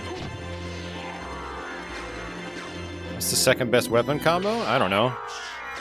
Whatever you feel like.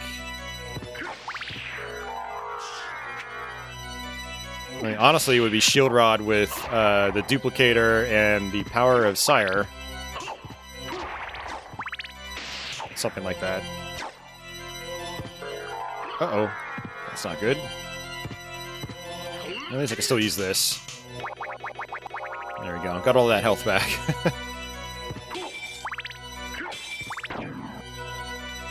So I have to go back this way.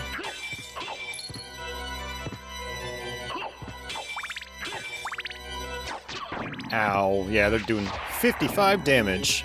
Actually, it isn't as much as I thought they would do.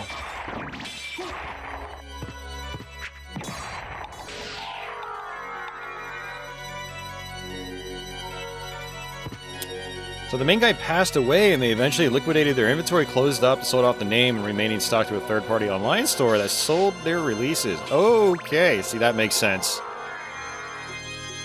I wonder if the guy that owned the company was older then. They restarted it under the same name and do an occasional release, but it's not anything that seems nothing that seems of interest to their fans. Interesting. But yeah, death will definitely do it. That is for sure. That's a tough one, man. Yeah, that's the other thing about these companies, is like they're run by human beings, and when those human beings go away, it's kind of hard to keep running them. But that's when, like you said, Leo, you know, stock would be liquidated and the name and assets sold off. And if someone wants to do anything with those rights, well, they've got the rights now. But not everyone wants to do anything with established names. I should not be going this way.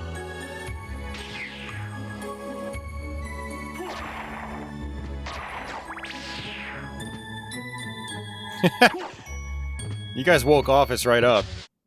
You mentioned chrysogram, Office appears.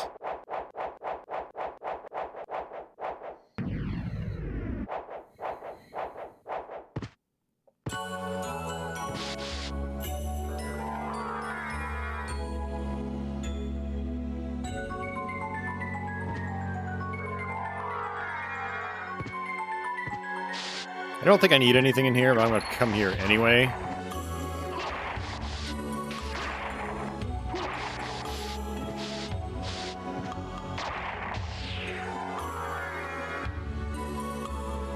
Blah, blah, blah, blah, blah, blah. Office had to go away from keyboard. It's all good. You've been here almost the whole time. I appreciate it.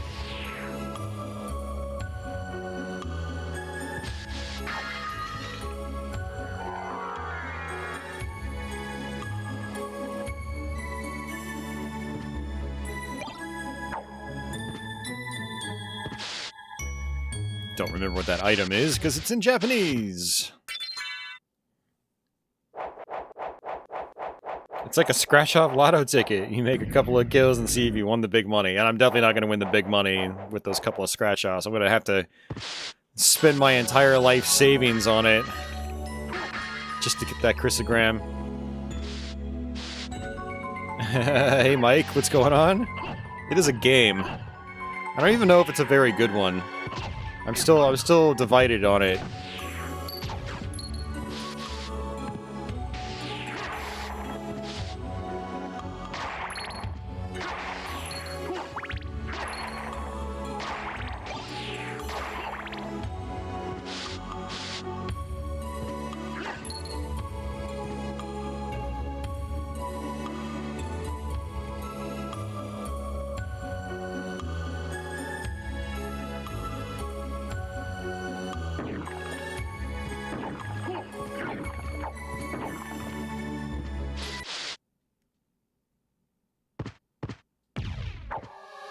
We meet again.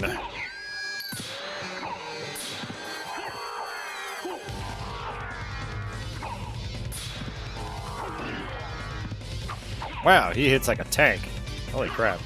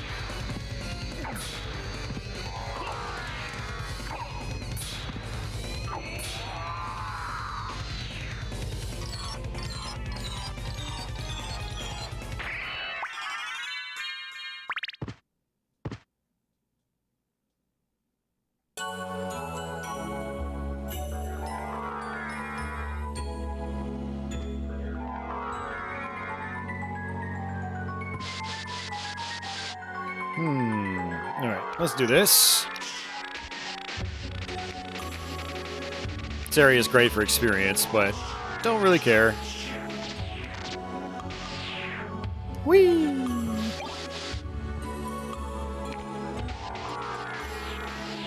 Well, this could be a problem. Okay.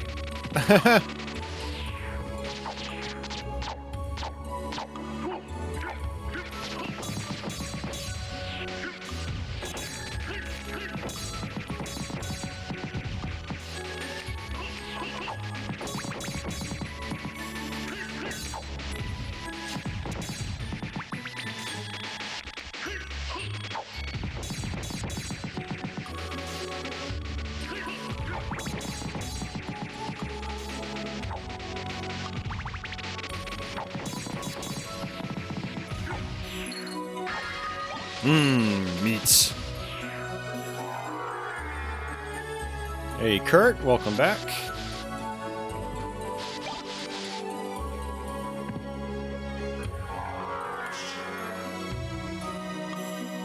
Blah, blah, blah, blah, blah, blah, blah. Office, the hidden area up at the top here, where you would normally have to use the ferryman. Is there anything worthwhile in there? I'm assuming not. I always forget. But I want to go back to the big waterfall and get my katana. That way I can start using its special attack. That would be freaking dandy.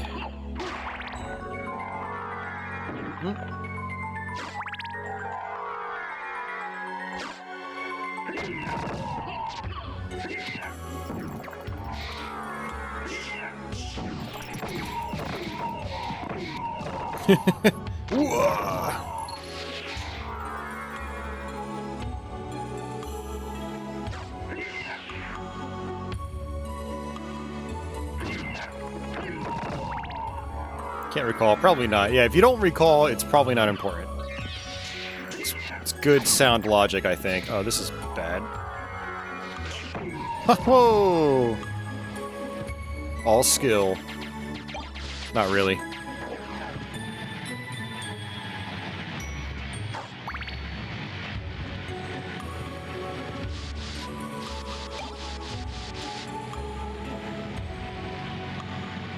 Alright, this is where we get the Osafune Katana. Fantastic weapon. If you don't want to grind out for the Chrysogram, this is one of the other best weapons in the game, in my opinion. Now, I think it is a two-handed sword. So this is where we no longer use the jeweled knuckles. Yep.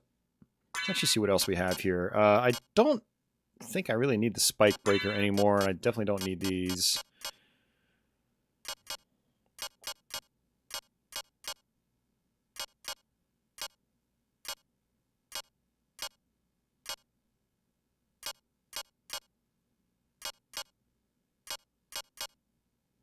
No, actually, I'd probably rather have that. Higher intelligence. If only I had an item like that for real life. First world problems. Go ahead and do that. Do that.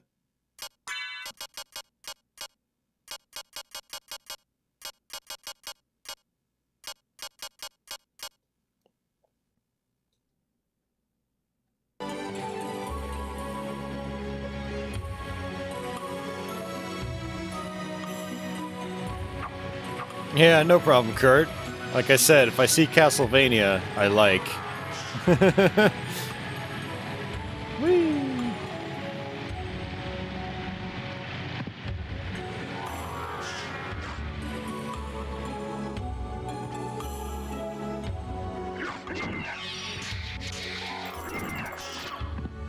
Yeah, so we can basically do this. It's quarter circle forward and attack.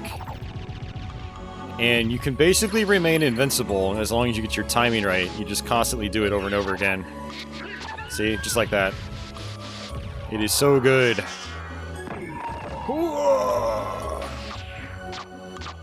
It's also just a powerful sword in and of itself.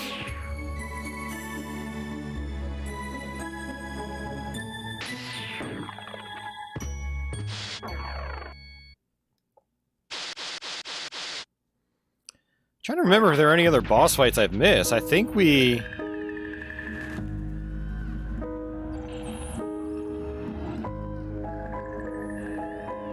killed all the bosses already, right? Except for Galamoth and Death. I mean, which is why I'm here. I need to come to this area to kill the last of them.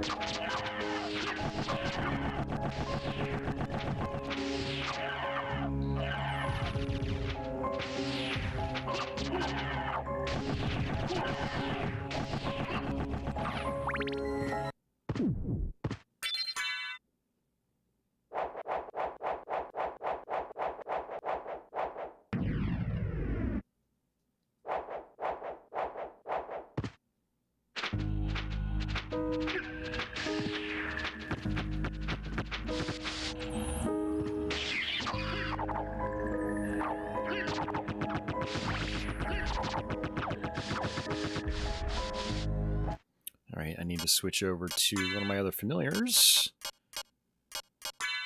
Again, I think it's this guy. Nope, not that guy.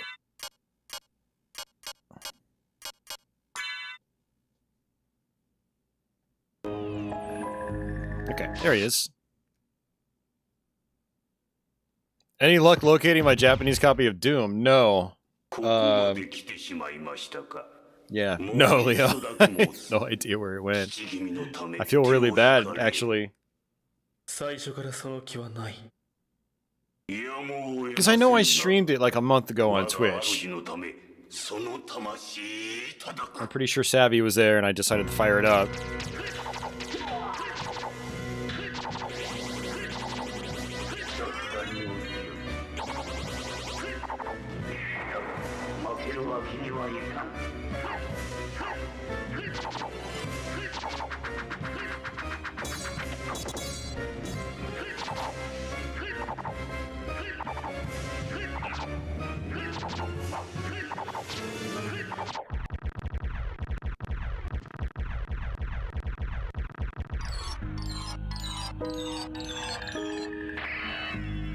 Dracula's eyeball.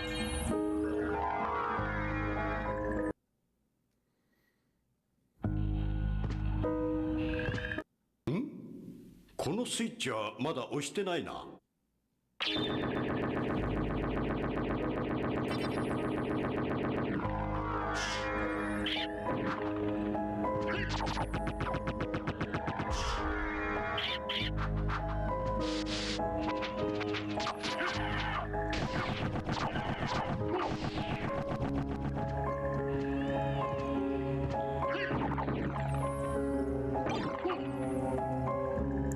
Not doing full map, no.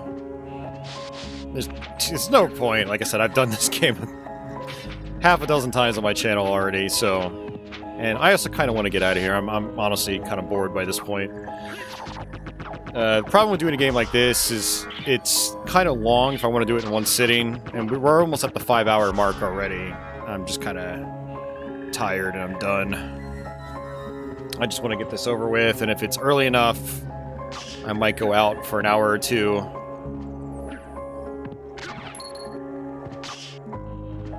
I haven't figured out what I want to do just yet.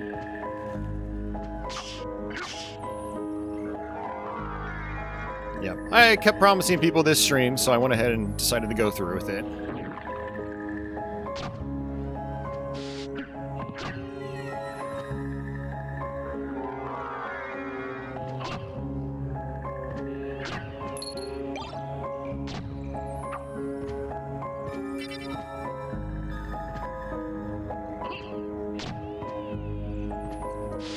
Another Power of Sire. I mean, there are a lot of things I would love to do right now. Like, I'd love to get the duplicator. But, yeah, that's not happening. Not happening.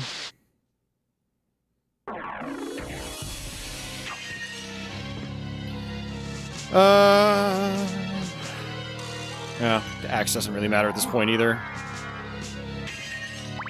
Yes, exactly. Let's go out for pleasure. The night is still young.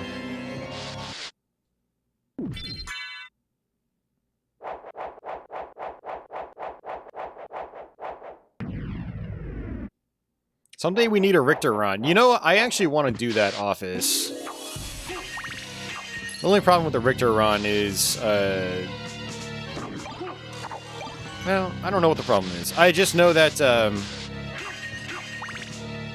you don't really have to explore everything with Richter, so... You just need to go and kill the core bosses, and that's pretty much it. Although they are probably more challenging in a lot of cases.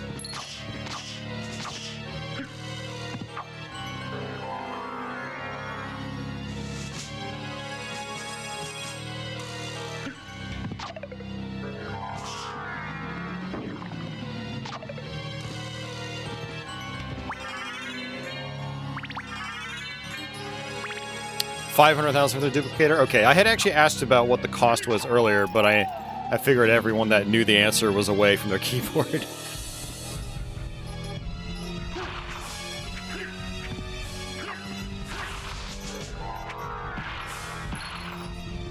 Office says that a Richter run is like an extended boss rush. Yeah, that makes sense.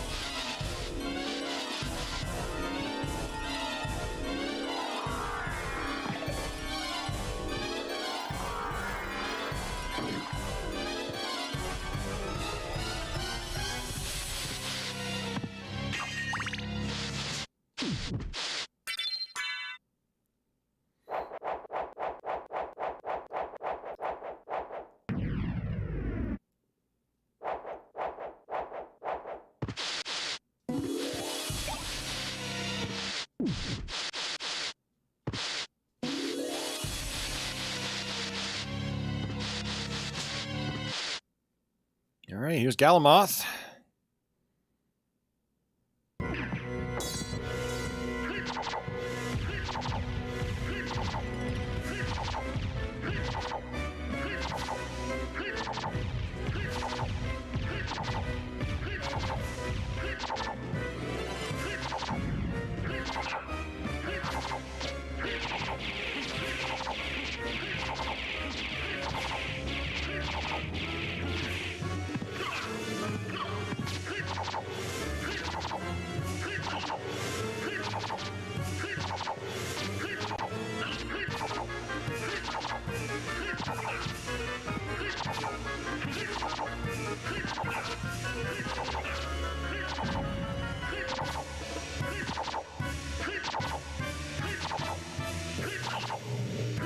I'm honestly kind of surprised they put this weapon in basically an open area.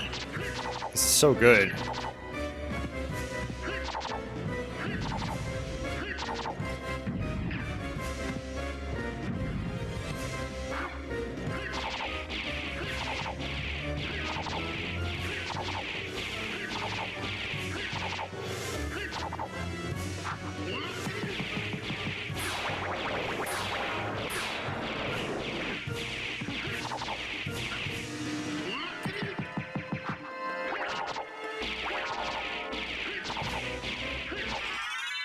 Yay! That was good. This is RIP in the bottom.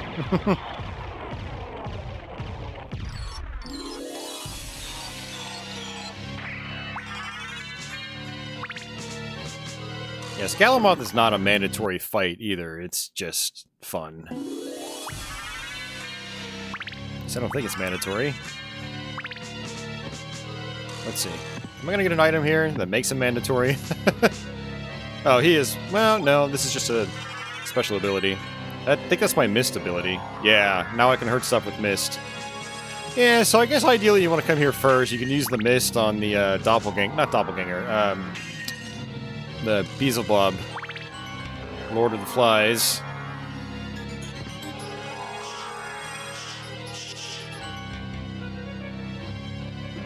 I defeated my childhood enemy. What are you talking about, Jules?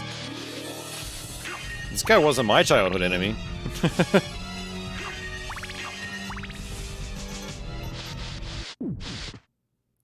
Office's Galamoth is non-mandatory. Okay, cool. Good to know. McNasty, what's going on? Just what you needed after a long day's work. I hear that. We're going to be wrapping up here in probably a few minutes, actually. I think I've killed all the bosses I need.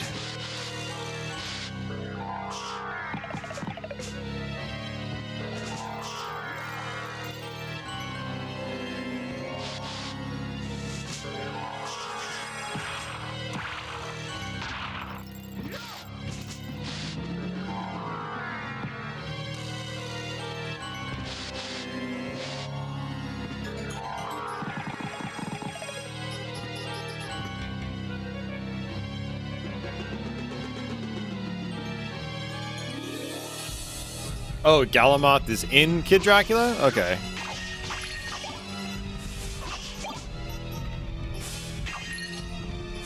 I did not realize.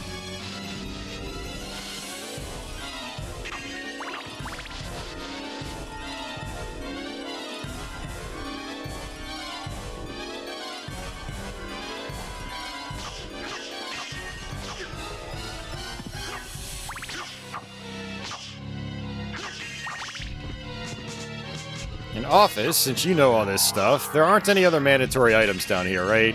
I'm pretty much good to go to Dracula. I just don't want to go to Dracula and not have what I need. I'm pretty sure you only get the body parts from bosses, that's it.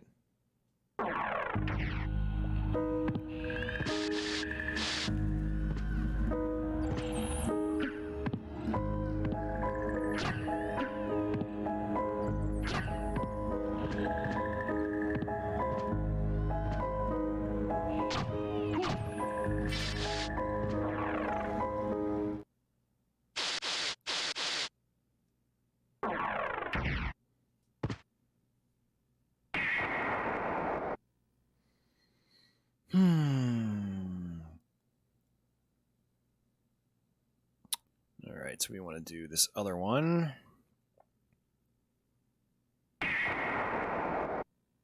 trying to remember if I missed any bosses, and I don't think I did. I don't think I have. So. Yeah, and I guess what I was asking off is the only way you get parts of Dracula is from bosses, right? So, I think we're good.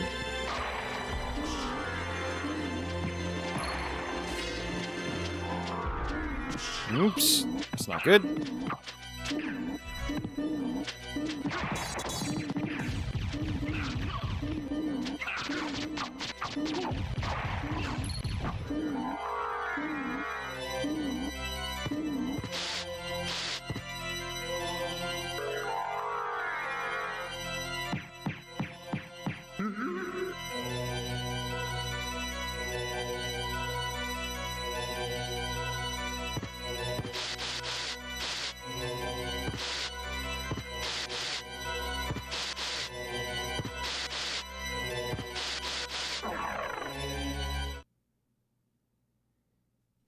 Yeah, I think I've got what I need.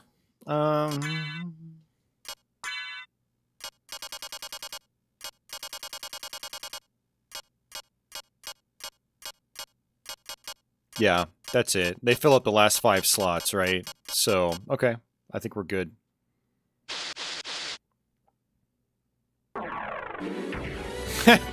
Jules now processes all the memes. Jules is good at that.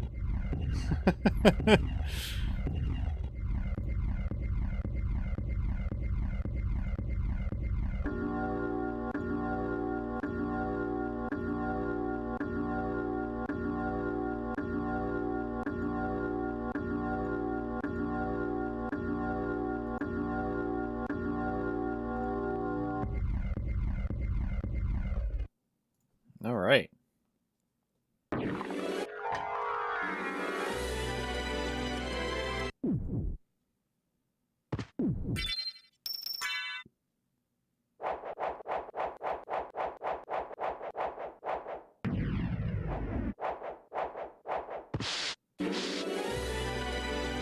Alright, so we have to fight 2 bosses here. We fight Shaft, and then we fight Dracula.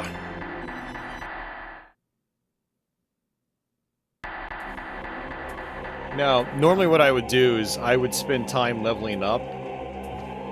For one, I would be exploring the castle even more. I would go for all the items and stuff like that. I mean, all the items out in the open. I generally don't grind for, like, the rare drops. That takes a certain kind of personality. Not my own. But I would go for, like, all the health boosts and stuff like that out in the open. And then I would grind out on the gold knights in this central hallway.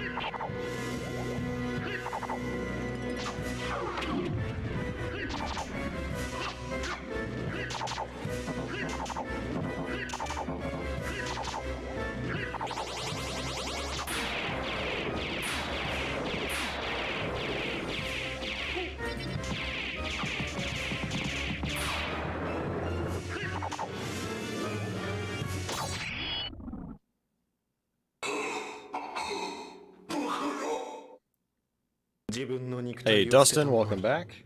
About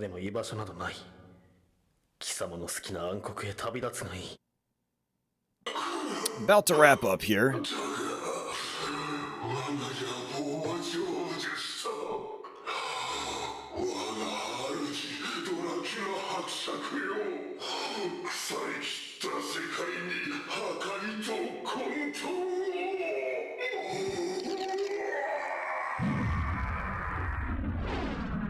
Word.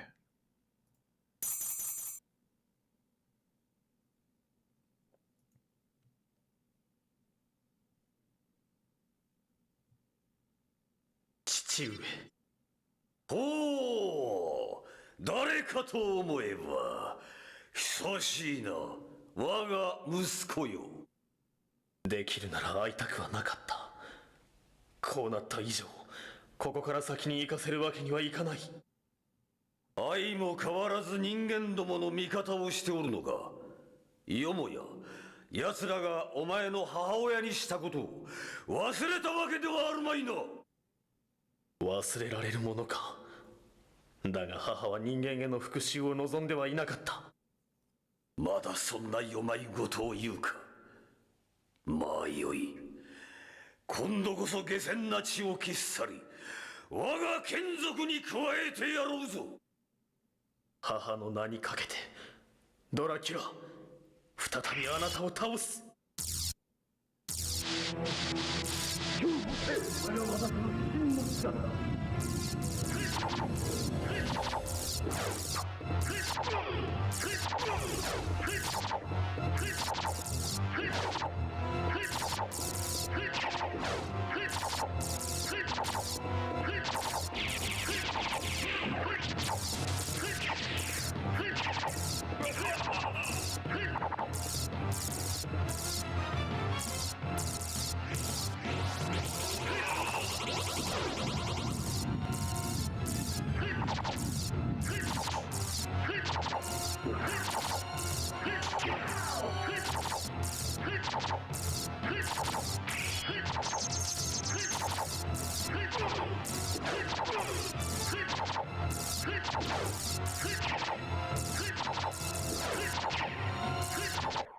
Flawless victory. あるべきところに帰れ。 Friendship? これ以上母を苦 Friendship しめるな。 again? なぜだ。なぜ私はこうも破れる。力とは守るものがあってこそ限界を超えることができる。愛するものを失い、愛することをやめたとき、あなたはすでに負けていた。そうか。皮肉なものだ。力を求めるがゆえに失ったものが私の敗因であるとはな。 Yeah, it's a great sword. アルカードよ、教えてくれ。リサは最後に何と言ったのだ。人間を恨んではいけない。もし人間が許されない存在であるなら、自ら滅びの道を歩む。その世界の住人にあらざる者は手を下すべきではないと。そして父上、あなたを永遠に愛していると。リサ、私は間違っていたのか。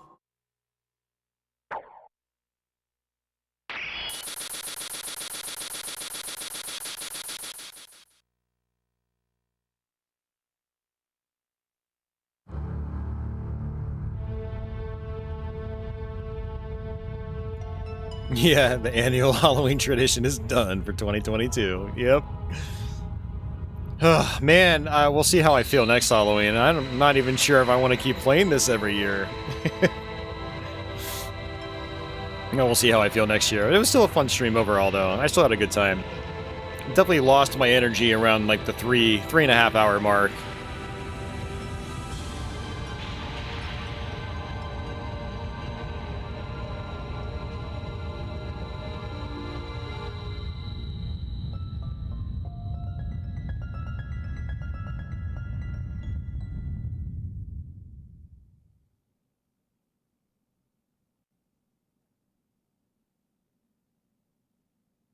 So I am gonna mute the I think it's the "I Am the Wind" song at the end. I'm pretty sure I've gotten a copyright claim on that before, so we're not going to listen to it. It shall be silent. Office said it's definitely not a game I can do in one sitting. Yeah, I mean, I'm actually surprised we got through it in technically less than 5 hours of gameplay. We probably only played for 4 to 4.5 hours. Because I took like a half an hour lunch break, and then it took me about 15-20 minutes to actually start playing the game, so... and we have listened to all the voices too, which takes time, so... Honestly, of all my Symphony of the Night playthroughs, this might have been our fastest one. So let me check that. Let's see... 634, 632, 534, 621. So yeah, this is our fastest run of Symphony of the Night yet.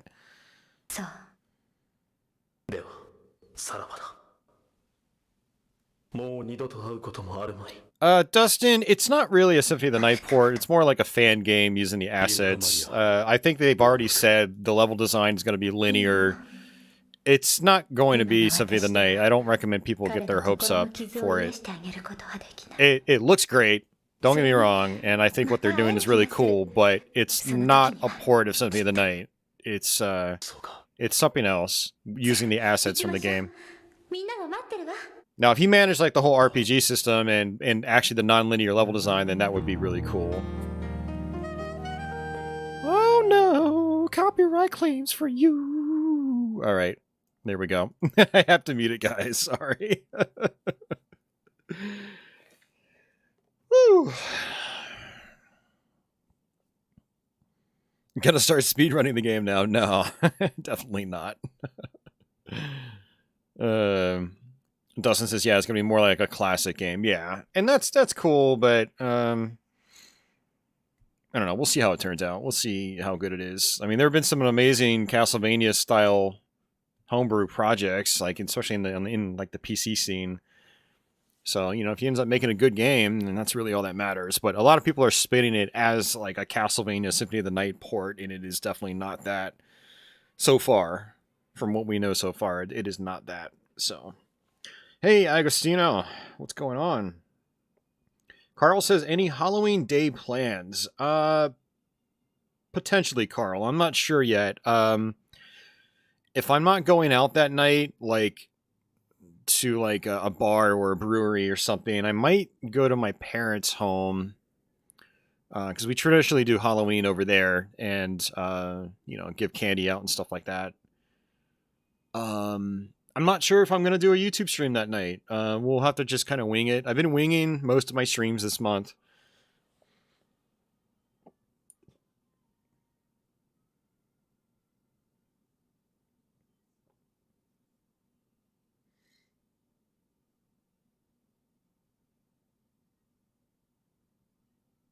Leo says it's a long ways off too, with whatever form it takes. Him and a particular mostly recreated stage 1 of Sunset Riders about a year ago, and from the sounds of it, it's not moved past that. Okay. He likes to bounce around and start new projects, so it takes forever for things to get finished, if they ever do. Yeah. Okay.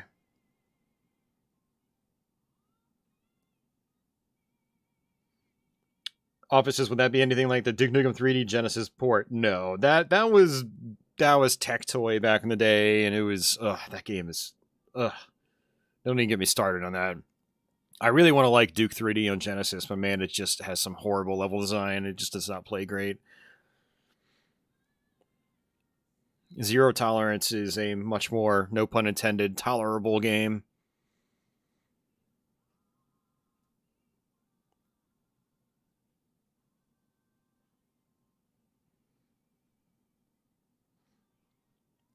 Well, yeah, that is one thing you do see a lot in the homebrew scene is people start projects and they never finish them, and they bounce to whatever interests them in the moment, and so they leave a lot of things on the table that had a lot of potential, but they end up not doing anything with them. So we'll see what happens with this Genesis Mega Drive Symphony project.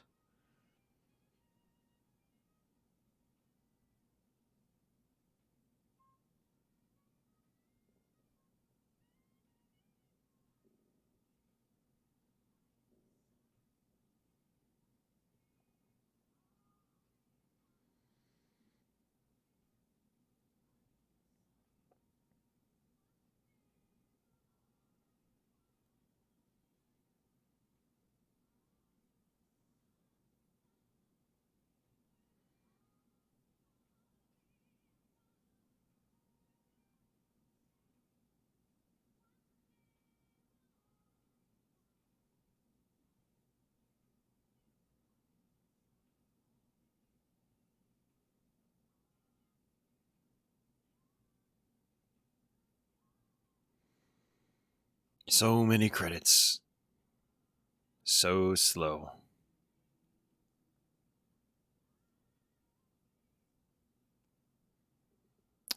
Development by Konami Computer Entertainment Tokyo.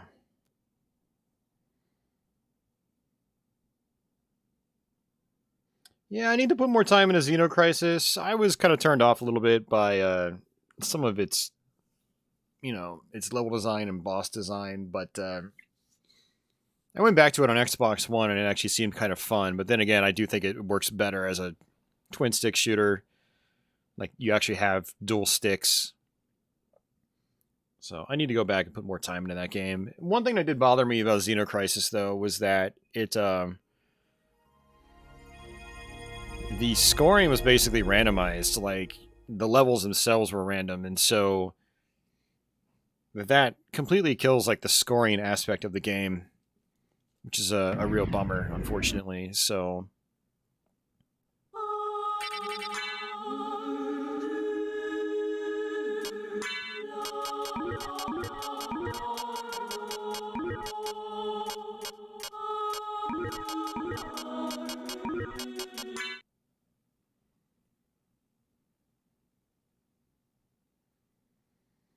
oh, Carl just got the Valis collection. Nice. Yeah, so here's Richter.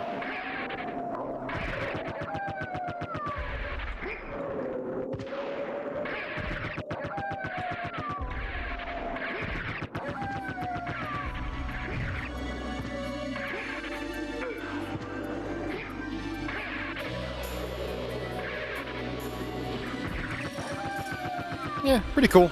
We're not going to do that right now. Maybe, maybe if I do Symphony of the Night again next year, maybe I'll do Richter. Maybe try to focus on that. And then maybe... I don't know, I was going to say maybe do a Maria run. In, like, the Saturn version or something like that. But or the PSP version, which has a different Maria, I believe. Huh, I've got some thinking to do. I've got some time to dwell on it. I am not, Dustin. No, we are done. We have hit 5 hours already, so I'm going to be getting out of here. I'm actually glad it only took 5 hours. I was expecting it to take about 7, and it would have if I got distracted and tried getting everything. And you know, if I skipped a bunch of stuff in a bunch of areas, I could have actually gotten through it even quicker. But it's very easy to get sidetracked in this game and just try to do everything when it's not even really necessary just to complete the game.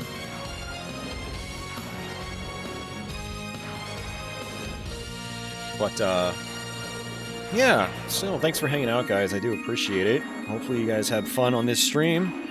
Thanks to everyone that hung out tonight. It's much appreciated. And yeah, I'm gonna get out of here. So thanks for everyone that did tips and all that stuff as well. And